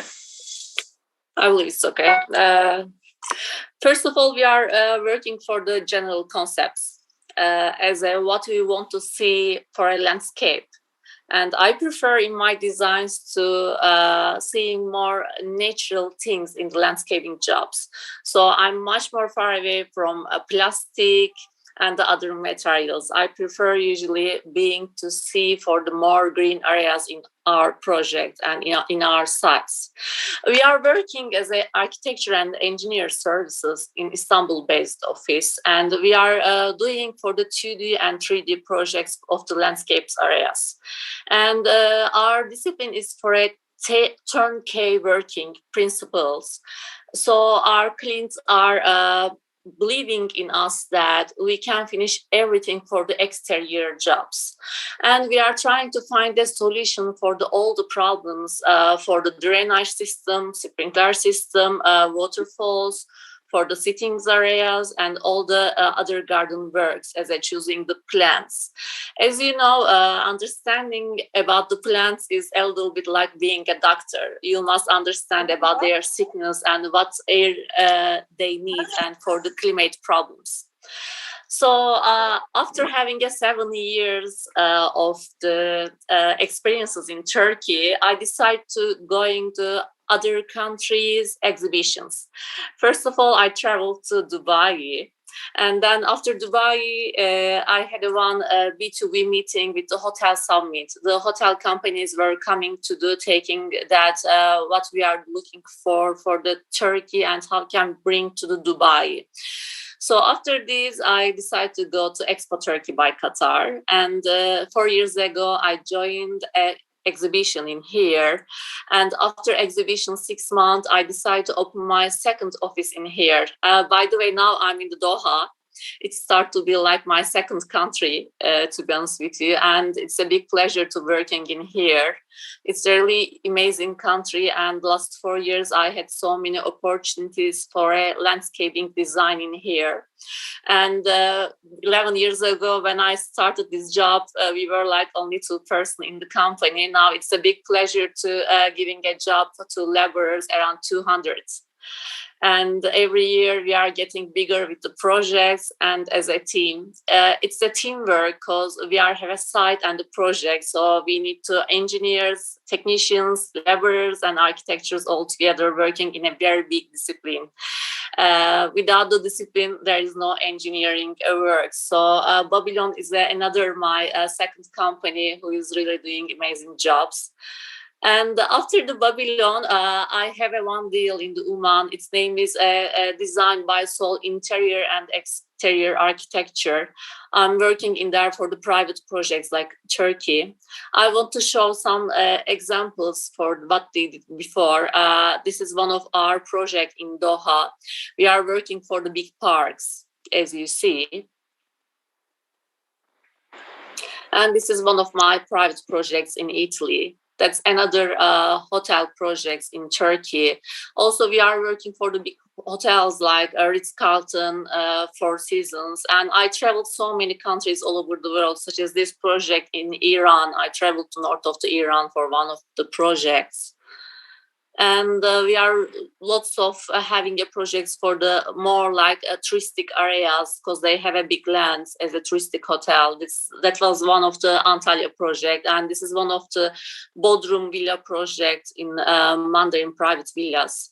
So there are some examples for our jobs. We are usually looking for really what customer needed to see in their garden also. We are trying to understand people more to being together in the project.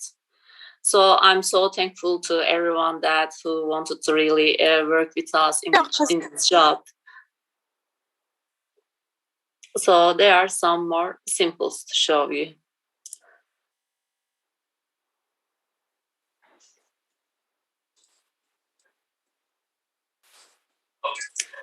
Okay, Noor. And, hope you saw all the details that I was showing, because sometimes the line was having a connection problem from my side, maybe. No, but mashallah, you have you're all over the place, and mashallah, what Thank you you have so seen much. Mr. Afif, 2 weeks ago, I was in Africa. I traveled to Guinea and the Ivory Coast for the private projects. It's a big pleasure to being all over the world and seeing more culture, understanding more about the human nature and serving for the humanity for me. I believe that being an entrepreneur is a luck in life. And yes, go ahead. I want to say a short thank you to my family because when I was a kid around 5 years old, I had a very big health problem and doctors were thinking that I can live like only 6 months. So my family never give up on me, and my mom was always with us, and we are 3 sisters, and they learned with a journey with me that if a woman supports a woman, because we are 3 sisters in the family, it's a big power, and you can believe in yourself to do really what you can as a man in the life. So I'm so thankful to my family, all my friends to support, and I want to say another thank you to my friend Esra Soylu. She is the one who is invited me to that organization, in Kadem organization in Turkey. They are really helping for all the Turkish ladies with the state power, and really in Turkey, born as a woman, having a freedom and having a power and believe in yourself, it's amazing. I'm so happy that I'm an entrepreneur as a Turkish lady and have a chance to serving for the humanity. Thank you so much for listening.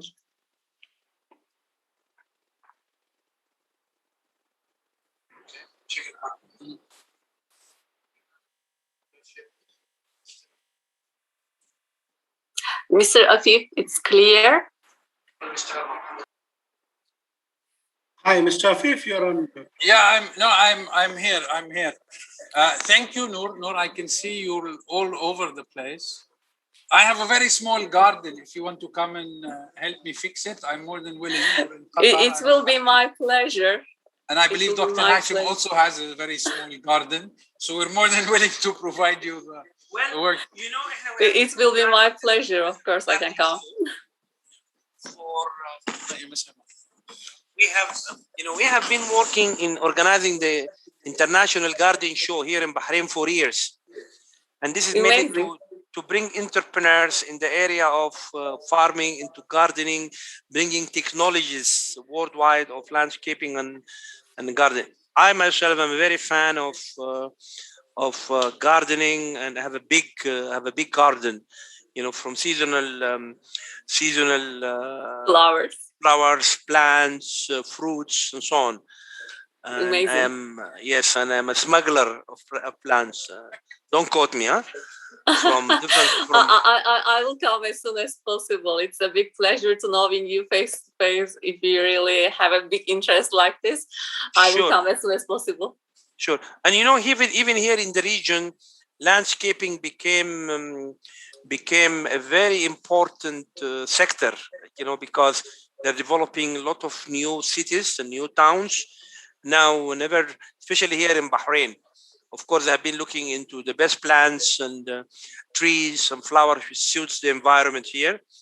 But wherever you go now, landscaping at the large scale is everywhere. In Egypt it's the same, in Morocco it's the same, in UAE it's the same, and so on. So we can see how we can interact and work with you in the future. It will be great. Thank you so much. We are working for the undersoil and the general concept design, so we can do everything people need all over the world for the sprinkler, drainage, lighting, planting, for all the walkways and the sitting areas. It will be my pleasure to serving for everyone. Sure. You are a great testimonial, and I think you'll be inspiring all the audience today. Thank you very much. Thank you so much. You are so kind. Thank you. It's my pleasure.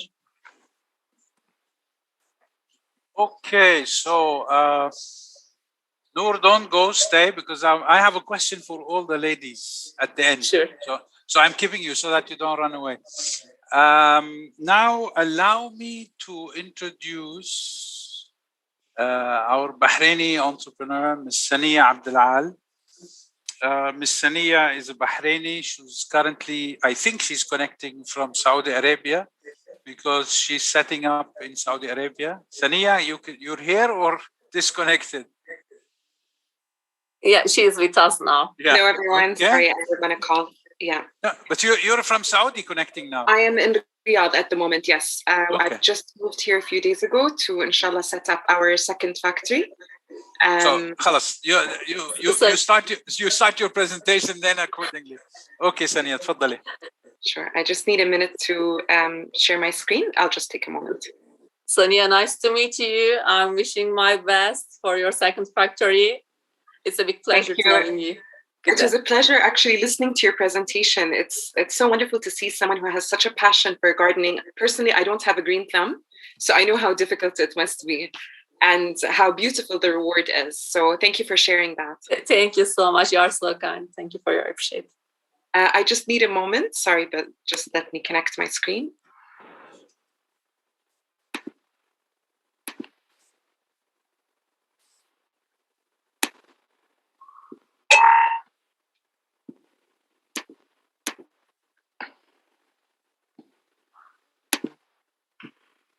Okay, so I'm going to be sharing my screen right now.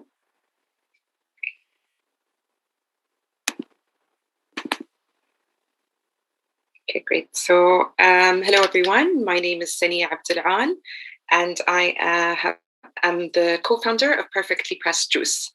What we are is basically we're a cold pressed juice company in Bahrain. We had quite humble beginnings. We started from home.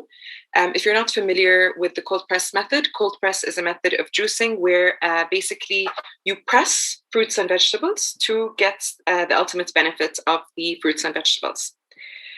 So I have a presentation that I can present. Also, I can just walk you through basically what we do. Excuse me for...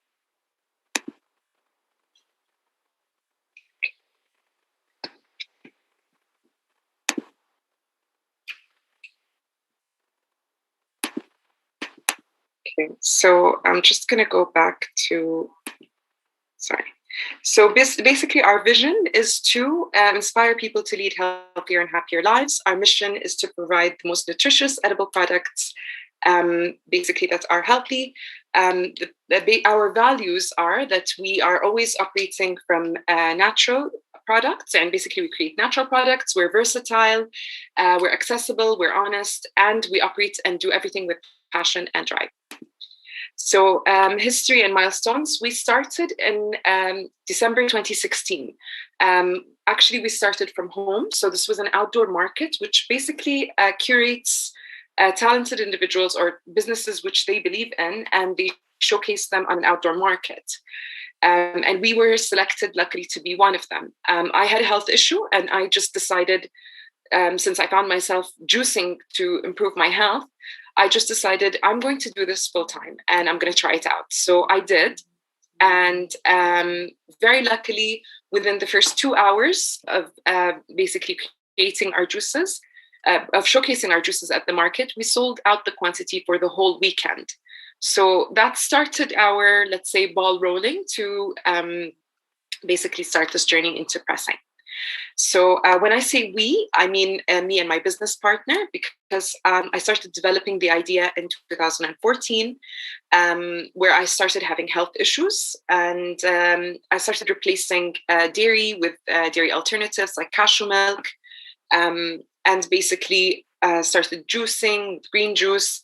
And at some point, I went to an entrepreneurs organization meeting, and I met my business partner.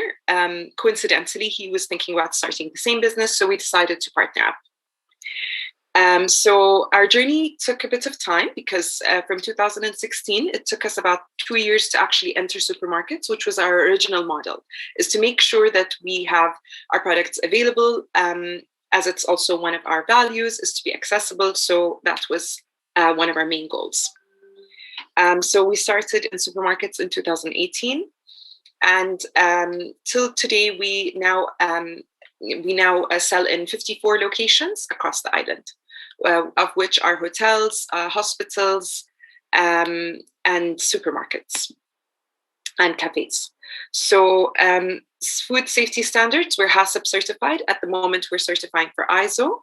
And we are, in 2018, we were asked to join in the Chamber of Commerce as one of the startups, the 5 startups that were chosen as startups of the year.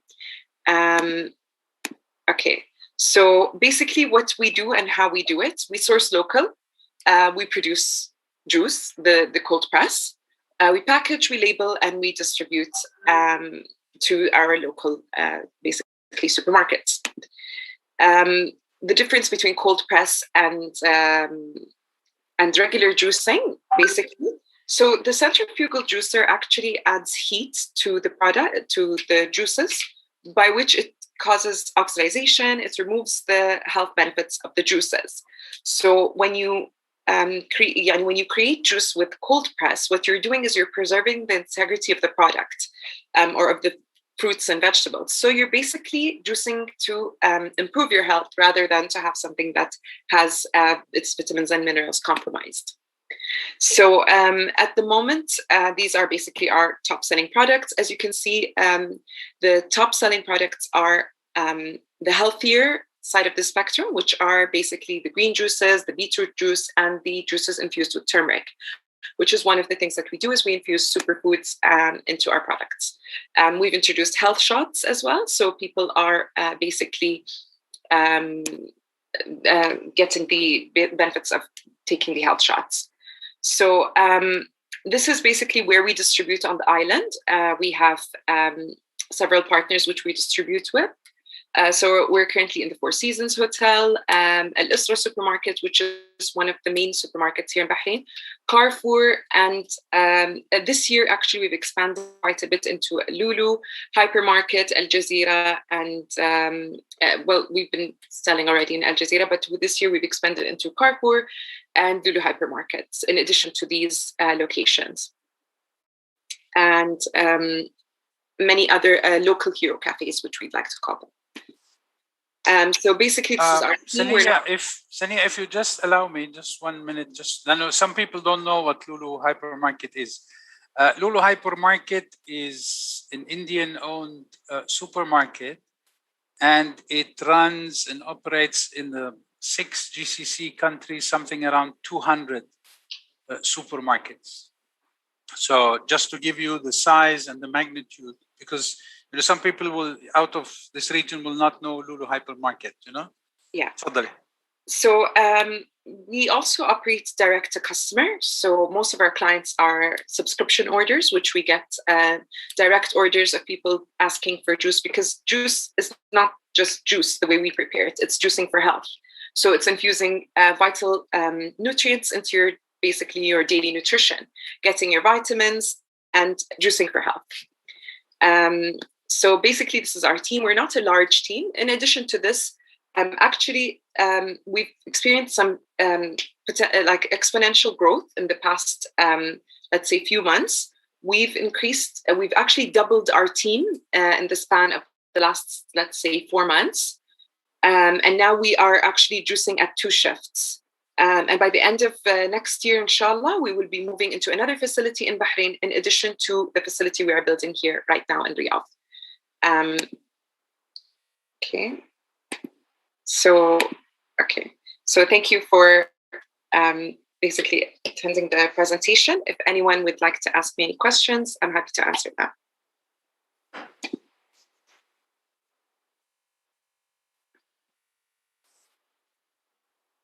Anyone has a question? Let me tell you, and I say this frankly. Sania was the first one in the Bahraini market to introduce fresh juices at this scale. Usually, you have the very basic fresh juices, which is the orange juice, maybe carrot juice, apple juice. Some of the combinations Sania has, when you read the ingredients, it's scary. You read celery and then black coal and I don't know what. I'd just like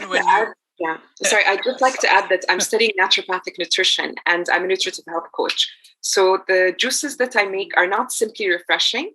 I believe that anything that you put into your body shows on your body. You are what you eat. So most of the juices I create, I call them functional beverages. So some juices will give you more energy. Some juices will actually help you with dehydration, with fatigue, etc. I actually take on practice clients as part of my study to help boost their fertility, to help avoid hair loss, to help improve skin. So the products that I make are not just juice, basically, they're functional beverages. Yeah, it's a way of life, honestly. I don't know if you have something for aging at my age. That's actually our main concern. That's one of the juices I would love to have. Thank you, Sania. I would stay with us, don't leave. Then I will have a question for all the ladies again at the end. If you allow me to introduce Ms. Satin Khoshoyan from Armenia. She holds a BS in Commerce and Management from the French University in Armenia. And she's one of the women entrepreneurs supported by the UNIDO program in Armenia. And she's a graduate of business, but she's also established a company called Satin Care. I think it does textile, correct? Textile manufacturing company. Okay, so this proves the point that you don't need to study what the business you want to do, but she's also in charge of the business development of the company. So she used her education plus her maybe passion in the textile. Ms. Satin, you can go ahead. The floor is all yours. I believe you have a presentation. Sure. I've prepared short presentation, mostly about not only our company, but also about how we work on daily basis to encourage women in our company. So very good. This is the part, and also I've prepared short video which will show our company. Maybe we can start from there. I will show you, and then I don't know will it work or not, but let me try. Let's try, no problem. We're learning this Zoom live, so let's go ahead.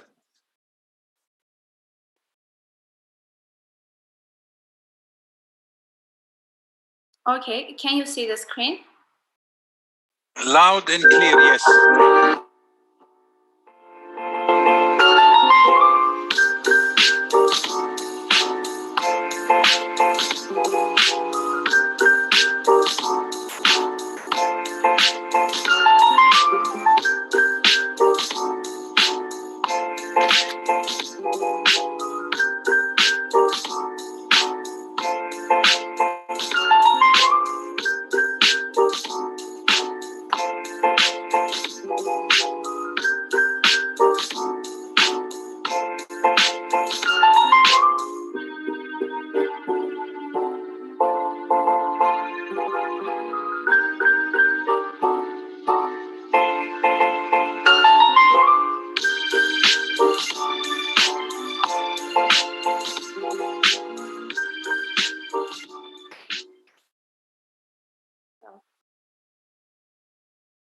Hope everything was visible for you.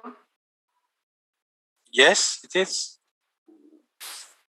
Okay, so let me first of all thank you for this opportunity, for this online conference and the initiative that you create for each of us, because this is a really unique platform where I gathered strong, independent and motivated and hardworking women who consistently work on their environment to make the world equal for each of us and a better place for us as a leaders.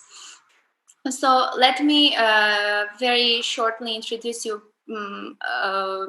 tell about our company, about my position, about our vision, and also about our cooperation with UNIDO. Let me start from the UNIDO part. We have been starting our journey with UNIDO almost 5 years ago, and we were one of the first beneficiaries of the company. So we have gone a long journey with them, and we have learned a lot from them, and they gave us a lot of kind of expert opportunities to grow as a business. And in that years, we were 50 people, and now we are 150. We have 150 employees. and the growing number of the employees. So I want to special thank the UNIDO Armenian global team for this initiative, for supporting SMEs and giving them an opportunity to grow. To continue who we are, Melanta is a family-based brand created in 2002 in Armenia. Our core values that lead us forward are quality, customer satisfaction, and our people. This was the base of our cooperation started from 2002. Now let me share some numbers with you for what we are very proud of. As we are committed to create only high quality production by making trustful and long-term relationships with our customers, consumers, and partners. These are key factors for our business. So we are more than in 20 years of textile industry, 15 years experience in creating special uniforms. I've added kind of photos in the presentation so you can see our very short part of our production. We have 7 branded clothing shops in Yerevan, and 150 increasing numbers of employees and 500 plus more products. So now I want to tell about women in our company, what we do, what we aim to do for the better future. We have, as I mentioned, 150 employees, total number of employees. 130 of them are women. And you know, in the manufacturing system, especially in Armenia, people kind of think that women should work in lower positions and with lower salary, but we want to kind of change this mindset, and I can proudly show you these numbers, that 20 of them are in responsible positions such as production planning function head, modeling function head, and etc. And 3 of them are in high managerial positions. These women, by daily basis, are working on company development, strategy implementation, financial planning, and etc. Each of these unique women have their special place in our production processes. So, a very short notice to our production, what we are doing here. I have skipped women and men part, but I've added newborn children part here. This is special editions, and some presentations were skipped. I don't know why. Okay, they are here. This is outwear for girls, special uniforms for HoReCa sector, for example, or uniforms for Armenian designers, as we collaborate with a lot of designers here in Armenia, not only. And then to come back here, to continue our journey with UNIDO. Now, as we started to grow with UNIDO, now we are working on our employees and are giving a chance to them to be part of new projects implemented by UNIDO. 2 of our employees have an opportunity to participate in newly launched project organized by UNIDO. And now our Gohar is responsible for expert department and have a new job in our company. So this is one success story which I wanted to share with you. And the second one, you know that Space 56 is creating, have a trainee sessions, and we as a responsible company trying to cooperate with the best way with them and create new workplaces for the women who want to create their own careers. So helping each other to grow is a chance for the better future. So this is what we are doing for women here in Armenia, and we want to highlight one more time the importance of supporting SMEs, giving them a chance to be presented in bigger platforms, and let the world know about them. So that's all. Thank you, Satan. Thank you very much. I don't know if anyone would like to ask a question to Ms. Satan. I'm looking forward. So, Satin, if you can just stop sharing so that I can see, sure. please. Yeah, so since there are no questions. I'm sorry, I'd like to ask a question. Go ahead. Sorry. So Satin, can I ask how long did it take you to start the textile business, basically, to start to the scale that you're operating in now? Yeah. Okay. It's a very interesting and very hard question to answer because, we have started in 2002 where Armenian market were a lot of abroad products from abroad, and it was very difficult to enter. But, also we are far from Milan or some fashion centers. So it's always difficult to be in that fashion line. So we work on ourselves a lot. We give an opportunity to our employees to go to fashion weeks, to be part of big exhibitions. So this keep us in rhythm, help us to be part of fashion world. Okay, so would you say you have your own like Armenian identity? Like your own identity as basically Sure. like. Yeah, sure. I understand the question. We are one of the leading companies here in Armenia, in three of biggest companies, one of the leading, and we want to expand this year. The main goal for our company is to expand our production and be represented in abroad. For example, in this year will be expo in Dubai, so we want to be part of that expo, and why not create long-term relationships also with them. Fantastic. Do you mind sharing your links, like for example your socials, or where we can follow your brand? Sure, of course. Maybe you can just give me your email, and then also share. Sure, I'll ask the team if you need you to connect us. Sure. Thank you very much. Ladies, what I will do, inshallah, tomorrow morning is to get, I have the email, the mobile numbers of all of you, and then I will share them all together so that you start building these networks between yourselves. Partnerships have nothing to do with working in the same line of business.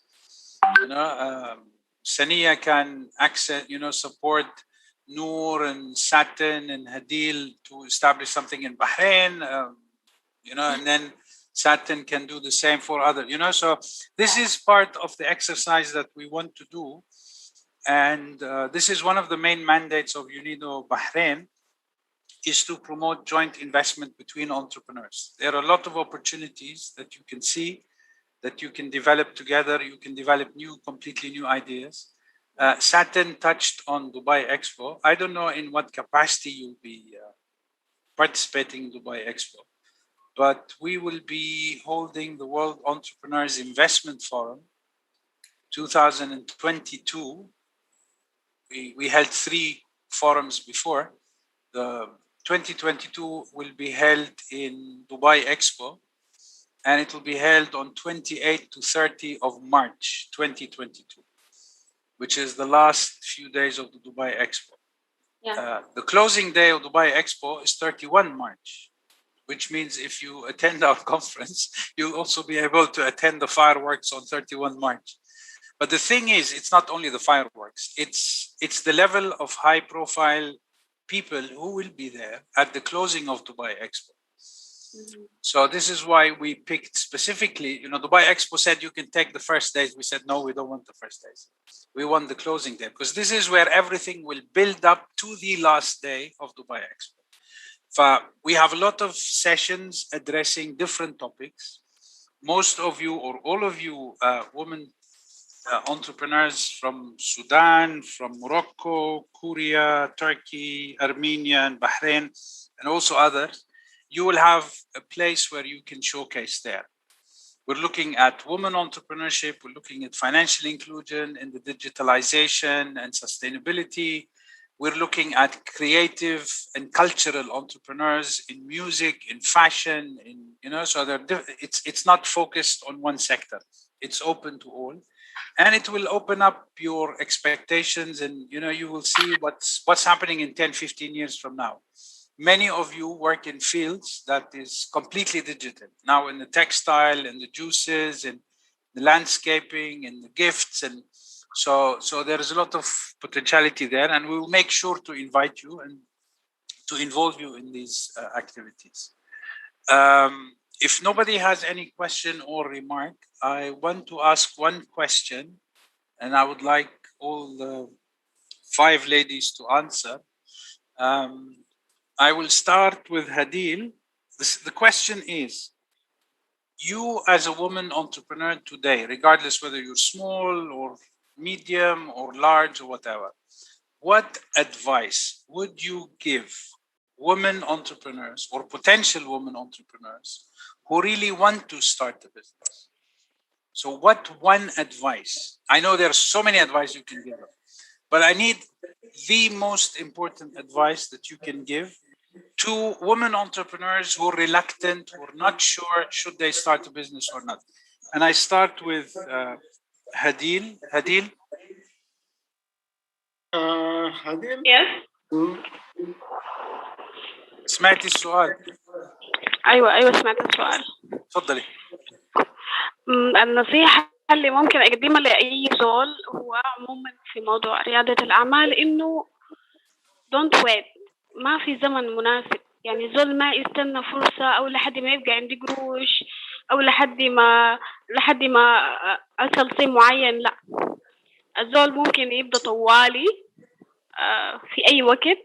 أنا بدأت لافندر with zero capital، ما كان عندي رأس مال أصلا. اوكي هديل هديل بدك تضيفي شيء ولا خلاص؟ الصوت واضح؟ يس اوكي، بس هو النصيحة انه don't wait. ما في زمن مناسب، انت تبدأ طوالي. فبس اوكي so what انا حاسة هديل انه الصوت ما مسموع لانه النت هنا عندنا شوية صعب. الصوت واضح؟ Yes, it's واضح. And I will say it in English and then you correct me. So what Hadil is saying is that her advice, don't wait. Don't say, when I get financing, when I get capital, when I do this, when I finish that. You have an idea, start working on it immediately and don't wait. She started her business with zero capital. Now, Hadil, I will add one thing to you, but if you allow me.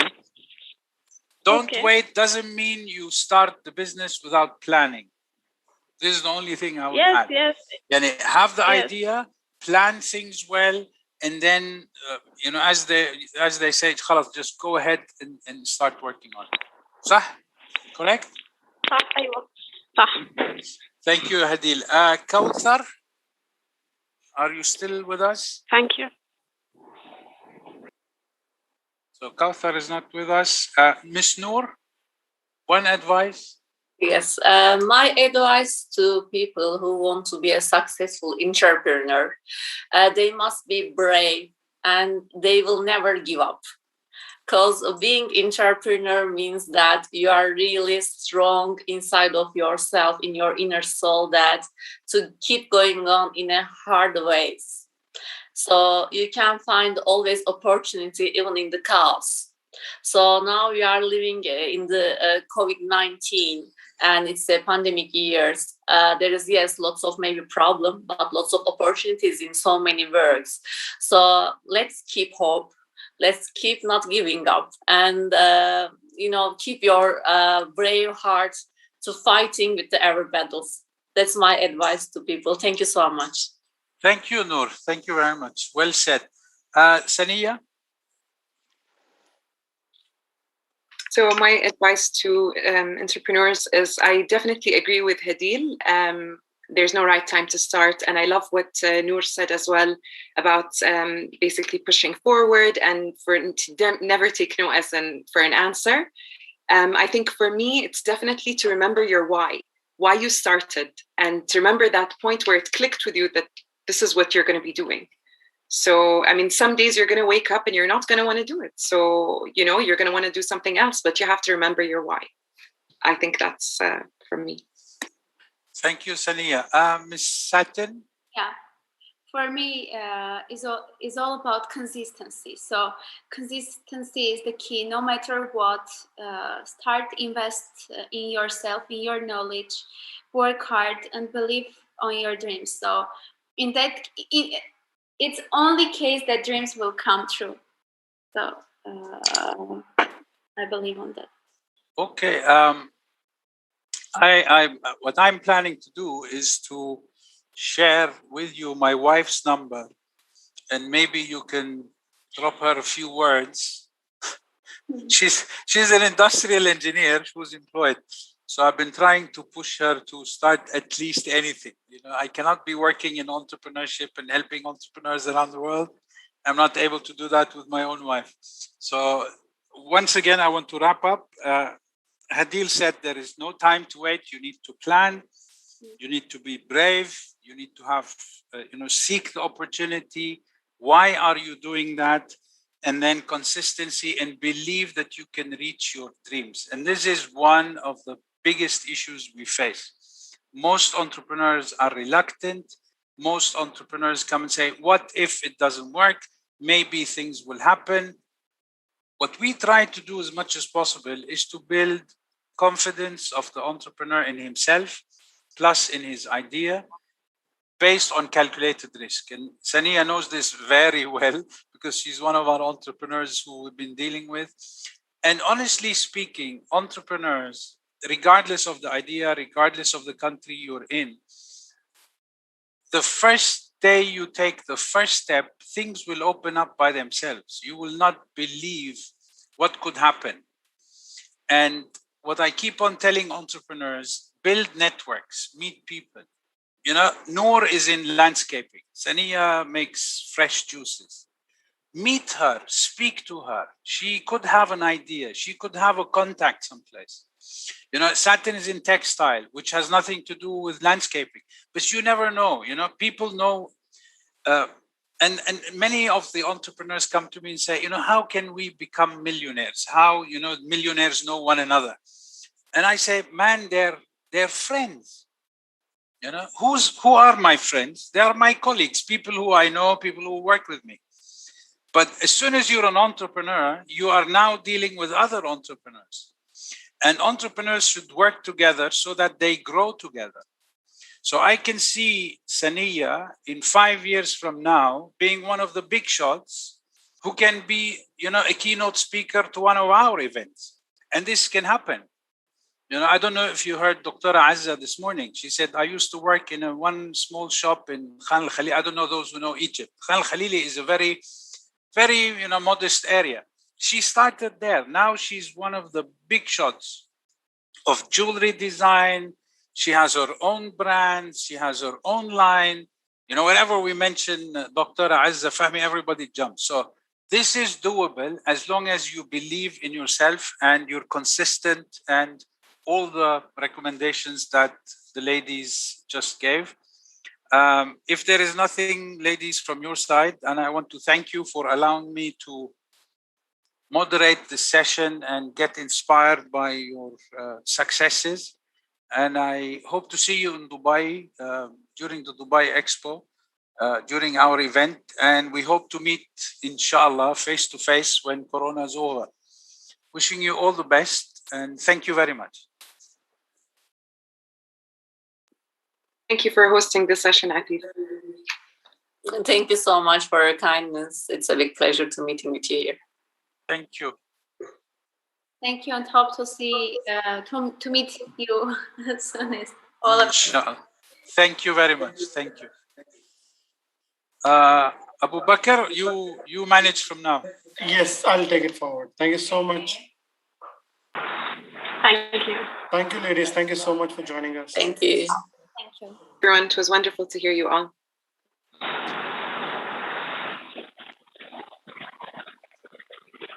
Thank you all, and we look forward to see you, inshallah, in other events and conferences.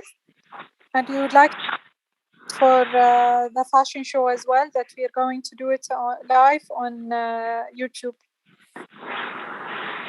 Guys, please head to our YouTube channel, MedPoint, for the live fashion show. Thank you so much. You can see it on the chat box.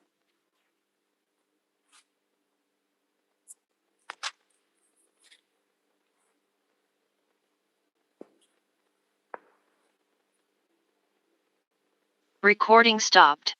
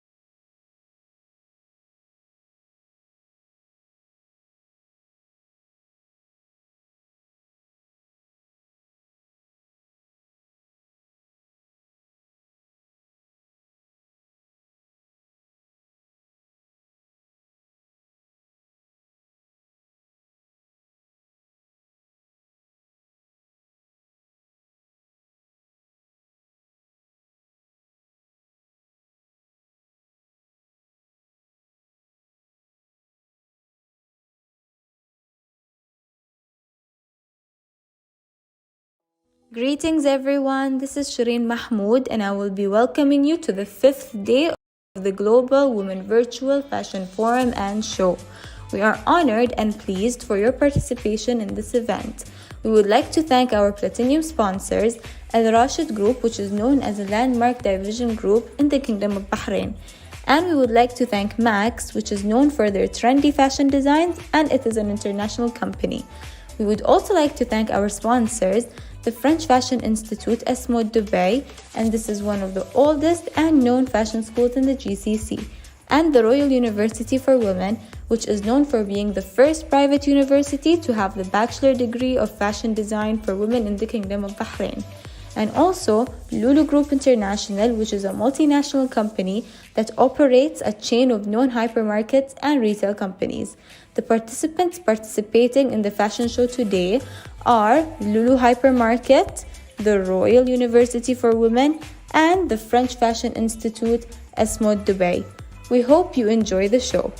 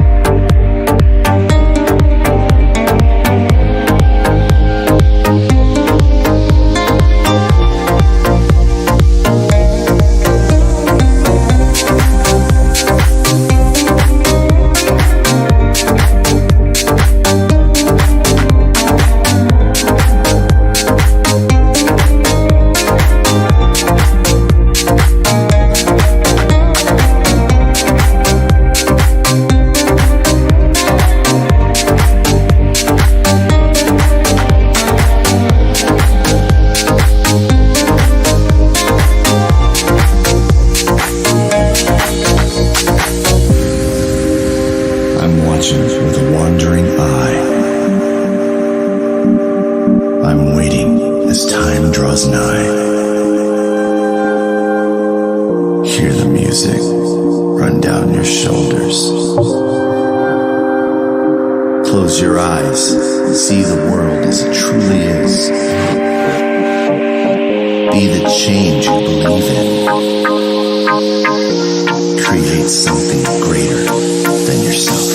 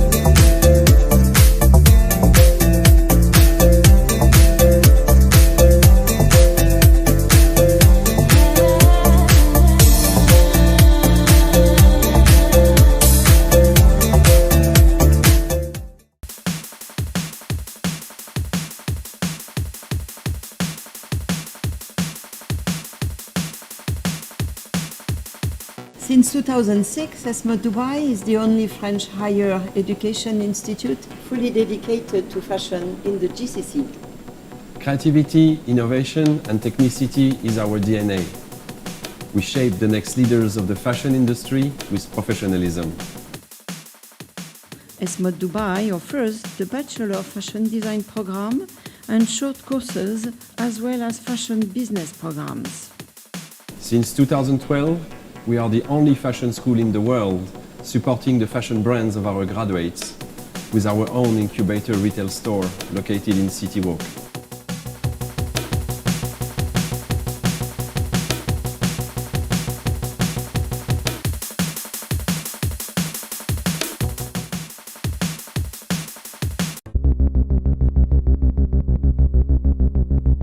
In my soul, I got a snag. See if you can find it. I know I can't live without that. Sometimes I need reminding. Gotta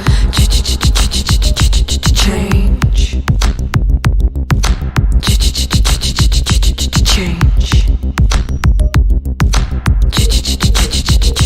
Change.